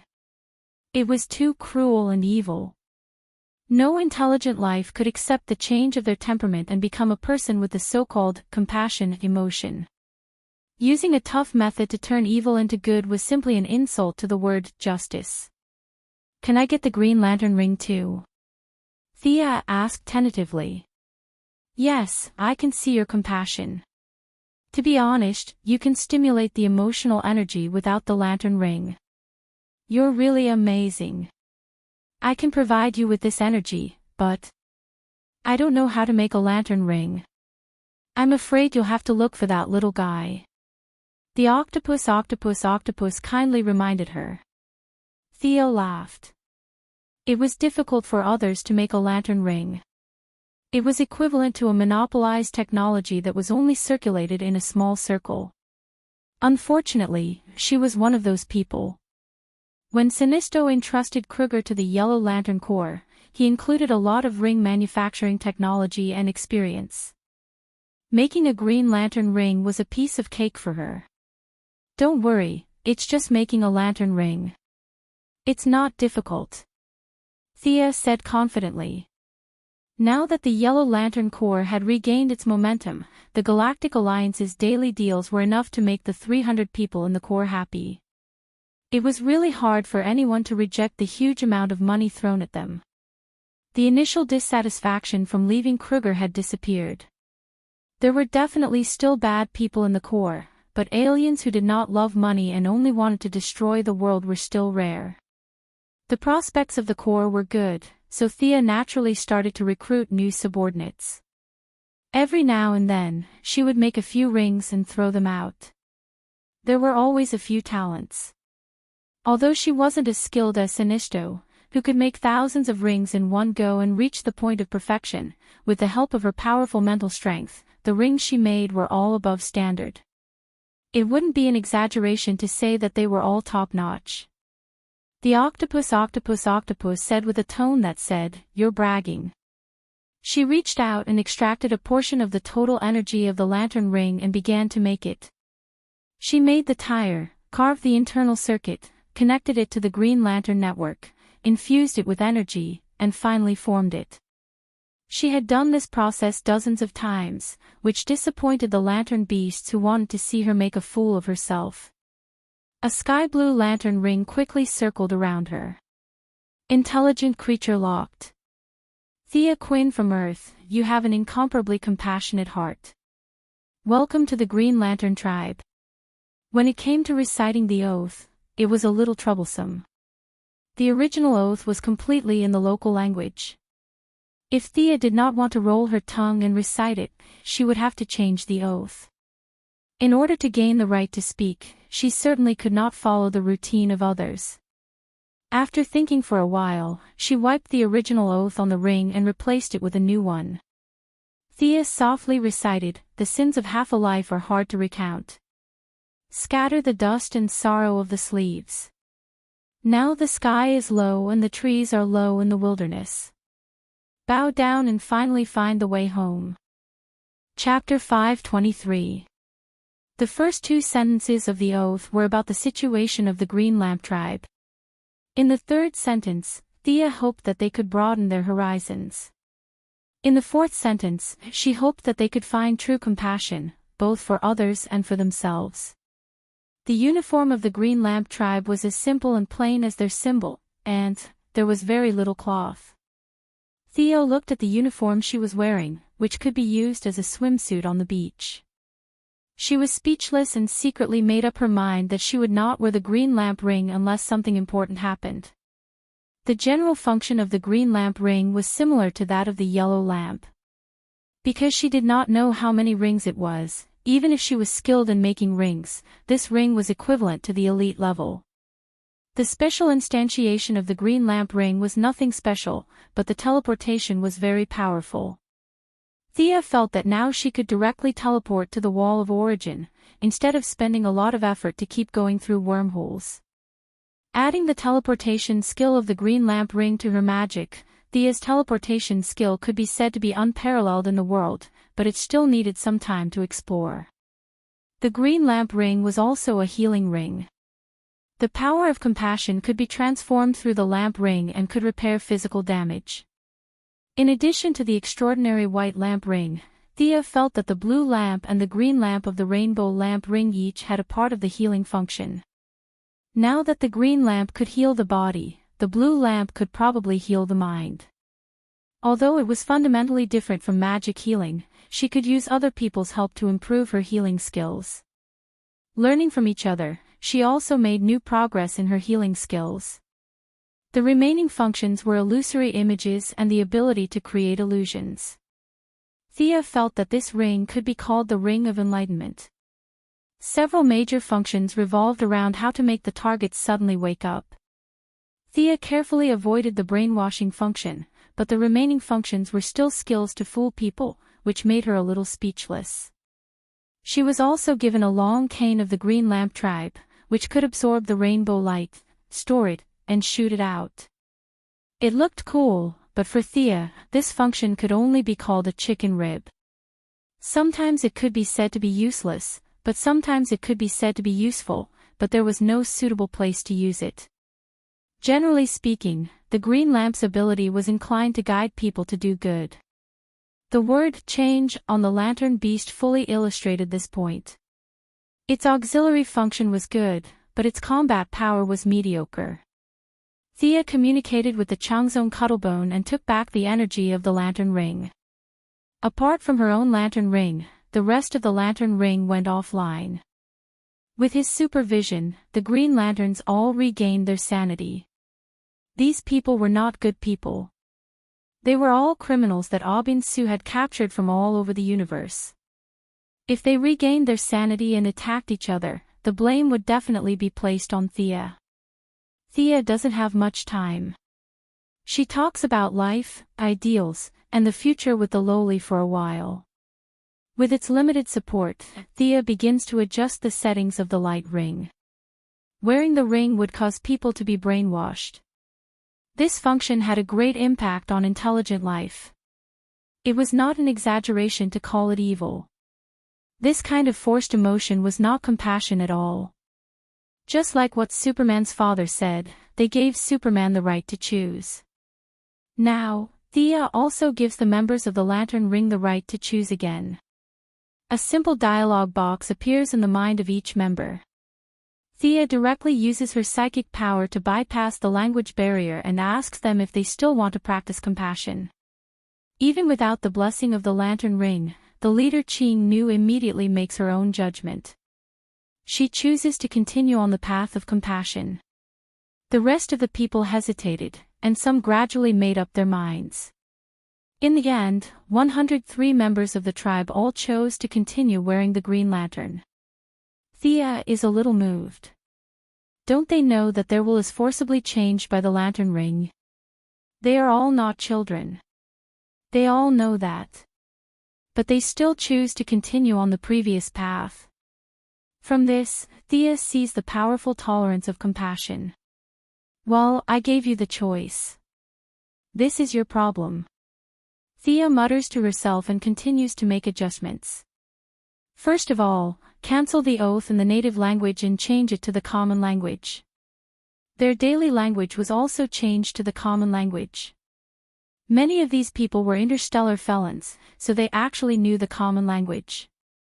However, to take care of their old habits, Sia still kept the adjective, new, for them. After the adjustments are made, the energy of the lantern ring is returned to them. In the silent teleportation, 103 people all appeared in front of Thea. Qing Nu's attitude finally changed, but there is a trace of anger on her face. Outsider, you have no right to interfere with our lives. Theo looks at this group of people one by one. Some of them are glaring at her, some of them are avoiding her, and some of them have a complicated look in their eyes. They have already recovered from the frenzied brainwashing, but the powerful inertia makes them a little uncomfortable. The scenes of their lives before are still vivid in their minds. They used to be close like family, but now they have all recovered their sanity.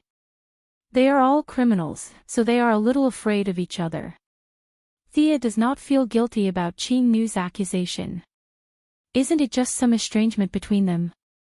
It's not a big deal. Without the help of the lantern ring, she stretched out her hand and set up a huge shadow illusion spell.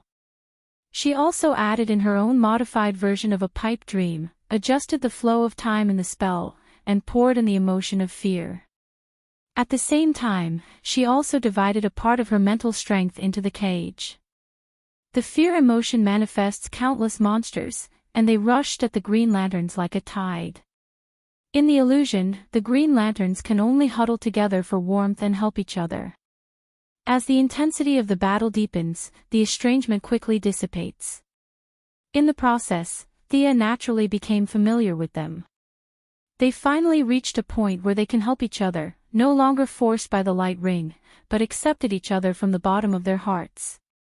The bright light of compassion takes root and grows in the crowd. When their emotions converge, Thea's fear emotion is directly defeated. The cage breaks by itself, and everyone regains consciousness. Is this compassion? Someone reached out and touched the green energy in front of him.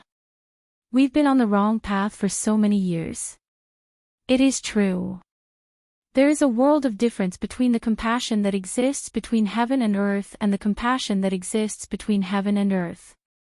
This group of people quickly discovered the subtle differences between their respective energies.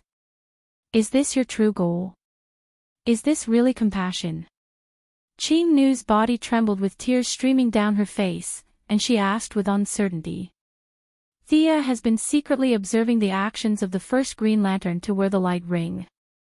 She had to admit that Ah Bin-Su's evil compassion method is quite effective.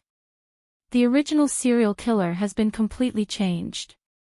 Her heart is filled with remorse for her past sins.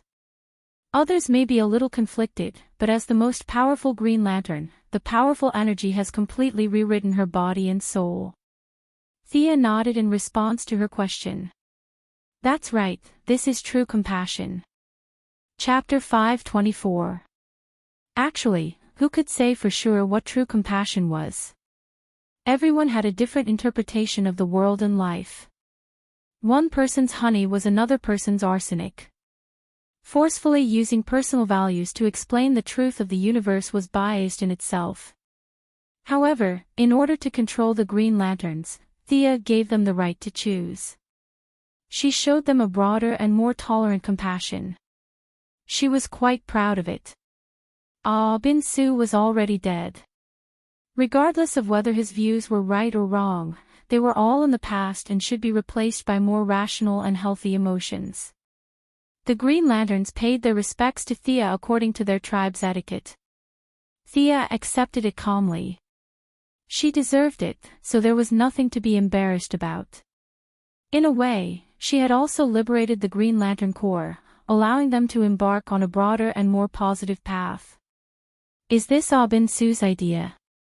The elusive short old man jumped out of the shade and pointed at the Green Lanterns as he asked Thea.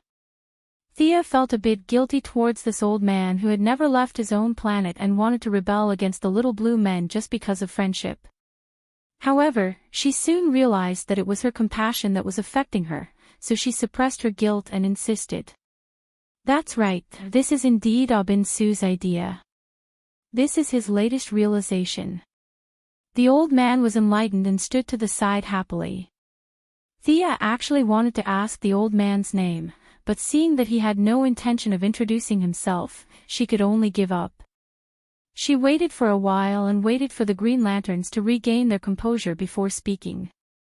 Brothers and sisters, I've brought you the true compassion of the Green Lanterns. Next, there's something I need you to witness. They had been together for many days in the illusion, so no one objected to her calling them brothers and sisters. Thea then turned around to communicate with the Green Lantern's energy source. This was the first time they had seen such a huge energy source. They didn't know what was going on, so they could only watch in silence. At this time, Thea used her psychic power to communicate with the Green Lantern Beast. She wanted to ask for something from the lowly Lantern Beast. Book? I don't have any books here. The Lantern Beast in the mental world was a bit confused. A few tentacles scratched its head as it answered. Definitely. Maybe it wasn't there before, but when I mentioned the book, it must have been there. If I'm not mistaken, it should be in your energy source. Theo was very sure that the Green Lantern had the Book of Ura, the Yellow Lantern had the Book of Parallax, the Black Lantern had the Book of Death, and the Green Lantern definitely had it as well. However, Abin Su, the creator of the Lantern Ring, did not know about this secret. His level was not high enough to establish his own Lantern Ring, and he did not dare come into contact with the Lantern Beasts. He knew about the Book of of the Green Lantern Ring, but he definitely did not know that each Lantern Ring had a book. Thea had been in possession of the Parallax Book for a long time and had communicated with the Parallax monsters several times. She knew these rules like the back of her hand. Yes, there must be. Let's look around. Thea coaxed the Cuttlebone like a child. It was rare for the lowly Lantern Beast to meet someone who was willing to chat with it, so it was not unhappy. In its eyes, this might be a game, so it looked very serious. Soon, the lowly Lantern Beast found something new. It asked in an uncertain tone, "Is this the book you were talking about?" Thea's spiritual power was a little slow in the emotion of pity. It took her a while to find the Cuttlebone and scan what it found. It was square and could be used as a shield or a table. Such a thick thing. Yes, this must be the Book of the Green Lantern that did not appear in the original time and space. She tricked the Lantern Beast to help her move it out. The other Green Lanterns did not know what she was doing. They only saw Thea lowering her head for a few minutes, and then there was a flash of energy. In the flash, a big blue book appeared in Thea's hand. Thea looked at it carefully. It was similar to the Book of Parallax, but the Book of Parallax could slow down the target. This book's function was healing. As long as the book was present, it would heal the surrounding allies every minute until the energy in the book was exhausted. A powerful battlefield halo. Thea glanced at it. The rest of the functions were almost the same.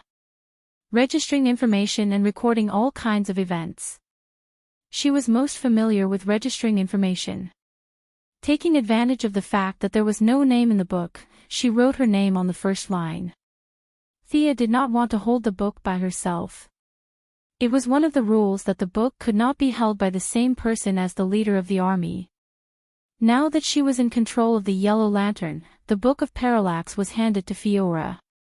This book was born from Nu, so its name should be the Book of Nu Ching Nu. Are you willing to hold this book? This was Thea's blatant scheme. If she wanted the position of the leader, she couldn't avoid Ching Nu. Her intention was self-evident when she took out the book after so much effort.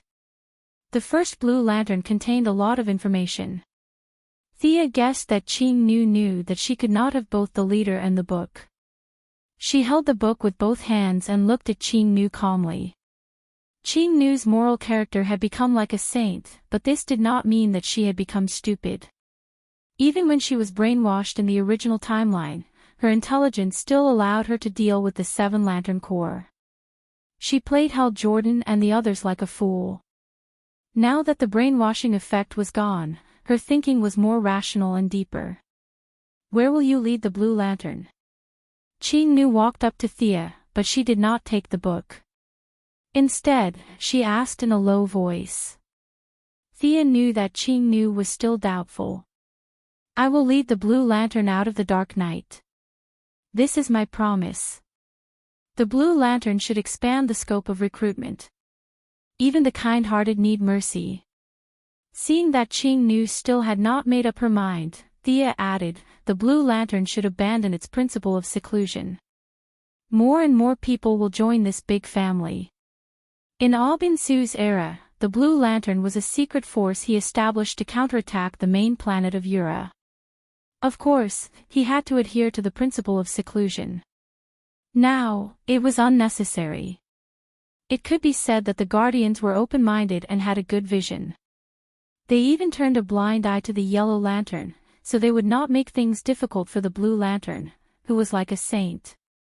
Even if they met the Green Lanterns in the universe, they would not make things difficult for the merciful Blue Lantern. They might even help him. As for whether the Guardians would dig up Aubin Su's grave if they knew about the existence of such a secret force, Thea felt that it was unlikely. The little blue men had been stripped of their emotions. They did not know what anger was. If you praised them, they would not be happy. If you scolded them, they would not be angry. What's more, even if they dug up Aubin Su's grave, it would have nothing to do with Thea. Ching Nu was moved by the idea of strengthening the Blue Lantern. She knew her own family well. The Blue Lantern tribe used to be notorious criminals with a bad reputation. If they were put in the universe, it would be hard to say if they would not be hunted down. How could you explain that you have changed? Who would believe that? As their leader, Ching Nu did not dare to let them appear in front of others. But to say that she did not want to strengthen the Blue Lantern was an insult to Ching Nu. She thought about it day and night. She even thought about it in her dreams. Chapter 525. However, she was unable to bear the consequences. The Green Lantern tribe had few members and low combat power. Her thin shoulders could not withstand all kinds of unpredictable risks. That was why, under her restraint, he continued to pursue the principle of hiding from the world. Now that she met Thea, it gave her a glimmer of hope. Regardless of whether Thea made a promise blindly or not, the fact that she could fight more than 30 people like it was child's play proved that this woman was very good at fighting and her combat power was very strong. Although she had turned over a new leaf today, Ching Nu still had the experience of being a bad person. Whether an organization's leader could fight or not determined the lifespan of the organization. This rule was an ironclad rule on most planets. The leader's fish determined how far the organization could go. Ching Nu finally made up her mind and reached out to take the Book of News. Leading more than 100 people did not have much power, so she gave up happily. In return, Ching Nu pulled Thea and said loudly, "Thea Quinn is our sister. She can inherit the position of leader of the Green Lantern tribe." In the previous battle in the Illusion, everyone knew her name, so no one asked Thea who she was. She was still met with silence from the crowd. Thea sighed inwardly. She still had to rely on her fists to speak. As the leader of the Green Lantern tribe, it was definitely not appropriate to take out 120 Yellow Lantern rings. It was meaningless to use other forces to suppress them. Sia had no choice but to put on the green ring and change into the somewhat shameful clothes. The clothes were made of so little material that it made one's hair stand on end. The upper part of the clothes was just a small singlet that barely covered the indescribable parts. Her entire lower abdomen, arms, and back were exposed. The lower part was even more exaggerated. A pair of briefs with 2 long curtains tied at the front and back. Other than that, there was nothing else. Compared to the tight clothes on the Green Lantern and Yellow Lantern tribe, the Green Lantern tribe's style was simple to the extreme. Not to mention the exposed thighs, there was not even a pair of shoes. Even Thea wanted to dig up Aubin Sue's grave with such a simple outfit. You really are using the Green Lantern tribe as cannon fodder. You don't even have decent clothes. However, clothes were different from rings. Once set, they could not be changed. Thea could only fight in this attire. Fortunately, she had the ability to fly. She hovered half a meter above the ground and said to everyone, "Come at me together. Let me teach you how to fight between the rings of light." After that, she conjured a green giant and entered it, waiting for everyone to make the first move. Knowing that she was going to fight 100 people by herself, the Green Lanterns couldn't accept it. "You were indeed very powerful before, but if you don't use the power of the thunderstorm and only rely on the lantern ring, can you fight 100 of us by yourself?"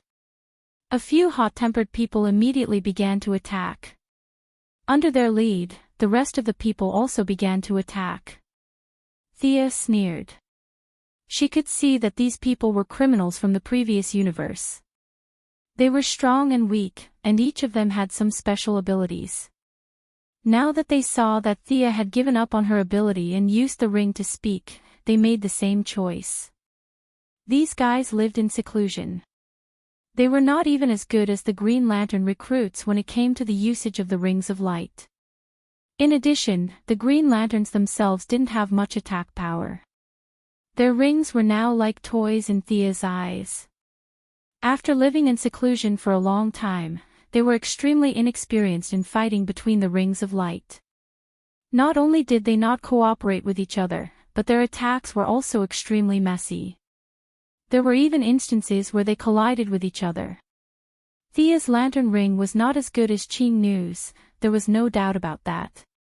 However, it was still better than these guys in front of her.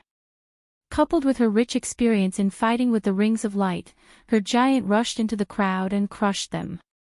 Her rich experience made her like a martial arts master beating ordinary people. The difference in physical fitness was not big, but the difference in experience and skill was like heaven and earth. Thea could conjure all kinds of legendary creatures and high-tech weapons at will. These Green Lanterns had lived in seclusion for a long time. They were almost lacking in imagination. They were a group of criminals before, so their imagination was very limited. The hammer and chain that they conjured were like toys to Thea. The Green Lanterns were easily knocked to the ground by her. Thea stopped conjuring and gestured to Ching Nu. The other party immediately took out the Book of Nu. An endless amount of emotional energy began to heal the injuries of these people. The Green Lanterns slowly stood up. Their expressions were not very good. Thea was too lazy to play any tricks. She pointed out the shortcomings of the Green Lanterns one by one. Everyone was speechless. They all lowered their heads, acknowledging the change of leader. Thea stayed on this planet for the next few days. She taught everyone how to use the rings of light. The rest of the time, she discussed various matters with Ching Nu. From her explanation, Ching Nu learned that they had been working as temporary workers all this time. Without a register, many of the things they did were actually meaningless, especially when the green lamp's energy source was in a state where it could only be used. Thea could not stay here for long. She also brought Ching Nu to see the Green Lantern cuttlefish. Unlike Thea, who was coaxing the Green Lantern beasts like children, Ching Nu trembled in fear when she saw the Green Lantern cuttlefish. The Green Lantern cuttlefish thought that someone had come to play with it again. However, Ching Nu's face turned pale. This made it very unhappy. This made Thea even more precious. She only understood this point after the event. She was a demigod. In terms of life level, there was not much difference between her and the Green Lantern beasts. She also knew the Green Lantern beast, Parallax. Naturally, she had no qualms about meeting the Green Lantern cuttlefish. Ching Nu was just an ordinary person. No matter how capable or intelligent she was, she could not change this fact. In the face of the Green Lantern cuttlefish made of pure energy, she could barely manage to greet it. Thea did not make things difficult for her. After all, she had introduced the Green Lantern cuttlefish to her. There was nothing she could do if she was trembling in fear. The Green Lantern cuttlefish was on the right track. The old man named Nadamo was the happiest. He seemed to have put down a heavy burden. Except for occasionally mentioning why Ob and Sue did not come back to see him, he was happy the rest of the time. Another happy person was the Green Lantern cuttlefish. Previously, the Green Lantern cuttlefish did not go through the registration procedure. Although they generated a huge amount of compassion energy every day, the Green Lantern cuttlefish could not touch the energy at all because of the wrong procedure. From time to time, Nadamo would come to the Green Lantern cuttlefish to draw energy from it. It was very uncomfortable for the Green Lantern cuttlefish. Now that everything was standardized, the Green Lantern cuttlefish was finally able to enjoy the benefits it deserved. A large amount of compassion energy was injected into the Green Lantern cuttlefish every day. The Green Lantern cuttlefish was so happy that it almost jumped out. In addition, Thea, who was good at coaxing children, would chat with it from time to time. The Green Lantern cuttlefish felt that these days were the happiest days for it. Thea was not idle either. She began to reorganize the Lantern cuttlefish. The ability of instantiation was the foundation of everything. This was something that everyone needed to learn. Transmission was a unique skill of the Green Lantern cuttlefish, so she could not give up on it. She opened several literacy classes, beginner classes, and advanced classes. Chapter 526. After learning for a period of time, she sent out a few decent fighters to do propaganda. There were a lot of bad guys in the Yellow Lamp, so they had to use the neutral camp as a cover. The Green Lamp didn't have this problem at all. They openly preached all kinds of purposes, and when they met the right people, they would send them back with a ring to participate in professional training. Qing Nu's paranoia was indeed serious. At first, she was worried for a few days, as if countless aliens would jump out and annihilate them in the next second. Later, when a few tribe members returned and told her about the situation outside, she realized that she was overthinking. Thea stayed for half a month, and when she felt that everything was on the right track, she said goodbye to everyone and returned to Earth. Learning from the Green Lamp's technique, her teleportation technique had reached a new level, and the feeling of being able to travel across the universe in an instant made her feel very comfortable. Compassion could only be said to be useful now, but it would take a while to be able to use it as freely as fear. The affairs on Earth were completely on track, but the 6 mechs working at the same time had exceeded the maximum production capacity of the Quinn Group. After all, they were a group, not a country. Several CEOs obtained Thea's consent and gradually sold some of the simple construction work to other groups. A conservative estimate was that so far, there were at least 1 million construction workers involved in this manufacturing project. Thea was just trying to maintain the lead, and making money was really secondary to her. Just as she was preparing for the next stage of the research, Diana came to her. "Are you going on a trip?" In the apartment in London, Thea looked at Diana, who was packing, and asked a little strangely. "I'm not sure, but I have a feeling that after I took off the silver bracelet on Doomsday last time, there seemed to be some changes in my body." Diana repeatedly described, but she didn't know how to explain it, so her words were very vague. Thea asked a few more questions, but Diana's situation was more like some kind of whim.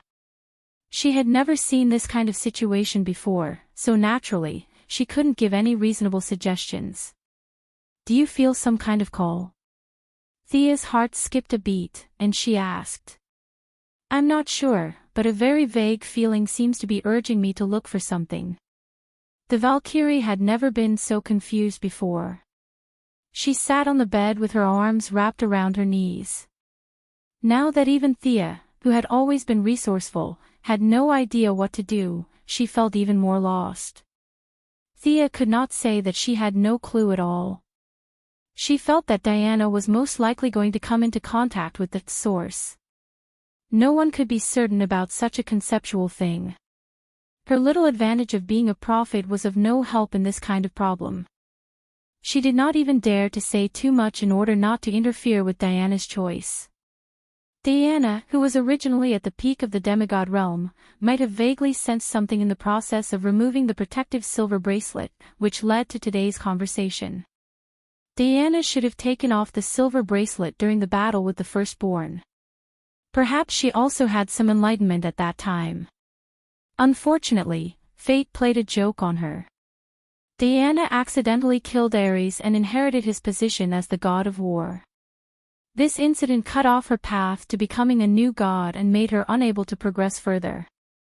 Now, by chance, she had reached the peak, but without Ares' interference, Diana's future was almost bright.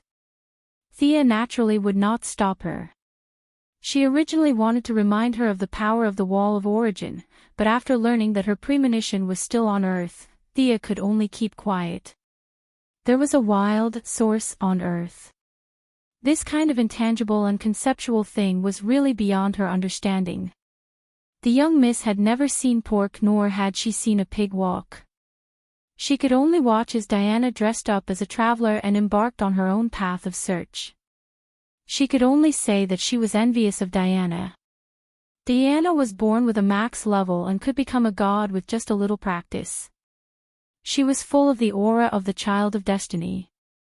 However, everyone had their own fate. Everyone had different starting points and experiences, so it was really hard to say who was more comfortable. She felt that Diana could level up by going sightseeing. Perhaps others were also envious of her ability to rely on deceiving ordinary people to gather the power of all living beings to forcibly obtain the source. Diana went on to find her doubts with a sense of holiness. Thea naturally could not disturb her every now and then. At such a critical moment, her state of mind must not be destroyed. She returned to the metropolis with some annoyance. Rose Wilson, the daughter of the Nell, who was now in charge of the Earth's intelligence network, brought her great news.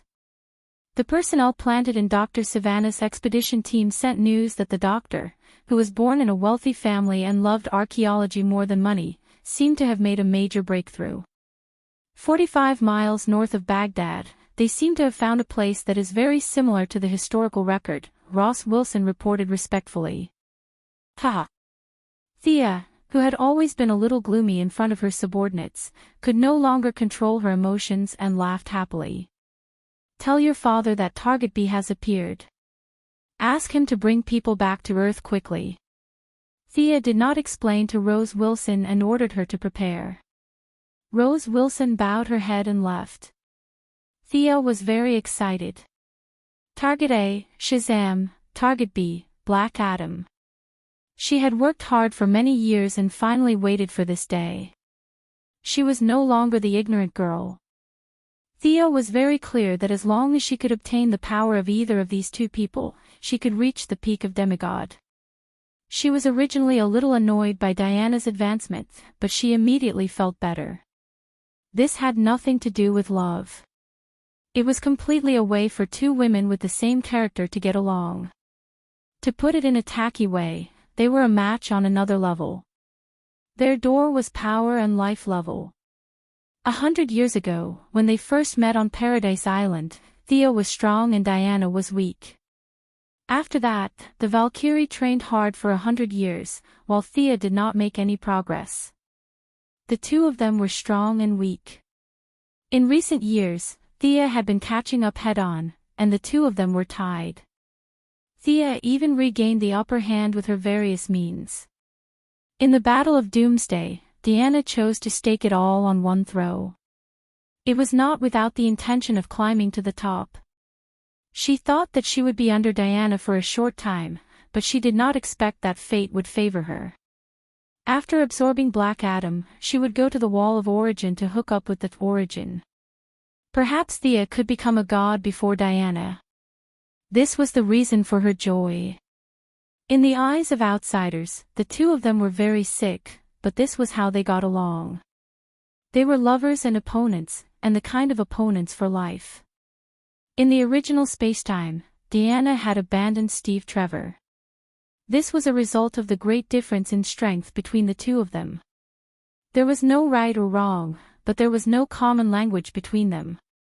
An elephant might be friends with an ant, but if it stayed in the ant hole for a long time, neither of them could bear it. Thea suppressed the ecstasy in her heart. She knew that there was still a tough battle to fight. Black Adam was not as gullible as Billy Batson. Chapter 527. Black Adam was an adult, which meant that words would not work on him.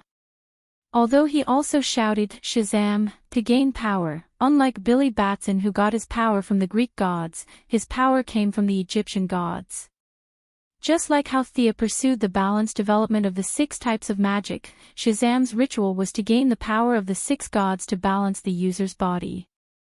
Sue's endurance, Horus agility, Amon's strength, and so on. That's right, one of the 6 divine powers of Black Adam was Thea's old friend Horus. This was also the main reason why she was confident in attacking him. After all, she did not want to kill him, but capture him and then slowly absorb his divine power. This made the difficulty of the battle increased by 2 levels. Death Knell came back quickly, and Midnight Daddy came along with him. As the only mage under Thea, he would be of great help in the upcoming battle. Thea ordered Death Knell to mobilize manpower everywhere. There were too many satellites in the sky above Iraq, and many of her subordinates could not be exposed. The people on Earth were only responsible for breaking the seal. As long as Black Adam was summoned, they would immediately pack up and teleport away. The actual battlefield was in outer space, and many of her subordinates were waiting on the other side. Black Adam, who had been sealed for 1,000 years, would probably leave Earth before he could understand what was going on. The process after that was self-evident. Thea's side would definitely win. Black Adam could be dragged away by force, but Shyvana's archaeological team was not suitable to do so. The archaeological team also hired a lot of mercenaries. In order to not expose her own traces, Thea was prepared to use firearms to deal with these people. In the chaos of Baghdad, who would know who killed them? Not long after, they met up with Death Knell's subordinates. Thea, whose teleportation spell had reached a new level, directly teleported away with dozens of people. In a valley 45 miles northwest of Baghdad, Dr. Shyvana, who was in his 50s, was excitedly strolling around the campsite. He was also a rich baldy, but his focus was completely different from Luther's. Exploring the mysterious power had been his long-cherished wish for many years. For this wish, he could endure the ridicule of others and the ridicule of his family. This was because he always believed that there was a mysterious power in this world. For this reason, he taught himself hundreds of ancient languages and constantly appeared in dangerous places all over the world, seeking the truth of the world from ancient books. 3 years ago, through an unknown channel, he had heard of the legend of Black Adam, and the story of how this powerful magus rose from a slave to a king. Dr. Savannah didn't know that this was information that Thea had purposely revealed to him. He studied the ancient literature tirelessly and searched for clues in countless tombs. Finally, he made a major breakthrough today. He led his subordinates and spent several months in this faraway country just to prove that his judgment was correct. Doctor. You're right. We found something. Dr. Savannah could still recall the shock and admiration that came from the bottom of his heart when his subordinates finally saw the results of his stubbornness. He didn't order them to dig immediately. Instead, he returned to the campsite to look for the various clues he had collected over the years. He was like an examinee who was about to enter the exam. He kept looking at the parchment and rubbing that he could memorize. Finally, he calmed down. Thinking that his life's goal was right in front of him, he excitedly walked out of the campsite and entered a nearby cave. He quickly climbed up the ladder to the bottom. Even though he was already in his 50s and had been running in the mountains for many years, his body was still strong and healthy. "Gregory, how is it?" he asked his proud disciple. Even his proud disciple was already in his 30s. Gregory, who had a beautiful beard and a face full of hardships, happily replied, "Doctor, we accidentally dug out this door when we were digging. It's really incredible. The infrasound didn't detect this place at all." The bald Dr. Savannah suppressed his excited heart. He felt that his life's goal was right in front of him. He pushed his assistant to the side and personally took a small brush to clean the dust on the door. As the #1 archaeologist in the world, he found the location very accurately and quickly cleaned out a symbol. A simple but dignified symbol appeared on the door. "I." The bald doctor carefully compared it to what he knew. This symbol was very abstract. Many races worshipped the eye, so he couldn't determine what it meant at the moment. Everyone was encouraged by his personal appearance, and the cleaning work began to speed up. Soon, half of the stone door appeared in front of everyone. There was an eye on one side of the door, and a lightning symbol on the other side. The two of them faced each other, and there were some blurry words at the top. Such ancient words. I only know a few letters. This must be Black Adam's tomb. He must be. Dr. Savannah was so excited that he was about to explode. It seemed like he was talking to others, but it also seemed like he was talking to himself. The people who knew his habits didn't disturb him. He also knew that they wouldn't respond, but at this moment, he couldn't express his joy without saying something. Just when he thought that no one would respond to him, something unexpected happened. A clear female voice said, "Doctor, you're right. This must be Black Adam's tomb." With Death Knell's men pointing out the location, Miss Thea opened the sky blue teleportation circle and directly arrived here. Now, not only was Death Knell recruiting a large number of mercenaries under Thea, Midnight, who was also very creative, wasn't satisfied with opening a tavern as a middleman. Realizing that he needed help, he found Mr. E of the Cold Flame Vatican. He told Mr. E that there were resources everywhere in the outer space, and precious magic materials were piled up like garbage. Attracted by the beautiful scene described by Midnight, both sides immediately turned hostility into friendship. Mr. E led the Vatican and directly became Thea's subordinate. However, Midnight didn't lie to him. Many magic materials that were extremely rare on Earth were everywhere in the outer space. Like a mouse that fell into a rice bowl, Mr. E, who was limited by the lack of resources, was so happy that he couldn't sleep. This time, when he heard that Thea had a big operation, he volunteered to help. Considering that they were also magicians, Thea also brought them along, so they arrived a little later than expected. "Dr. Quinn, you're here." The bald Dr. Savannah naturally knew Thea. He even watched the video of the metropolis more than 10 times because he was interested in the mysterious power. He also heard some information from the higher-ups. Many people thought that the magic Thea cast on Doomsday was a kind of technological ray. Magic itself was declining, and it deliberately avoided the world. Many people in power, including Dr. Savannah, who was a fanatic supernatural enthusiast, didn't realize that magic was around. Perhaps in Dr. Savannah's subconscious mind, magic should be incomparably noble and had long disappeared in the long river of time. How could such a legendary thing still exist? How could it be around him?